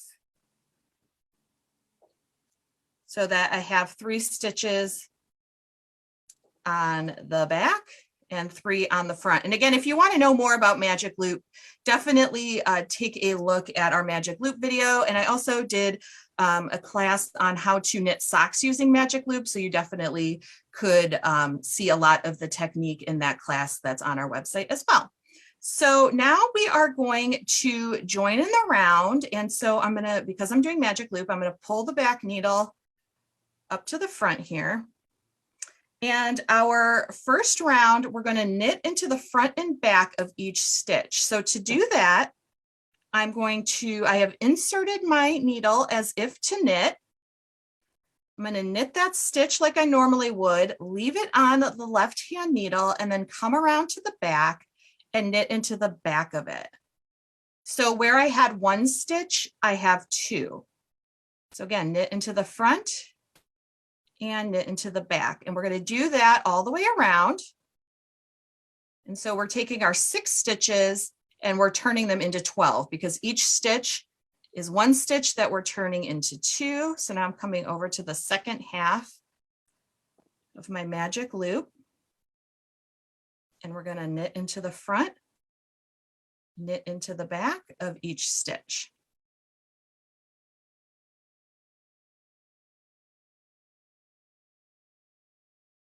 And there we go. So that completes round 1. Now at this point, once I just have a little bit more fabric on my needle, this is the point where I like to actually place my stitch marker. So you can't place your stitch marker just right on the needle because it's going to end up just falling off or just like hanging on this cord all loosey-goosey. So I just take a removable stitch marker and I just go right through the fabric right where the round is joined. So then I know when I come to this side over here that that's the start of my round. So now that we've done that, that was round 1. Round 2 is simply knitting all the stitches. So the one thing with magic loop is we just want to make sure that we're not twisting anything and that our yarn's all in the right place. There we go. We've got, oh, I was about to knit with that extra long tail. Don't want that. You'll be sad in a few rounds. Okay, there's my working yarn that's going to the ball. So the next round, round 2, we're just going to knit all the stitches.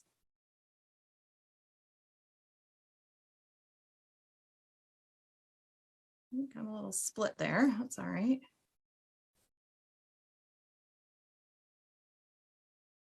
Let's see, it looks like maybe that got knit together. We're just gonna fudge it a little bit. It's the bottom, right? And that's the main takeaway I always want people to have in my videos is if something doesn't look quite right on a lot of projects, you can just fudge it a little bit and you don't have to necessarily rip out and restart if you do find a mistake. You know, sometimes you do need to rip things out, but not when we were just missing one little stitch there. We're just going to throw that right back in there. So that completes round 2. And then now we can start on round 3. So for round 3, we're going to continue increasing by knitting into the front and back of a stitch and then knit 1. We're going to work that all the way around. So we're increasing our stitch count by 6 every round.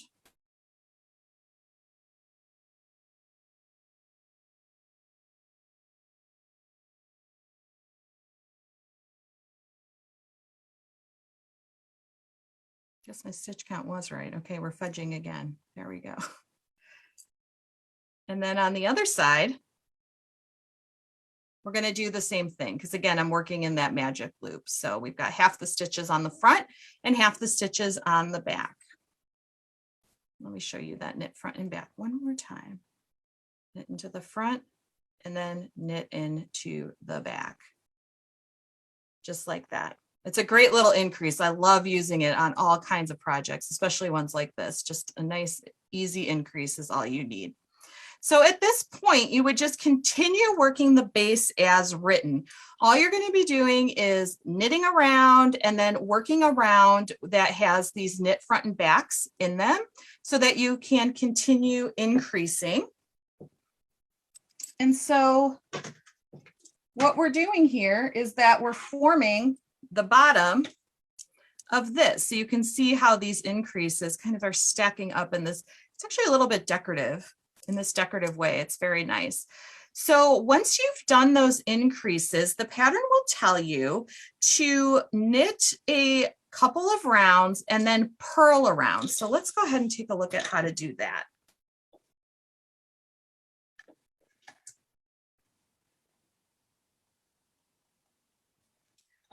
So I have continued working in the pattern as it was written, and now we're going to purl. So we had been knitting. So our yarn was in the back. So if you were knitting, your yarn is in the back. Now we're going to purl the next round. So we are going to insert our needle to purl, and then we'll have our yarn in the front to purl all the stitches. And so we're going to form this little ridge. It just kind of helps everything stand up nicely. This is a great little technique for anything where you want to have a flat bottom. I've used this in some other things I've knit over the years that had a flat bottom. I knit a wine cozy years and years ago that used a similar technique to this. So this is something, once you've done it on the bunny, it will be a great little technique to know so that you can use it on other projects. So I'm just purling all my stitches. Because I'm doing magic loop now, I have to come to my other half. At this point, I have 42 stitches on the needle. And we'll just continue to purl.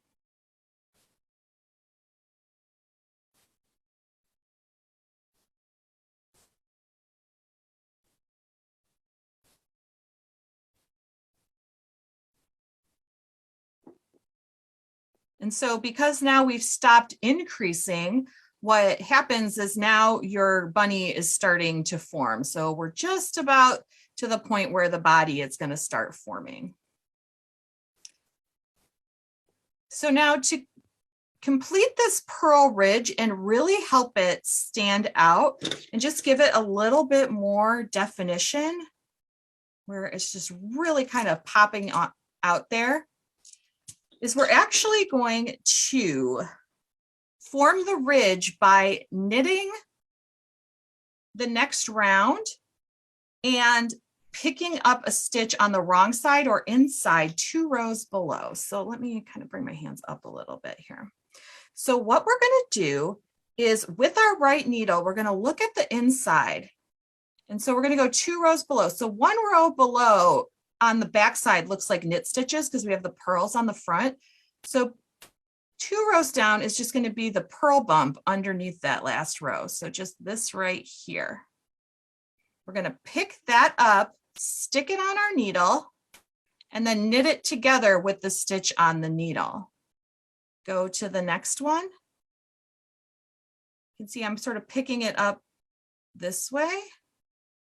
So it's almost like I'm picking it up like it's an well, it is an actual stitch. I'm picking it up so that the front leg is the right leg, putting that on the needle and knitting it together.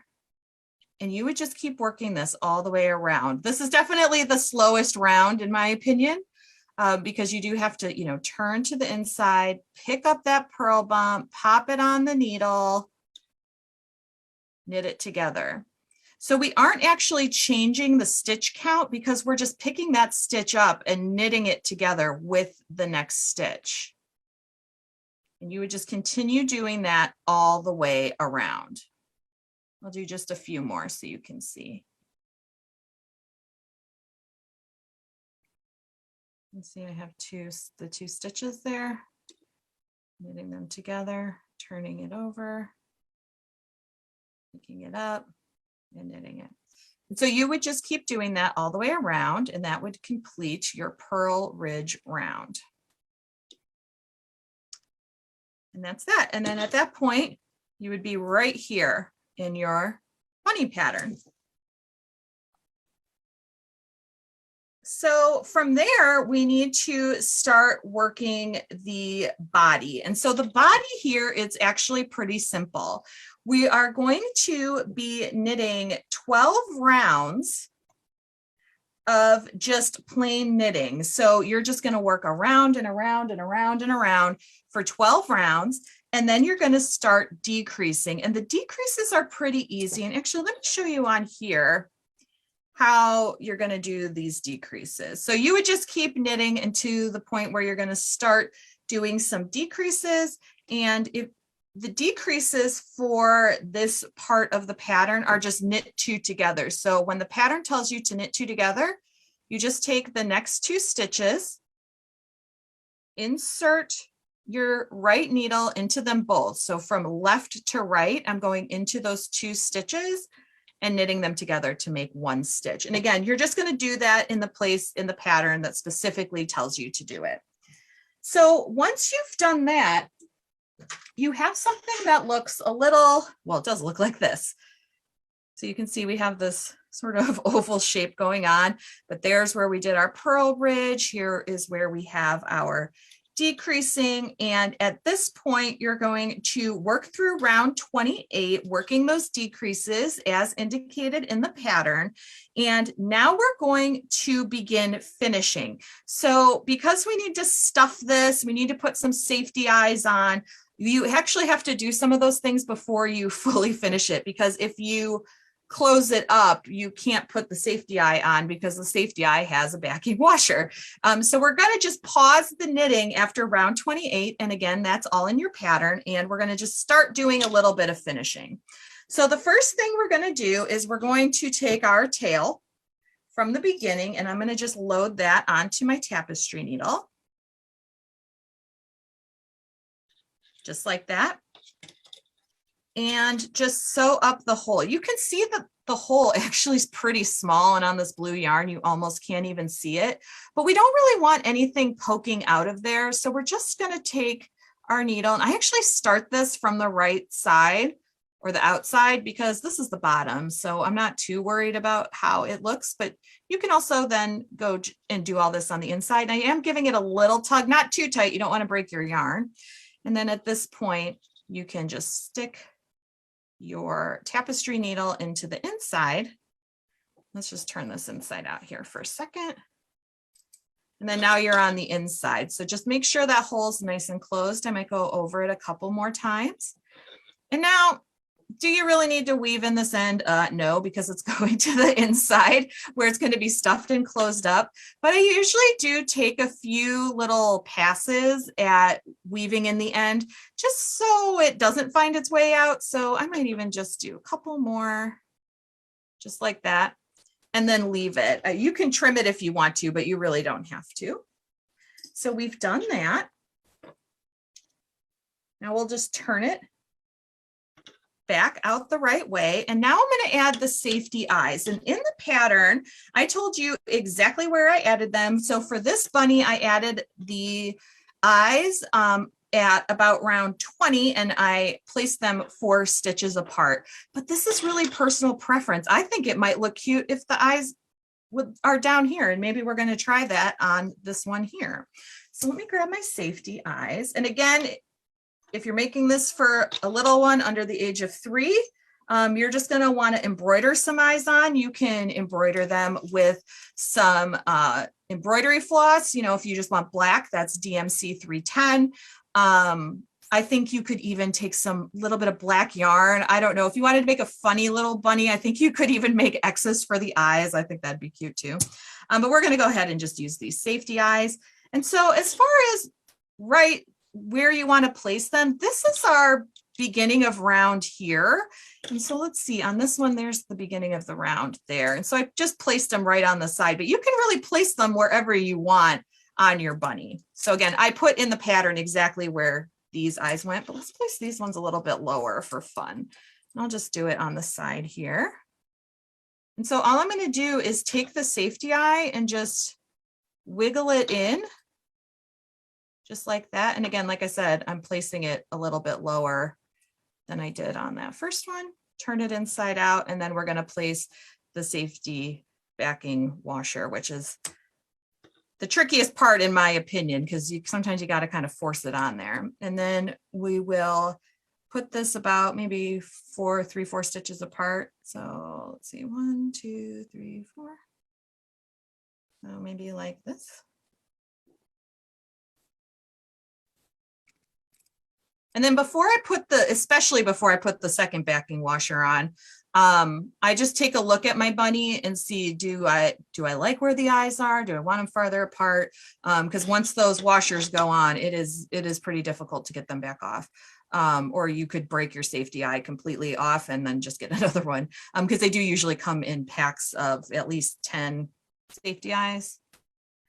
We'll stick the backing washer on this one. We're just going with what we got here. There we go. So now our safety eyes are on. And at this point, you can also embroider the nose on at this point. I actually did mine when the project was all the way done. So that's what I'm going to do here. So now we can start stuffing. So because I want these two to both go on my bookshelf, I'm going to do the same thing that I did with my pink one. And I'm going to put some of these rocks in there. And so I just have like a couple handfuls of them. It's like a little treasure. This almost does make it a little bit more like a paperweight too. So, you could use it for that too, to hold down your papers on your desk. I think that this could be like a really cute teacher gift for in the spring. Even if you were looking to make something for, Mother's Day, this doesn't just have to be, just strictly for spring, or if you celebrate Easter, just for that. I think the bunnies are cute no matter what. Perfect for any time of year. Okay, I just have a few more rocks. So, you can put as much in as you want. And then at this point, I'm just going to take my polyfill, and I just kind of like to fluff it a little bit and start stuffing it in. I apologize if I start sneezing. Sometimes the polyfill sort of starts getting everywhere and gets right in the nose, but there we go. So you can see already here, we're starting to form a cute little bunny. And so you do want to slightly overstuff it at this point, because we're going to be closing this up, and we're going to be closing it up. And once it's closed, you're not going to be able to add any more in. So right now it's a little overstuffed, but then we're still going to work a few more rounds, and then we'll kind of squeeze it and fluff the polyfill how we want. So now we've done that. And now we will continue by working a couple more rounds. We're going to work 3 more rounds. So the next round for this one, and this is something that I am obviously doing it at a table right now. When I'm doing the tops of these types of projects, whether they're knit or crochet, honestly, I like once it's already stuffed, I actually like to do the last few rounds while sitting at a table, especially because I put those rocks in there. So this does now have some weight to it, especially because I put those little rocks in. So I do like to set it down on a table and work my final few rounds. So we're going to knit 1, knit 2 together, and we're going to repeat that all the way around. So knit 1, knit 2 together. Knit 1, knit 2 together. And I'm coming to the other side of my magic loop.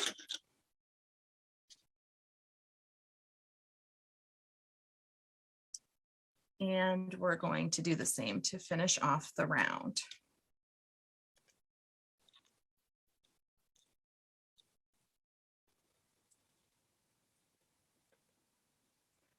So that was our final round 1. Called this the head, but we did put the eyes further down on this one. For round 2, we're going to just knit all the stitches.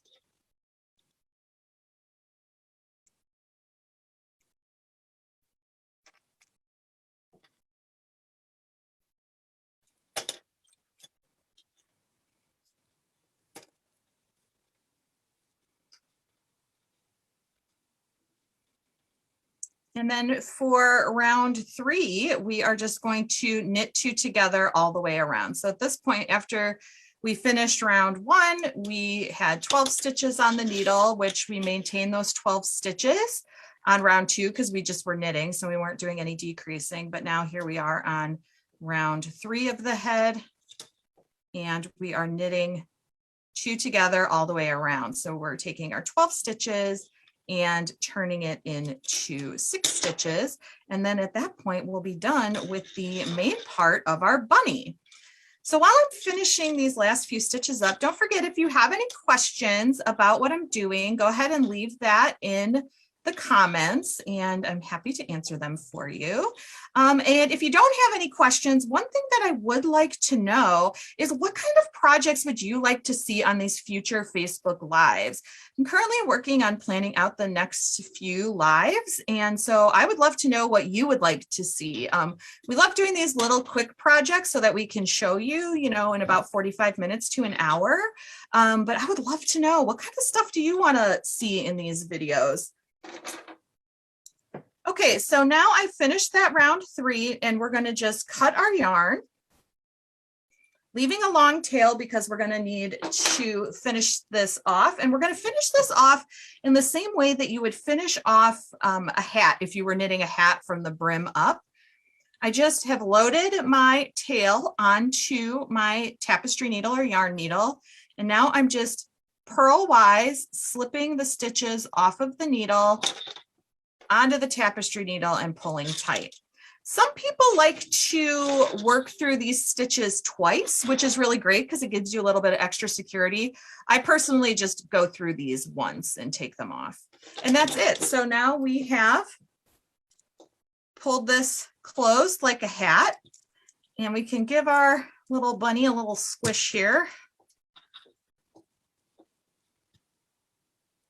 Oh, Paula would love to see knitted frogs. Okay, well, that's a really cool idea. I love that. I really love doing these lives because it does challenge me to do things. Like, I had never designed anything like this before. I had knit and crocheted many things like this before, but never designed one myself. So I love doing these lives and hearing what you would like because it does challenge me as a designer and a knitter too, and I love that. So once we've cinched this up, again, you're like, uh-oh, what do I do with the tail? Well, this is really easy. All I do is you got to be careful so you don't lose your needle inside your toy. I'm just bringing my needle down like this and then out the other side. I just make sure that I'm able to grab it out the other side. And now I'm going to pull this a little bit tight just for a second. I'm just going to pull it a little tight and then snip it. Just be careful not to snip your actual knitting. But when I snip it, because I pulled it tight, then it'll just shoot right into the inside of your toy. And there you go. So right now we have this weird little guy. Yeah, I actually feel like you could just knit this in white and it could be a ghost. Oh, Alice says gnomes. Okay, I love that idea. Oh, you guys are giving me so many ideas. I love that too. That's been something I've been wanting to knit for a long time, as a gnome. Oh, knitted Easter baskets. Oh, everybody's coming up with really great ideas. Okay. So now we have the body of our little bunny done, but we need some ears because while this looks like a little blue ghost, we are going for a spring project today and we are making a bunny. So I already have one ear made here, and you'll just follow the instructions that are in the pattern. And let's see, let me grab my knitting needles, and then I'm going to need a little bit of yarn to start working on the ear. So to do the ear, we're just starting by casting on just a few stitches. We're casting on 5. So let's just move these little guys out of the way. And again, I already knit one, so I can show you how to sew it on at the end. But let's just go over some of the steps of doing the ears. So again, we're leaving a little bit of a longer tail because we're going to use that to sew down our ear onto our bunny later. And we just need 5 stitches here. So again, I'm just using long tail because that's pretty much what I always use, but whatever cast on you like is fine. And then we're going to work one wrong side row just by knitting all the stitches. And then we're going to start working our 23 rows for the ear. And so you can just follow along in the pattern for all of the rows, but let's just do a few here together. So now we did that setup row. We're on the right side. We're going to slip one with yarn in front.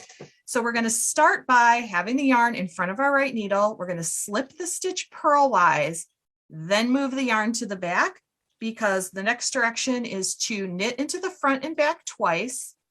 So we did a knit front and back. That's 1. Knit front and back again. That's 2. And then knit 2.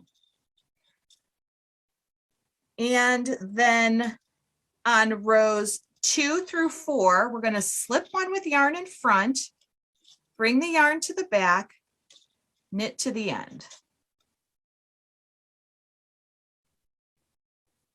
Oh, Kathy says baby owls. Oh my gosh, I'm into all of these ideas. You could turn this into an octopus, Jill.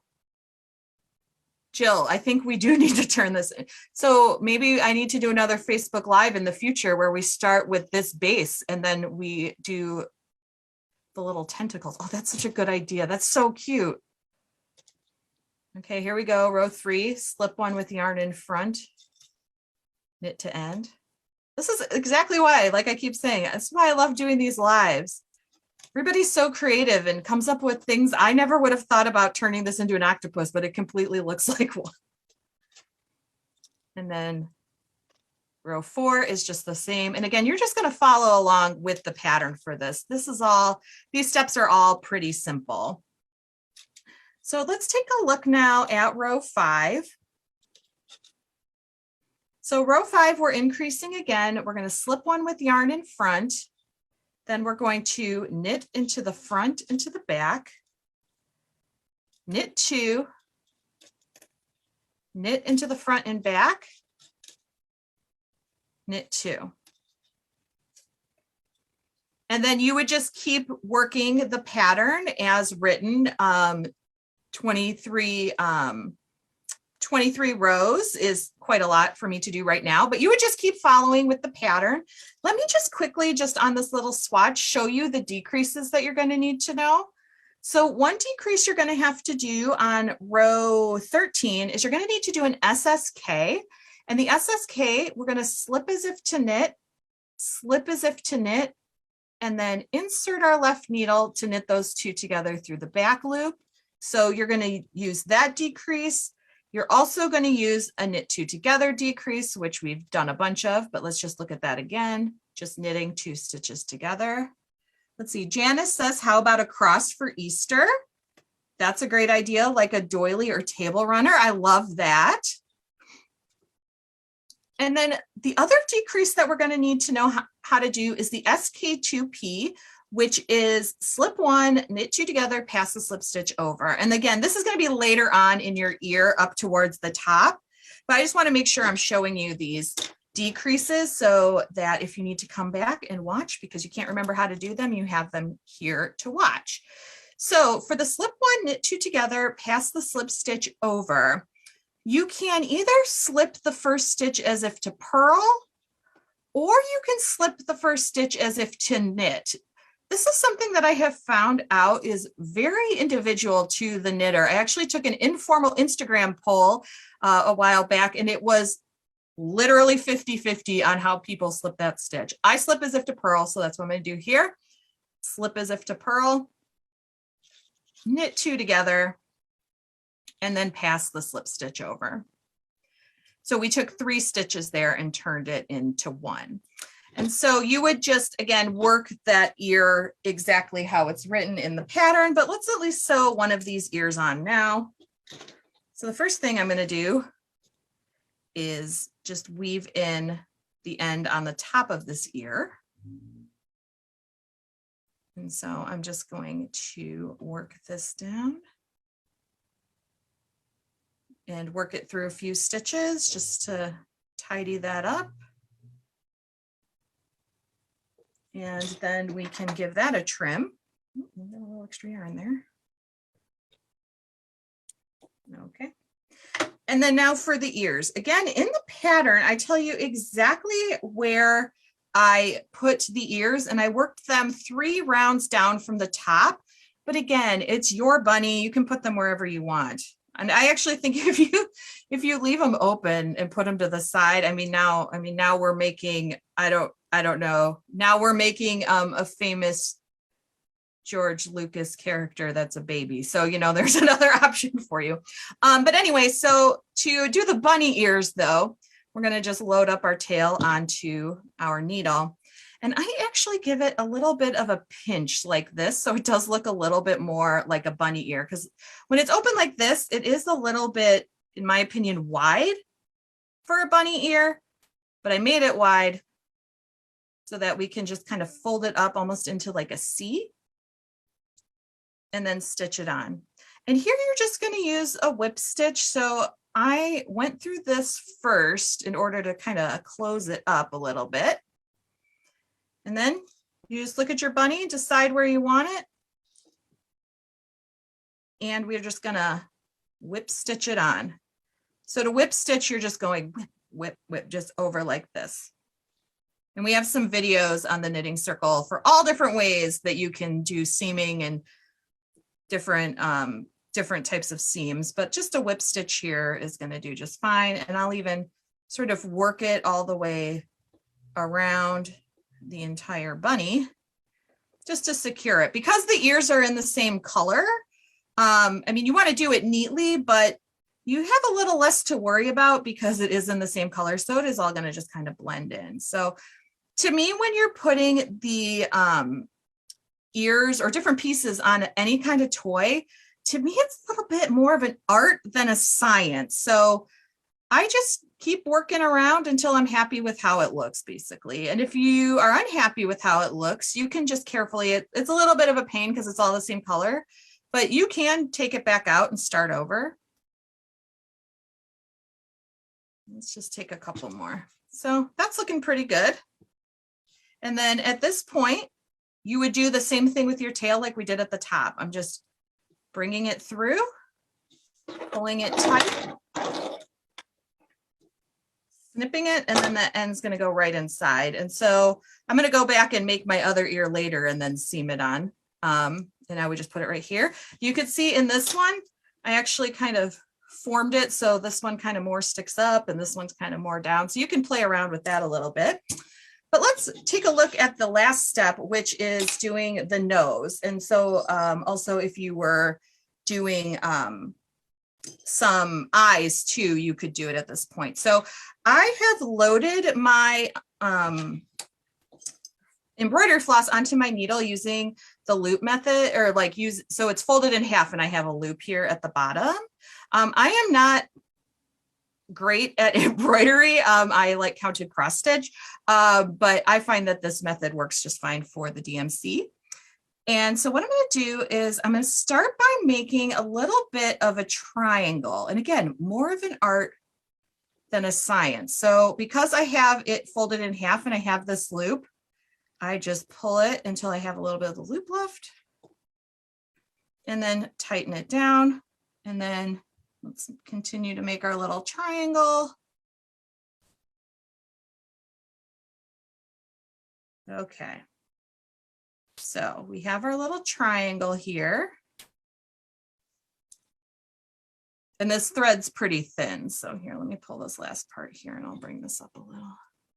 So see how I've just made this upside down triangle? Now, actually, I'll just leave it like this. All I'm going to do now is sort of follow the path of this, just up and down. So we're working like a satin stitch. And so I'm just following the lines. So I'm going underneath the bottom one and then coming up above the top one. You might need more than one piece of floss to do this.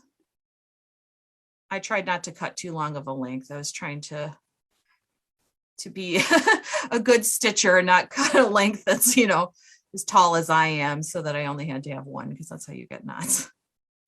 But so you would just keep working this. And if you needed to add in another piece of thread, you could do that. And also I find with these that going over it a few times to really give the nose a little more dimension is good. And you can see I'm not doing this perfectly. It actually doesn't look super great right now. But as you continue to work and you go over it again and again and again, and again, this is almost just like doing a whip stitch, right? Because we're just coming down and up and then going back down and up. See, I just keep giving this as many passes as I need in order to get that nose looking its best. And so, again, it might take more than one piece of floss, definitely depending on the length of floss that you're using. But we're getting there. Let's just take a few more. I'll finish this off camera later because I do definitely want to have a completed bunny because it's so cute. Let's see, and you can see like this one, I came up a little high. We'll just go back down. We're getting caught on the yarn there. Okay, so you would just keep working around and around and around and around until you were happy with your nose. And remember, like, no animals like all look exactly the same. So, you know, even with the eye placement or the ear placement or the nose placement, make it your own, you know. You can really play around with the placement of these things. You don't have to have them all looking identical, but you can see, even though this one's still missing an ear, I think it looks pretty cute with the eyes down at the bottom. I think these are going to look really great on my bookshelf once I finish this one up. And that's all there is to it. So let me go ahead and flip my camera back up. There you go. So you can see I've got a little bit of work on this one to do. Once we're done, I'm going to finish that second ear and I'm going to attach it in the exact same way.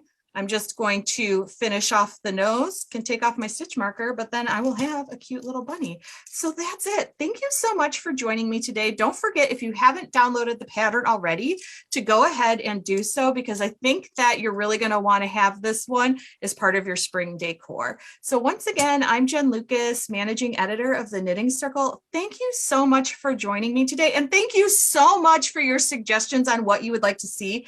That is so helpful to me, because I know the things I kind of like, you know, that I like to knit, but I love to hear about the things that you like to knit so that I can bring you and our whole team can bring you content of things that you're going to love to make too. So thank you so much for joining me, and I'll see you next time. Bye.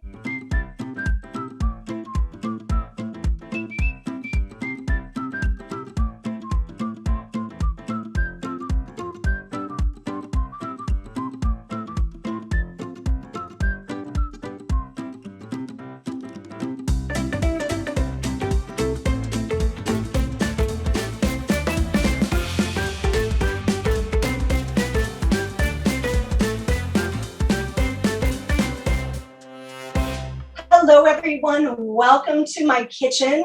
Today we're going to make an Easter bread wreath that is, in Italian, it's called a pane di Pasqua. As for me, I've been a Craftsy instructor since 2012. I am a certified master baker, and my mission in life is to help you make your baking life better. I'm a big believer in consistency and establishing good baking habits so we have the best possible outcomes. So the first thing we have to do in making our Easter bread wreath, pane di Pasqua, which is basically a sweet dough, is to make that dough. So I have all the ingredients meased out. I'm using a stand mixer and the dough hook. So we're going to talk about temperature. That's important for this recipe. So the first thing we're going to start out with is 80-degree milk. Now in order, especially when working with your yeasted doughs, pick up an instant read thermometer so you can check the temperature of the water or the milk, whatever liquid you're using. If the recipe doesn't have it, usually, in general, defaulting to 78 or 80 degrees is a good place to start. All right, so I'm going to 80-degree milk in the mixer, and I'm going to sprinkle my yeast on top. Now I'm using instant yeast, which is a concentrated yeast. It's readily available. Usually you can always find it online, and you can use, it comes in two types, the red and the gold. The gold is better for sweet doughs, so I am actually using the gold. If I only had the red, it would work too. So I'm going to take my whisk and I'm just going to stir it 10 seconds, and then we'll let it sit for a couple minutes. On the recipe, it says 5. All right, there we go.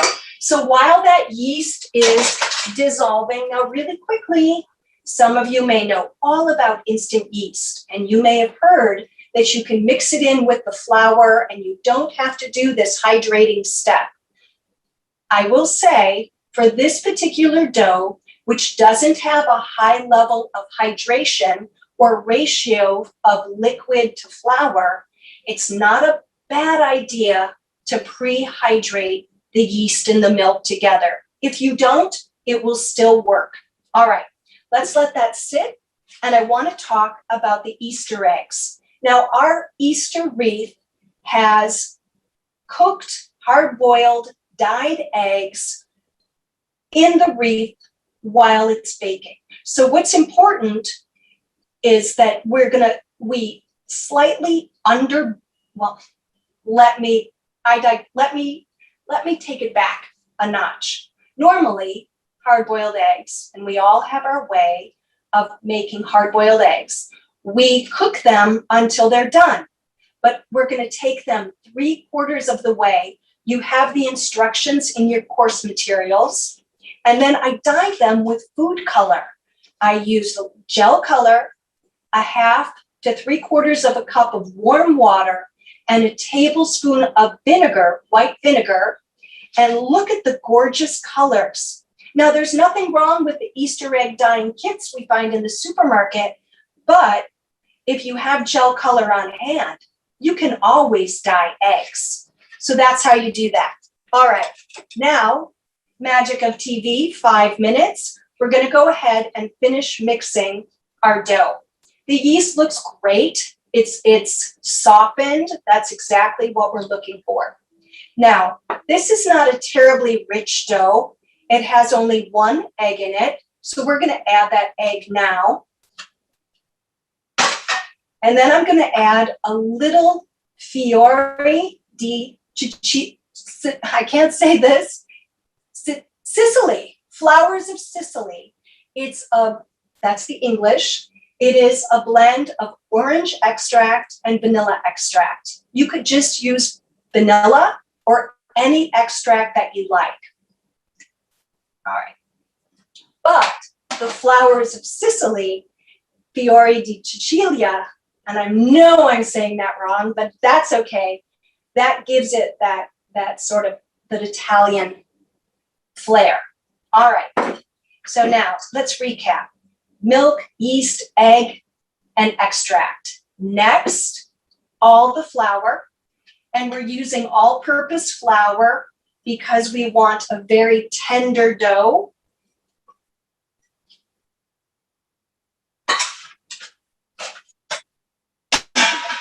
All right, then sugar.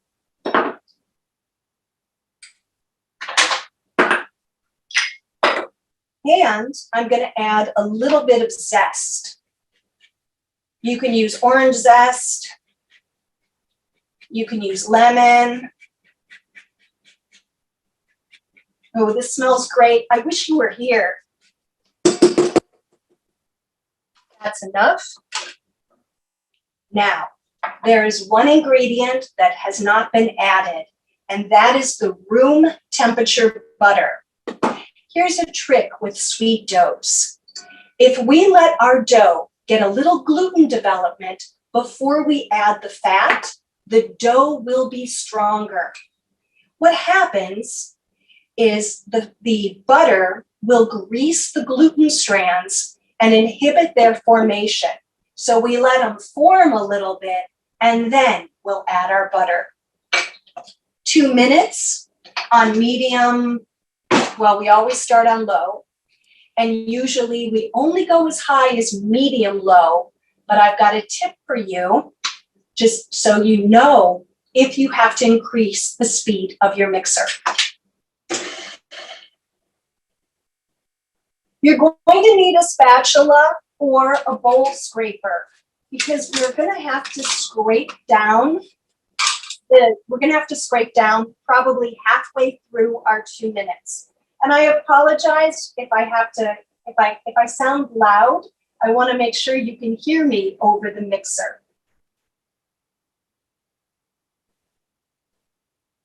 I'm going to stop and quickly scrape down.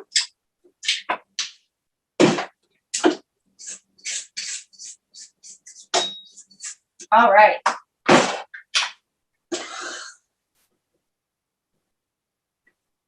Before we get too far, I just want to let you know, when do you know when you're mixing if you need to increase the speed slightly? Your mixer will start to whine. If you hear it whine, just increase the speed, maybe 1 notch, maybe a half notch. The mixer will quiet down and your mixing will continue.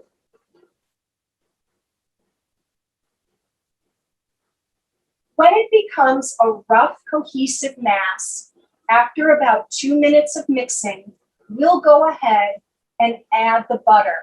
Usually I add it in 2 or 3 increments, and it's always best if it's room temperature. If it's cold, it'll just chip away in the dough, and you will not be happy.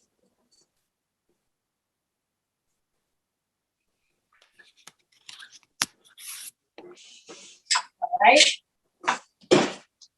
The other thing the dough does is it likes to climb up the hook. So it's important to scrape it off the hook if it does that. All right. That's been about 2 minutes, and that was a true 2 minutes, not a TV 2 minutes. And I'm going to add half of the softened butter. As soon as it's in, we're going to add the other half. Then the dough is going to mix for 5 timed minutes. And I'll ask Leah to feed me some questions while the dough is mixing.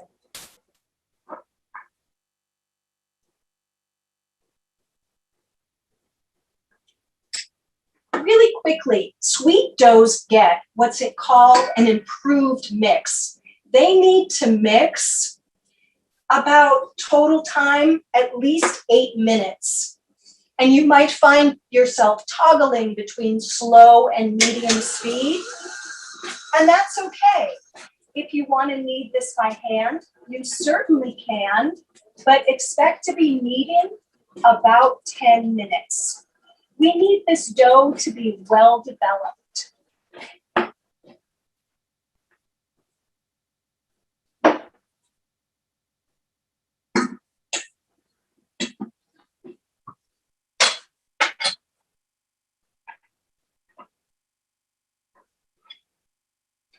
Tidy up a little bit here. Leah, any questions? Yes, I do have some questions lined up for you. So if you're ready, here we go. I'm going to start with one from Cheryl. Cheryl has a bread machine, uses it frequently for pizza and rolls to be shaped and baked. Would this work for this particular recipe? Yes, you could take it through the bulk fermentation stage. That would work great. Great. Nicole has a question, and this is really great if anybody else is just joining and missed the very top of today's project. Nicole has a great question from step number 1. Was the milk slightly warmed, cold, or room temperature? Excellent question. The milk was 80 degrees. So I took it out of the fridge and I just zapped it in the microwave for about 20 seconds. And I was very disciplined. I made sure it was 80 degrees, no more, no less. That's really important. And the reason quickly, I know I always talk too much and I apologize. If our liquid is too warm, it can compromise the final product as far as the crumb structure goes. If it's too cold, it'll still work, but the bulk fermentation and proofing will take longer because the dough is cold. All right, I've got 2 more questions at the moment. The next one comes in from Holly. Holly is asking, are there imperial conversions for measurements? This recipe is in grams right now. It can be put into ounces. What you're gonna do, it's an easy, and it's a good math workout for your brain. You take the grams, you divide it by 28.35, whatever it is, like 350 for the flour, divided by 28.35, and then whatever that is, if it's 0.4 or under, round down. If it's 0.5 or up, round up. So grams are the most accurate way we can measure our ingredients for baking. All right. So one more, Leah, and then we're gonna look at our dough. Perfect. This is something that might be jumping the gun just a little bit, but I want to get you thinking about this question now so that you're ready when we get to this step.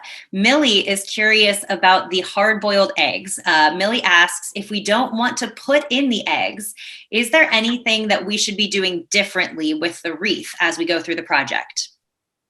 Millie, hold that thought. I have dough on the shelf below me. We're going to actually form a wreath, and we'll talk about with eggs, without eggs. There's just a slight adjustment if you're not using the eggs. All right, everyone. This dough is gorgeous. And I would say that was about 5 minutes. Now, if you would like, you can take it off the mixer and just give it maybe 15 seconds on your work surface. Oh, by the way, you want to have a buttered bowl ready. Usually the rule of thumb is the fat in the dough is the fat in the bowl. You can make a little song out of that if you want. All right.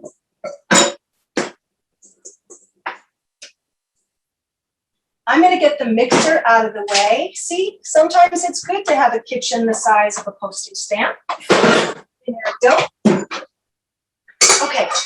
So I'm going to get this so you can see it. It's got good gluten development. It's strong. It's beautiful. And it's a real pleasure to knead. So you can just give it, it doesn't need much. And as I said, you could do it completely by hand if you like. We're going to push, fold, and turn here. Push, fold, quarter turn, push, fold, quarter turn, push, fold, quarter turn. And then if you like, you can go right, left, right, left, right, left. Stop, because this dough it's fully mixed, it's beautiful, and I'm going to anticipate a question. How do you know if you have overmixed dough? It will get tears and stretch marks on the surface. All right, now we're going to put the sweet dough in the buttered bowl, and I'm going to flip it. Cover this with plastic wrap.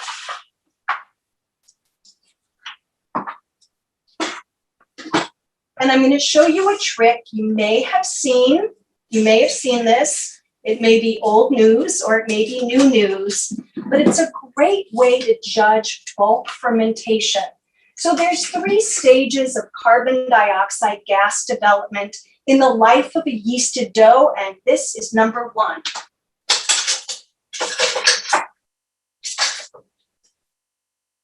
Sorry, I had to turn around there. But what you're going to do is you're going to take a marker and you are going to draw a circle where the dough is right now. And in my kitchen, which is on the warm side, this is going to take between 60 and 90 minutes to bulk ferment. But time is just a guideline. If your kitchen is cool, it might take longer.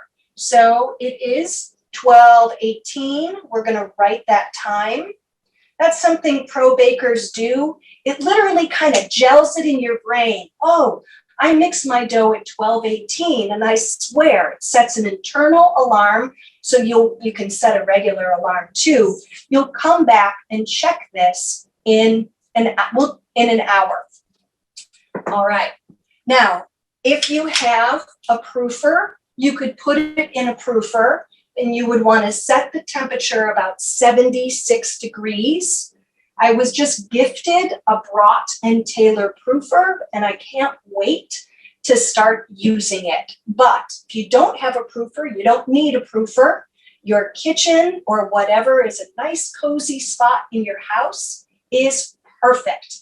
All right, magic of TV. Ta-da! So I set this up at 11 o'clock, and it's 12:19. And ideally, I would like this to go a little bit more, but we don't have time, so we are going to go with it. But you can see with the circle, you can see the movement of the dough, and that's always exciting. I have a very old school, old-fashioned trick for checking bulk fermentation, and that is to poke the dough. You poke it, and if there's a lot of springback, then your dough needs to bulk ferment at least another 15 or 20 minutes. Our springback is not too bad. We are also live, so we are just going to go. But in a perfect world, if I was just here by myself, I would put this, I would wrap it up again, set it and let it sit for another 15 minutes. Now, what would be too much? If the dough was lifting, it really lifted, really more than doubled, and the surface of the dough was very thin, almost looking a little translucent and full of like holes, then you're heading toward over fermenting, which is something we want to avoid. But try that tip with the circle. Check in an hour, check in 90 minutes. That's usually the average. And I know you're going to have success. All right, so now we're going to form our braid. Do you have time for just a few quick questions about this stage? Sure. This stage, Leah, generates a lot of questions. A couple of them are really quick. Tina just asks if you have a best surface that you recommend using to knead your bread. Anything but tile. Honest to God, I've had everything. The butcher block, this table is stainless steel, granite, marble, I would say most bakers, professional bakers, like a butcher block wood surface because the warmth of the wood, but really anything but tile will work. If you have a tile, just get yourself a nice pastry board, which hangs over the end of it has a lip for the counter, and you'll have an ideal work surface for your bread. Great question. All right, and only one more for the moment. You mentioned when you could see how the dough is overworked, and Kelly is asking, out of curiosity, can you save the dough if it has been overmixed? No. I hate to say no, because I usually don't say no. Well, Kelly, yes and no. The overall end result may be, the crumb structure may be a little chewier in the final result. So what you want to do, if you happen to overwork your dough, is make sure that it gets a good bulk fermentation. Let that gluten structure relax. So don't rush that stage. Don't let it over ferment, but don't under ferment it. Let it go. Draw that circle, let it come out of the circle, let it lift, let it truly double in size, and that will compensate for the over mixing of the dough. Great question. All right, that's it All for right. now, and we can keep moving. Okay, so I'm going to do a 3 braid.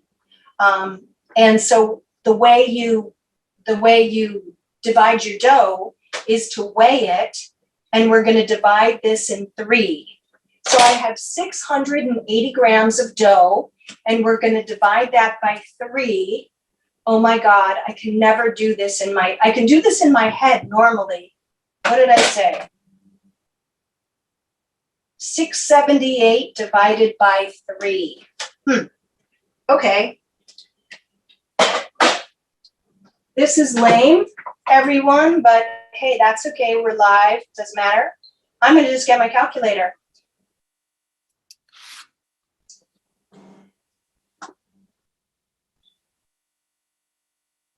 $2.26. Perfect. All right. So then we're going to divide this into 2.26.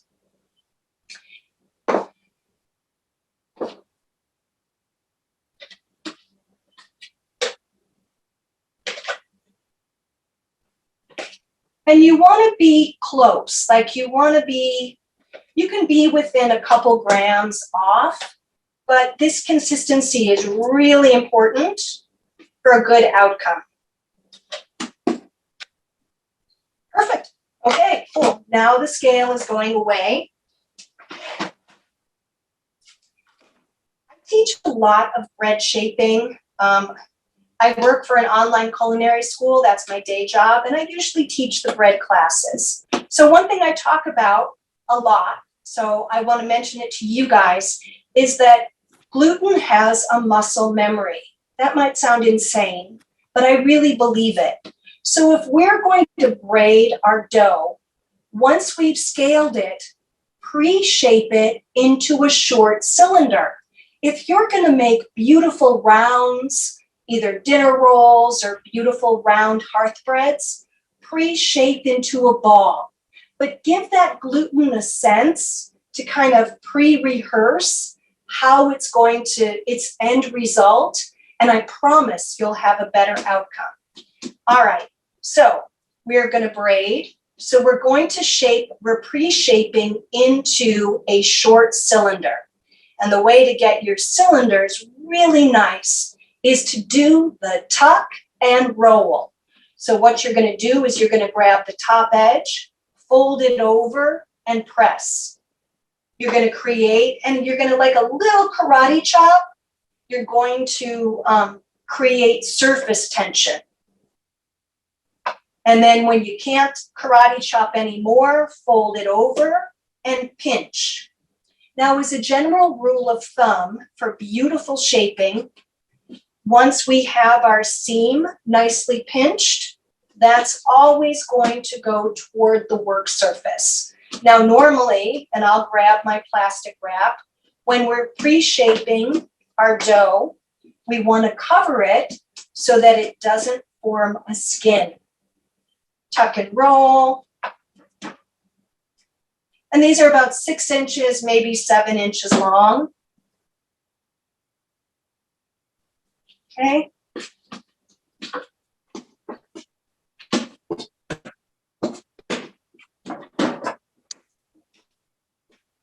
Okay. All right. Now we're going to let these sit a couple minutes, and I'm going to take some questions. Perfect. We do have a few to get to right away. So I'll start with Denine's question. Would this dough be good to use for a filled sweetbread? Absolutely. This is very, very versatile. You could use this for cinnamon buns, cinnamon rolls, sticky buns. You could do a beautiful ladder coffee cake out of this. You could make, honestly, I'll tell you, I'm between 50 and 100. And I remember going to the bakery as a kid, and there were sweet rolls made out of this kind of dough. And we really need to bring those back because they were just luscious. So you could make something like that as well. I teach a class on Craftsy called Danish from Scratch, and also advanced flaky French pastry. And there are some, even though those are laminated doughs, there's some nice shaping technique in those classes that can help you with a dough like this. You just happen, if you just, you're poking around Craftsy and you want to take a look, those are in there. All right. Sandra's got our next question. Sandra came in a little late, so I don't know if this was discussed. Sandra, don't worry, it hasn't been. So Sandra is living at a high altitude, Colette, 7,000 feet to be exact, and making dough is difficult because it raises too fast. Would putting the dough in the fridge help? It can, but before you put the dough in the fridge, reduce the yeast by 10%. And you can manipulate fermentation with cooler liquid temperatures when you mix the dough. So maybe instead of 80, use 75-degree water to mix your dough to compensate for the proofing being faster. So less yeast, 10% yeast. So for example, if this is 12 grams of yeast, you're going to 1.2, then you'll use 10 or 10 would be, you'll just reduce the yeast. Proofing will be faster, but you can save a little time, kind of like those, what you're saving when you're working at high altitude and things move faster is kind of those oh no moments, because product does proof more quickly, is just work with a cooler mixing temperature. And you of the liquid, sorry, I didn't say that as clearly as I would have liked to. And you'll find that's how bakers control fermentation in a production setting. So you might as well use it at high altitude. Absolutely. All right. I have two more questions if we can get to those two. Perfect. All right. Wendy is in with our next question. What are the advantages of covering the dough with plastic as opposed to a dishcloth? Oh, I love that question. And believe me, I collect dishcloths. There's in the closet, I have a beautiful collection of them. And then I have my everyday ones too. The problem with a dishcloth is it doesn't block enough air. So the dough can still form a skin. And if your dough forms a skin, you have to literally pick it off in order to get rid of it. If our dough forms a skin and we shape it back into the dough, depending on what stage we're in, that texture, those dried out bits of dough, they're never going to rehydrate. I mean, I know that we have the image of the bread in the windowsill with the flour sack towel over it. But honest to God, plastic wrap, and I really try to really be the most sustainable baker I can be, is best. And actually, I will reuse this. And I'm going to tell you, I know, where I'm telling the world, when I reuse plastic bags or plastic wrap that has been maybe, that's touched anything raw, I'll fold it up, put it in a Ziploc bag, and I store it in the freezer. There's no bacterial growth at 0 degrees. So I can use my plastic wrap or my Ziploc bags over and over again. Now that may sound absolutely insane, but that's how I can live with using the plastic wrap, because the last thing I want is my dough to have a skin. All right. All right, last question coming for right now. Fran is asking about the technique you just showed us where you were making those cylinders. Can you roll dough for pretzels using this same technique? Oh, absolutely. Pretzels, baguettes, soft rolls, braided rolls, challah. That tuck and roll it's a game changer. You can see like the beautiful surface tension on the dough. How you pre-shape determines your final outcome. It really, really is a game changer. So I hope you guys like that. You can always reach out and let me know if you found that helpful, because I really believe that that this is the stage that determines whether or not we get that really pretty finessed result. And this is the stage that usually there's not enough room for in a cookbook or a blog or even, to really explain. But I've had jobs where I literally was shaping hundreds of baguettes a week, and they had each one, of course, had to be perfect. So use it. All right, let's braid some dough. Now, braiding dough is so much fun. It's a lot like braiding hair, but when we braid a wreath, we have a better chance of getting our nice round shape if we use a round pan. So this is where your pizza pans come in very handy. All right.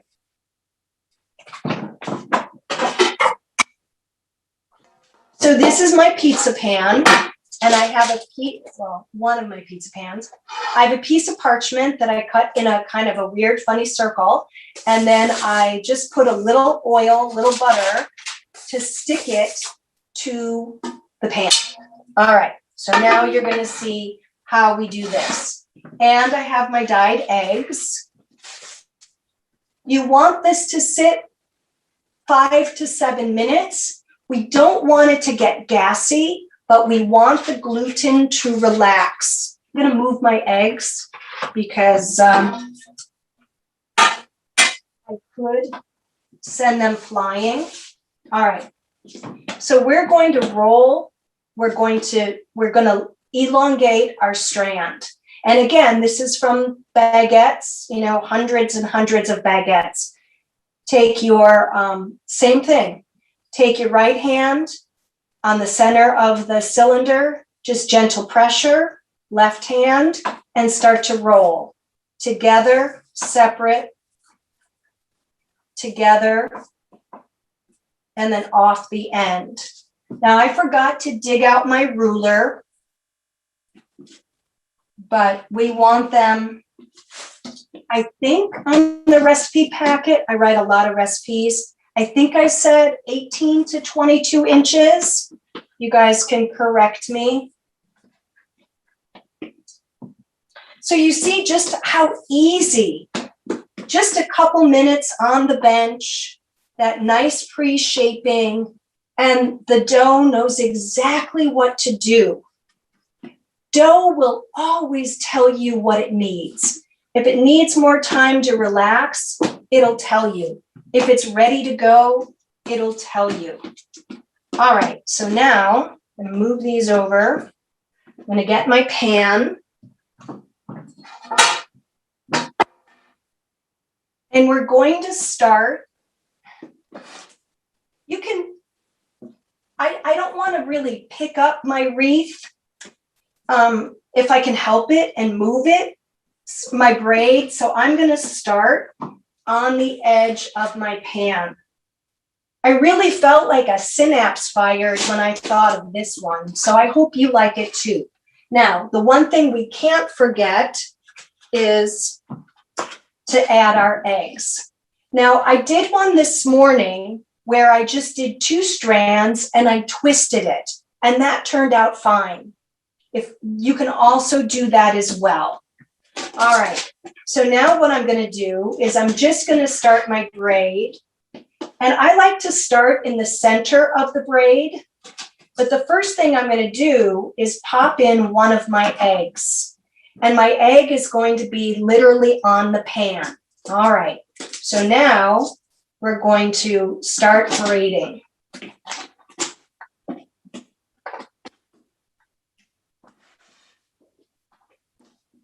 All right, you guys, let's see. And then I don't want to get too much further, and I'm going to pop in another egg.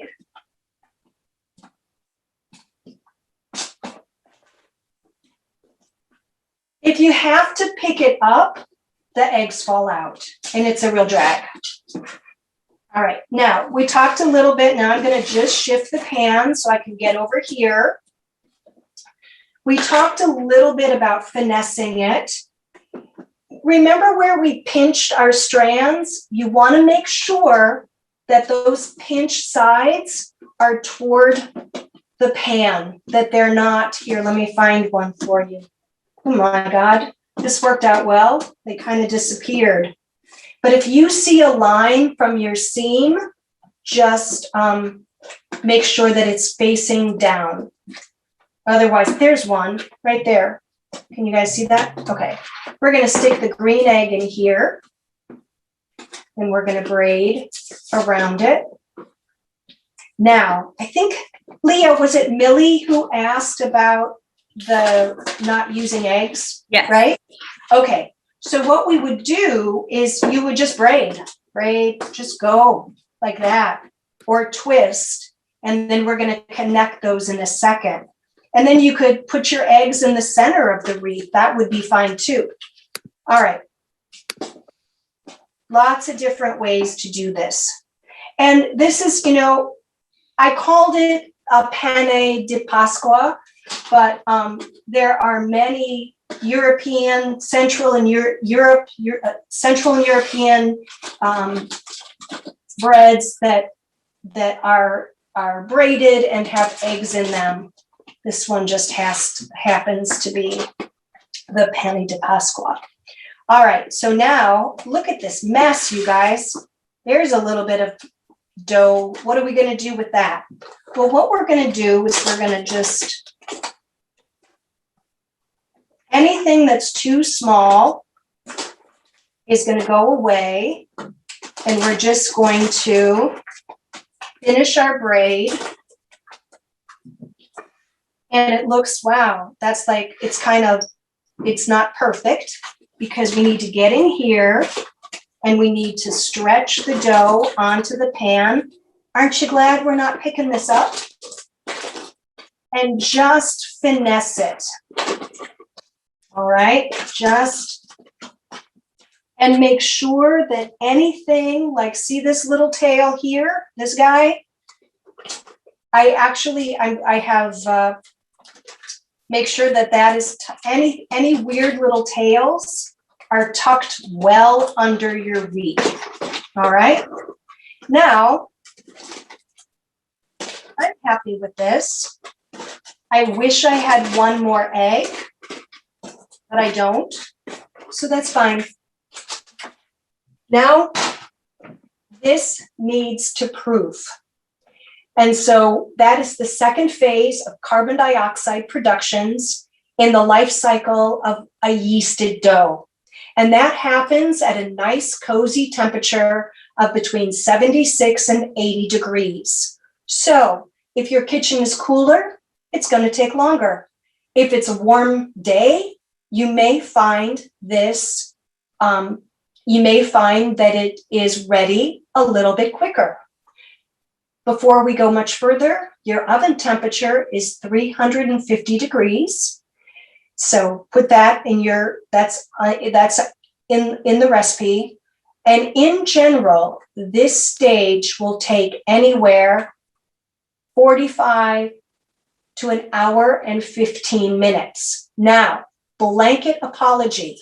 I do not have one ready to go to show you. So I'm going to try to explain in the clearest possible way. Some of you who have taken my classes, you've heard this before. You can start laughing now. All right. So, and this needs to be covered. So I'm going to just reach up.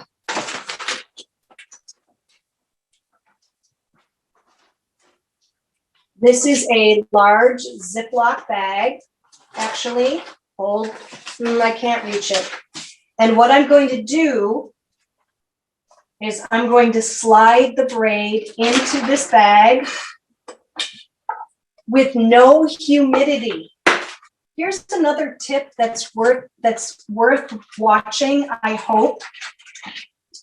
And that is when you do a braid, you want to proof with only the humidity in the air, because any extra humidity, that moisture can cause your carefully detailed and defined strands to lose their beautiful shape. All right. So my guess at this at this kitchen temperature in about an hour. As I said, you can start laughing. What I'm looking for is this is going to look like it took a breath and held it. When you squeeze the sides, there's no spring back. If you're really unsure about this stage, take a photograph of what your dough looks like after shaping so that you can compare. Unfortunately, when it's shaped, we can't draw a circle like bulk fermentation. And this is the stage that many bakers really have questions about. So to recap, it's going to lift, kind of like the choir when it's getting ready to sing, or an orchestra when the conductor is like, let's go. And then also when you squeeze the sides, no spring back. And lastly, the surface of the dough will look slightly stretched, not a lot, but just a little. When you get to when it's ready to bake, oven is 350, you're going to brush it with egg wash, which is 1 egg and a good pinch of salt, 1/8 of a teaspoon for those of you who like to be exact. You're going to mix that really, really well. And then if you really want to make a gorgeous egg wash that brushes on like glass, you're going to strain it. All right. Egg, salt, whisk till it's gorgeously smooth, and then strain it. And when your wreath is beautifully proofed, egg wash it and pop it in the oven. We have one that's finished. I'm going to get this one out of the way. Leah, I'll take questions. Great. We have a question coming in from Diane, and also Art had a very similar question. So I'm going to kind of combine them together. Diane started by asking, would using a piece of stoneware be as good as, better, or worse than the metal pizza pan? And Art was curious if this could be done with, say, a half sheet pan as well. Oh, yes, absolutely. In fact, up until this morning, when I had that thought to use a round pan to make it a little bit easier to shape, because I was fighting the half sheet pan a little bit.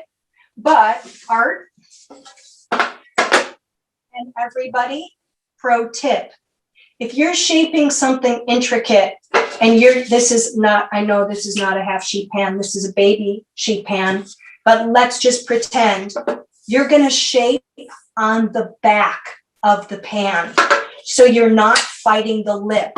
So parchment paper, a little bit of grease to stick the parchment paper to the pan, and then you would braid on the half sheet pan. It's going to work just fine. Now, the reason we do the parchment paper, I've never been a big fan. This is aluminum, and of course it's food grade. It's a pan. But I'm just baking directly on aluminum makes me really squeamish. So a piece of parchment paper to protect, I think, is a great idea. So that's why. All right, now the stoneware. Now, Leah, are we talking something like a melange, like a ceramic? The problem with ceramic, and you guys may notice this like when you make pies, in a beautiful ceramic dish, it doesn't conduct heat very well. So I would be a little wary of baking my wreath in a ceramic dish. Now, what about a pizza stone? Tina has added that in. Would that work? Great question. Too harsh. That's too much heat for this dough. Because it's enriched with eggs and sugar, I mean, you could, but I really feel it needs a pan to sort of cushion the heat, because a pizza stone always holds more heat than it always holds more heat. And actually, if you guys want a really great tip, if your oven isn't terribly consistent holding temperature, you can keep a small pizza stone on the bottom rack, and it really helps even out your temperature.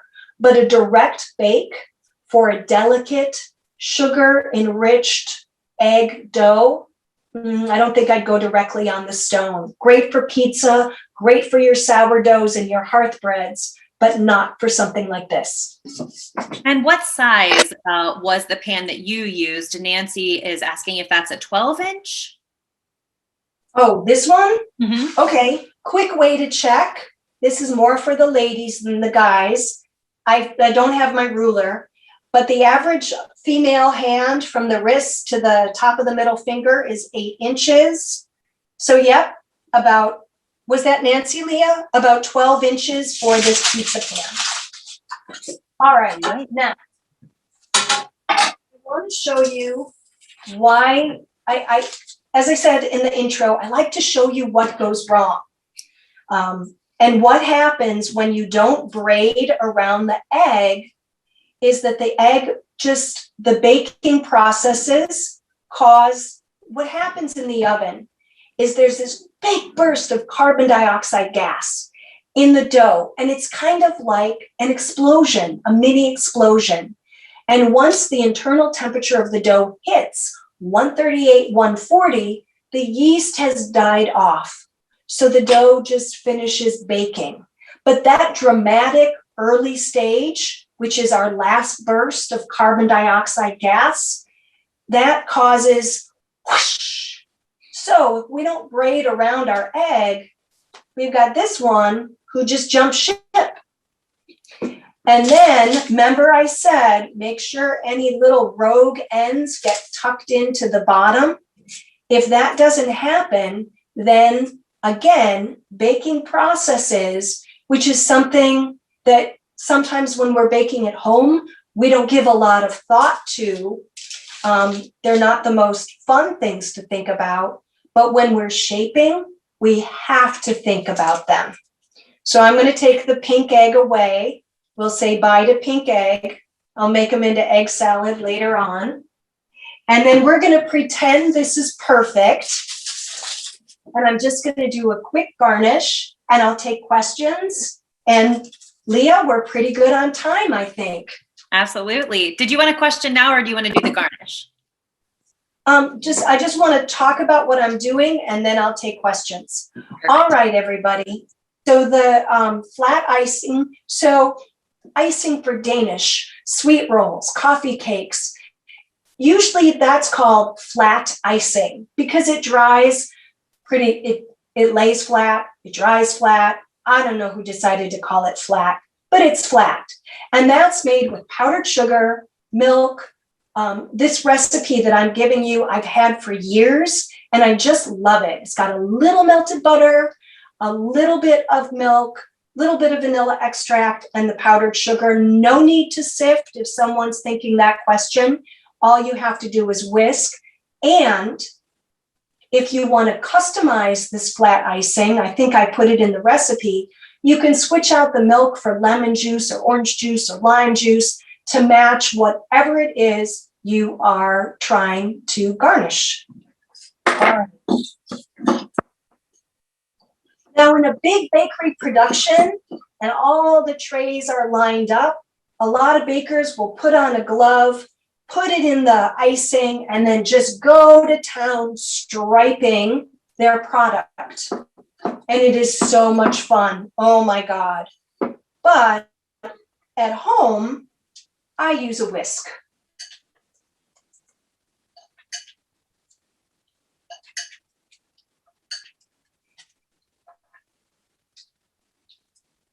If you have leftover icing, it'll keep in the refrigerator for 5 to 7 days. And isn't icing just a miracle?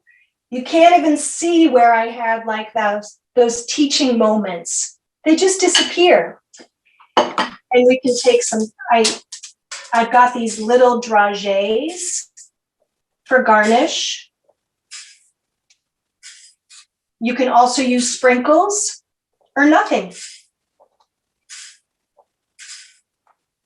All right. So that's it.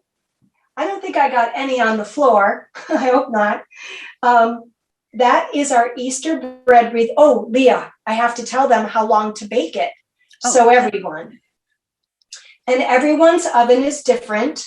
So baking times are a guideline. And those of you who, if you follow my website and the recipes that I put on my website, or even my recipes for Craftsy, I really like to tell you, start checking in blah, blah, blah minutes, all right? Because everyone's oven is different. So 350 degrees, this can take, it's pretty good size.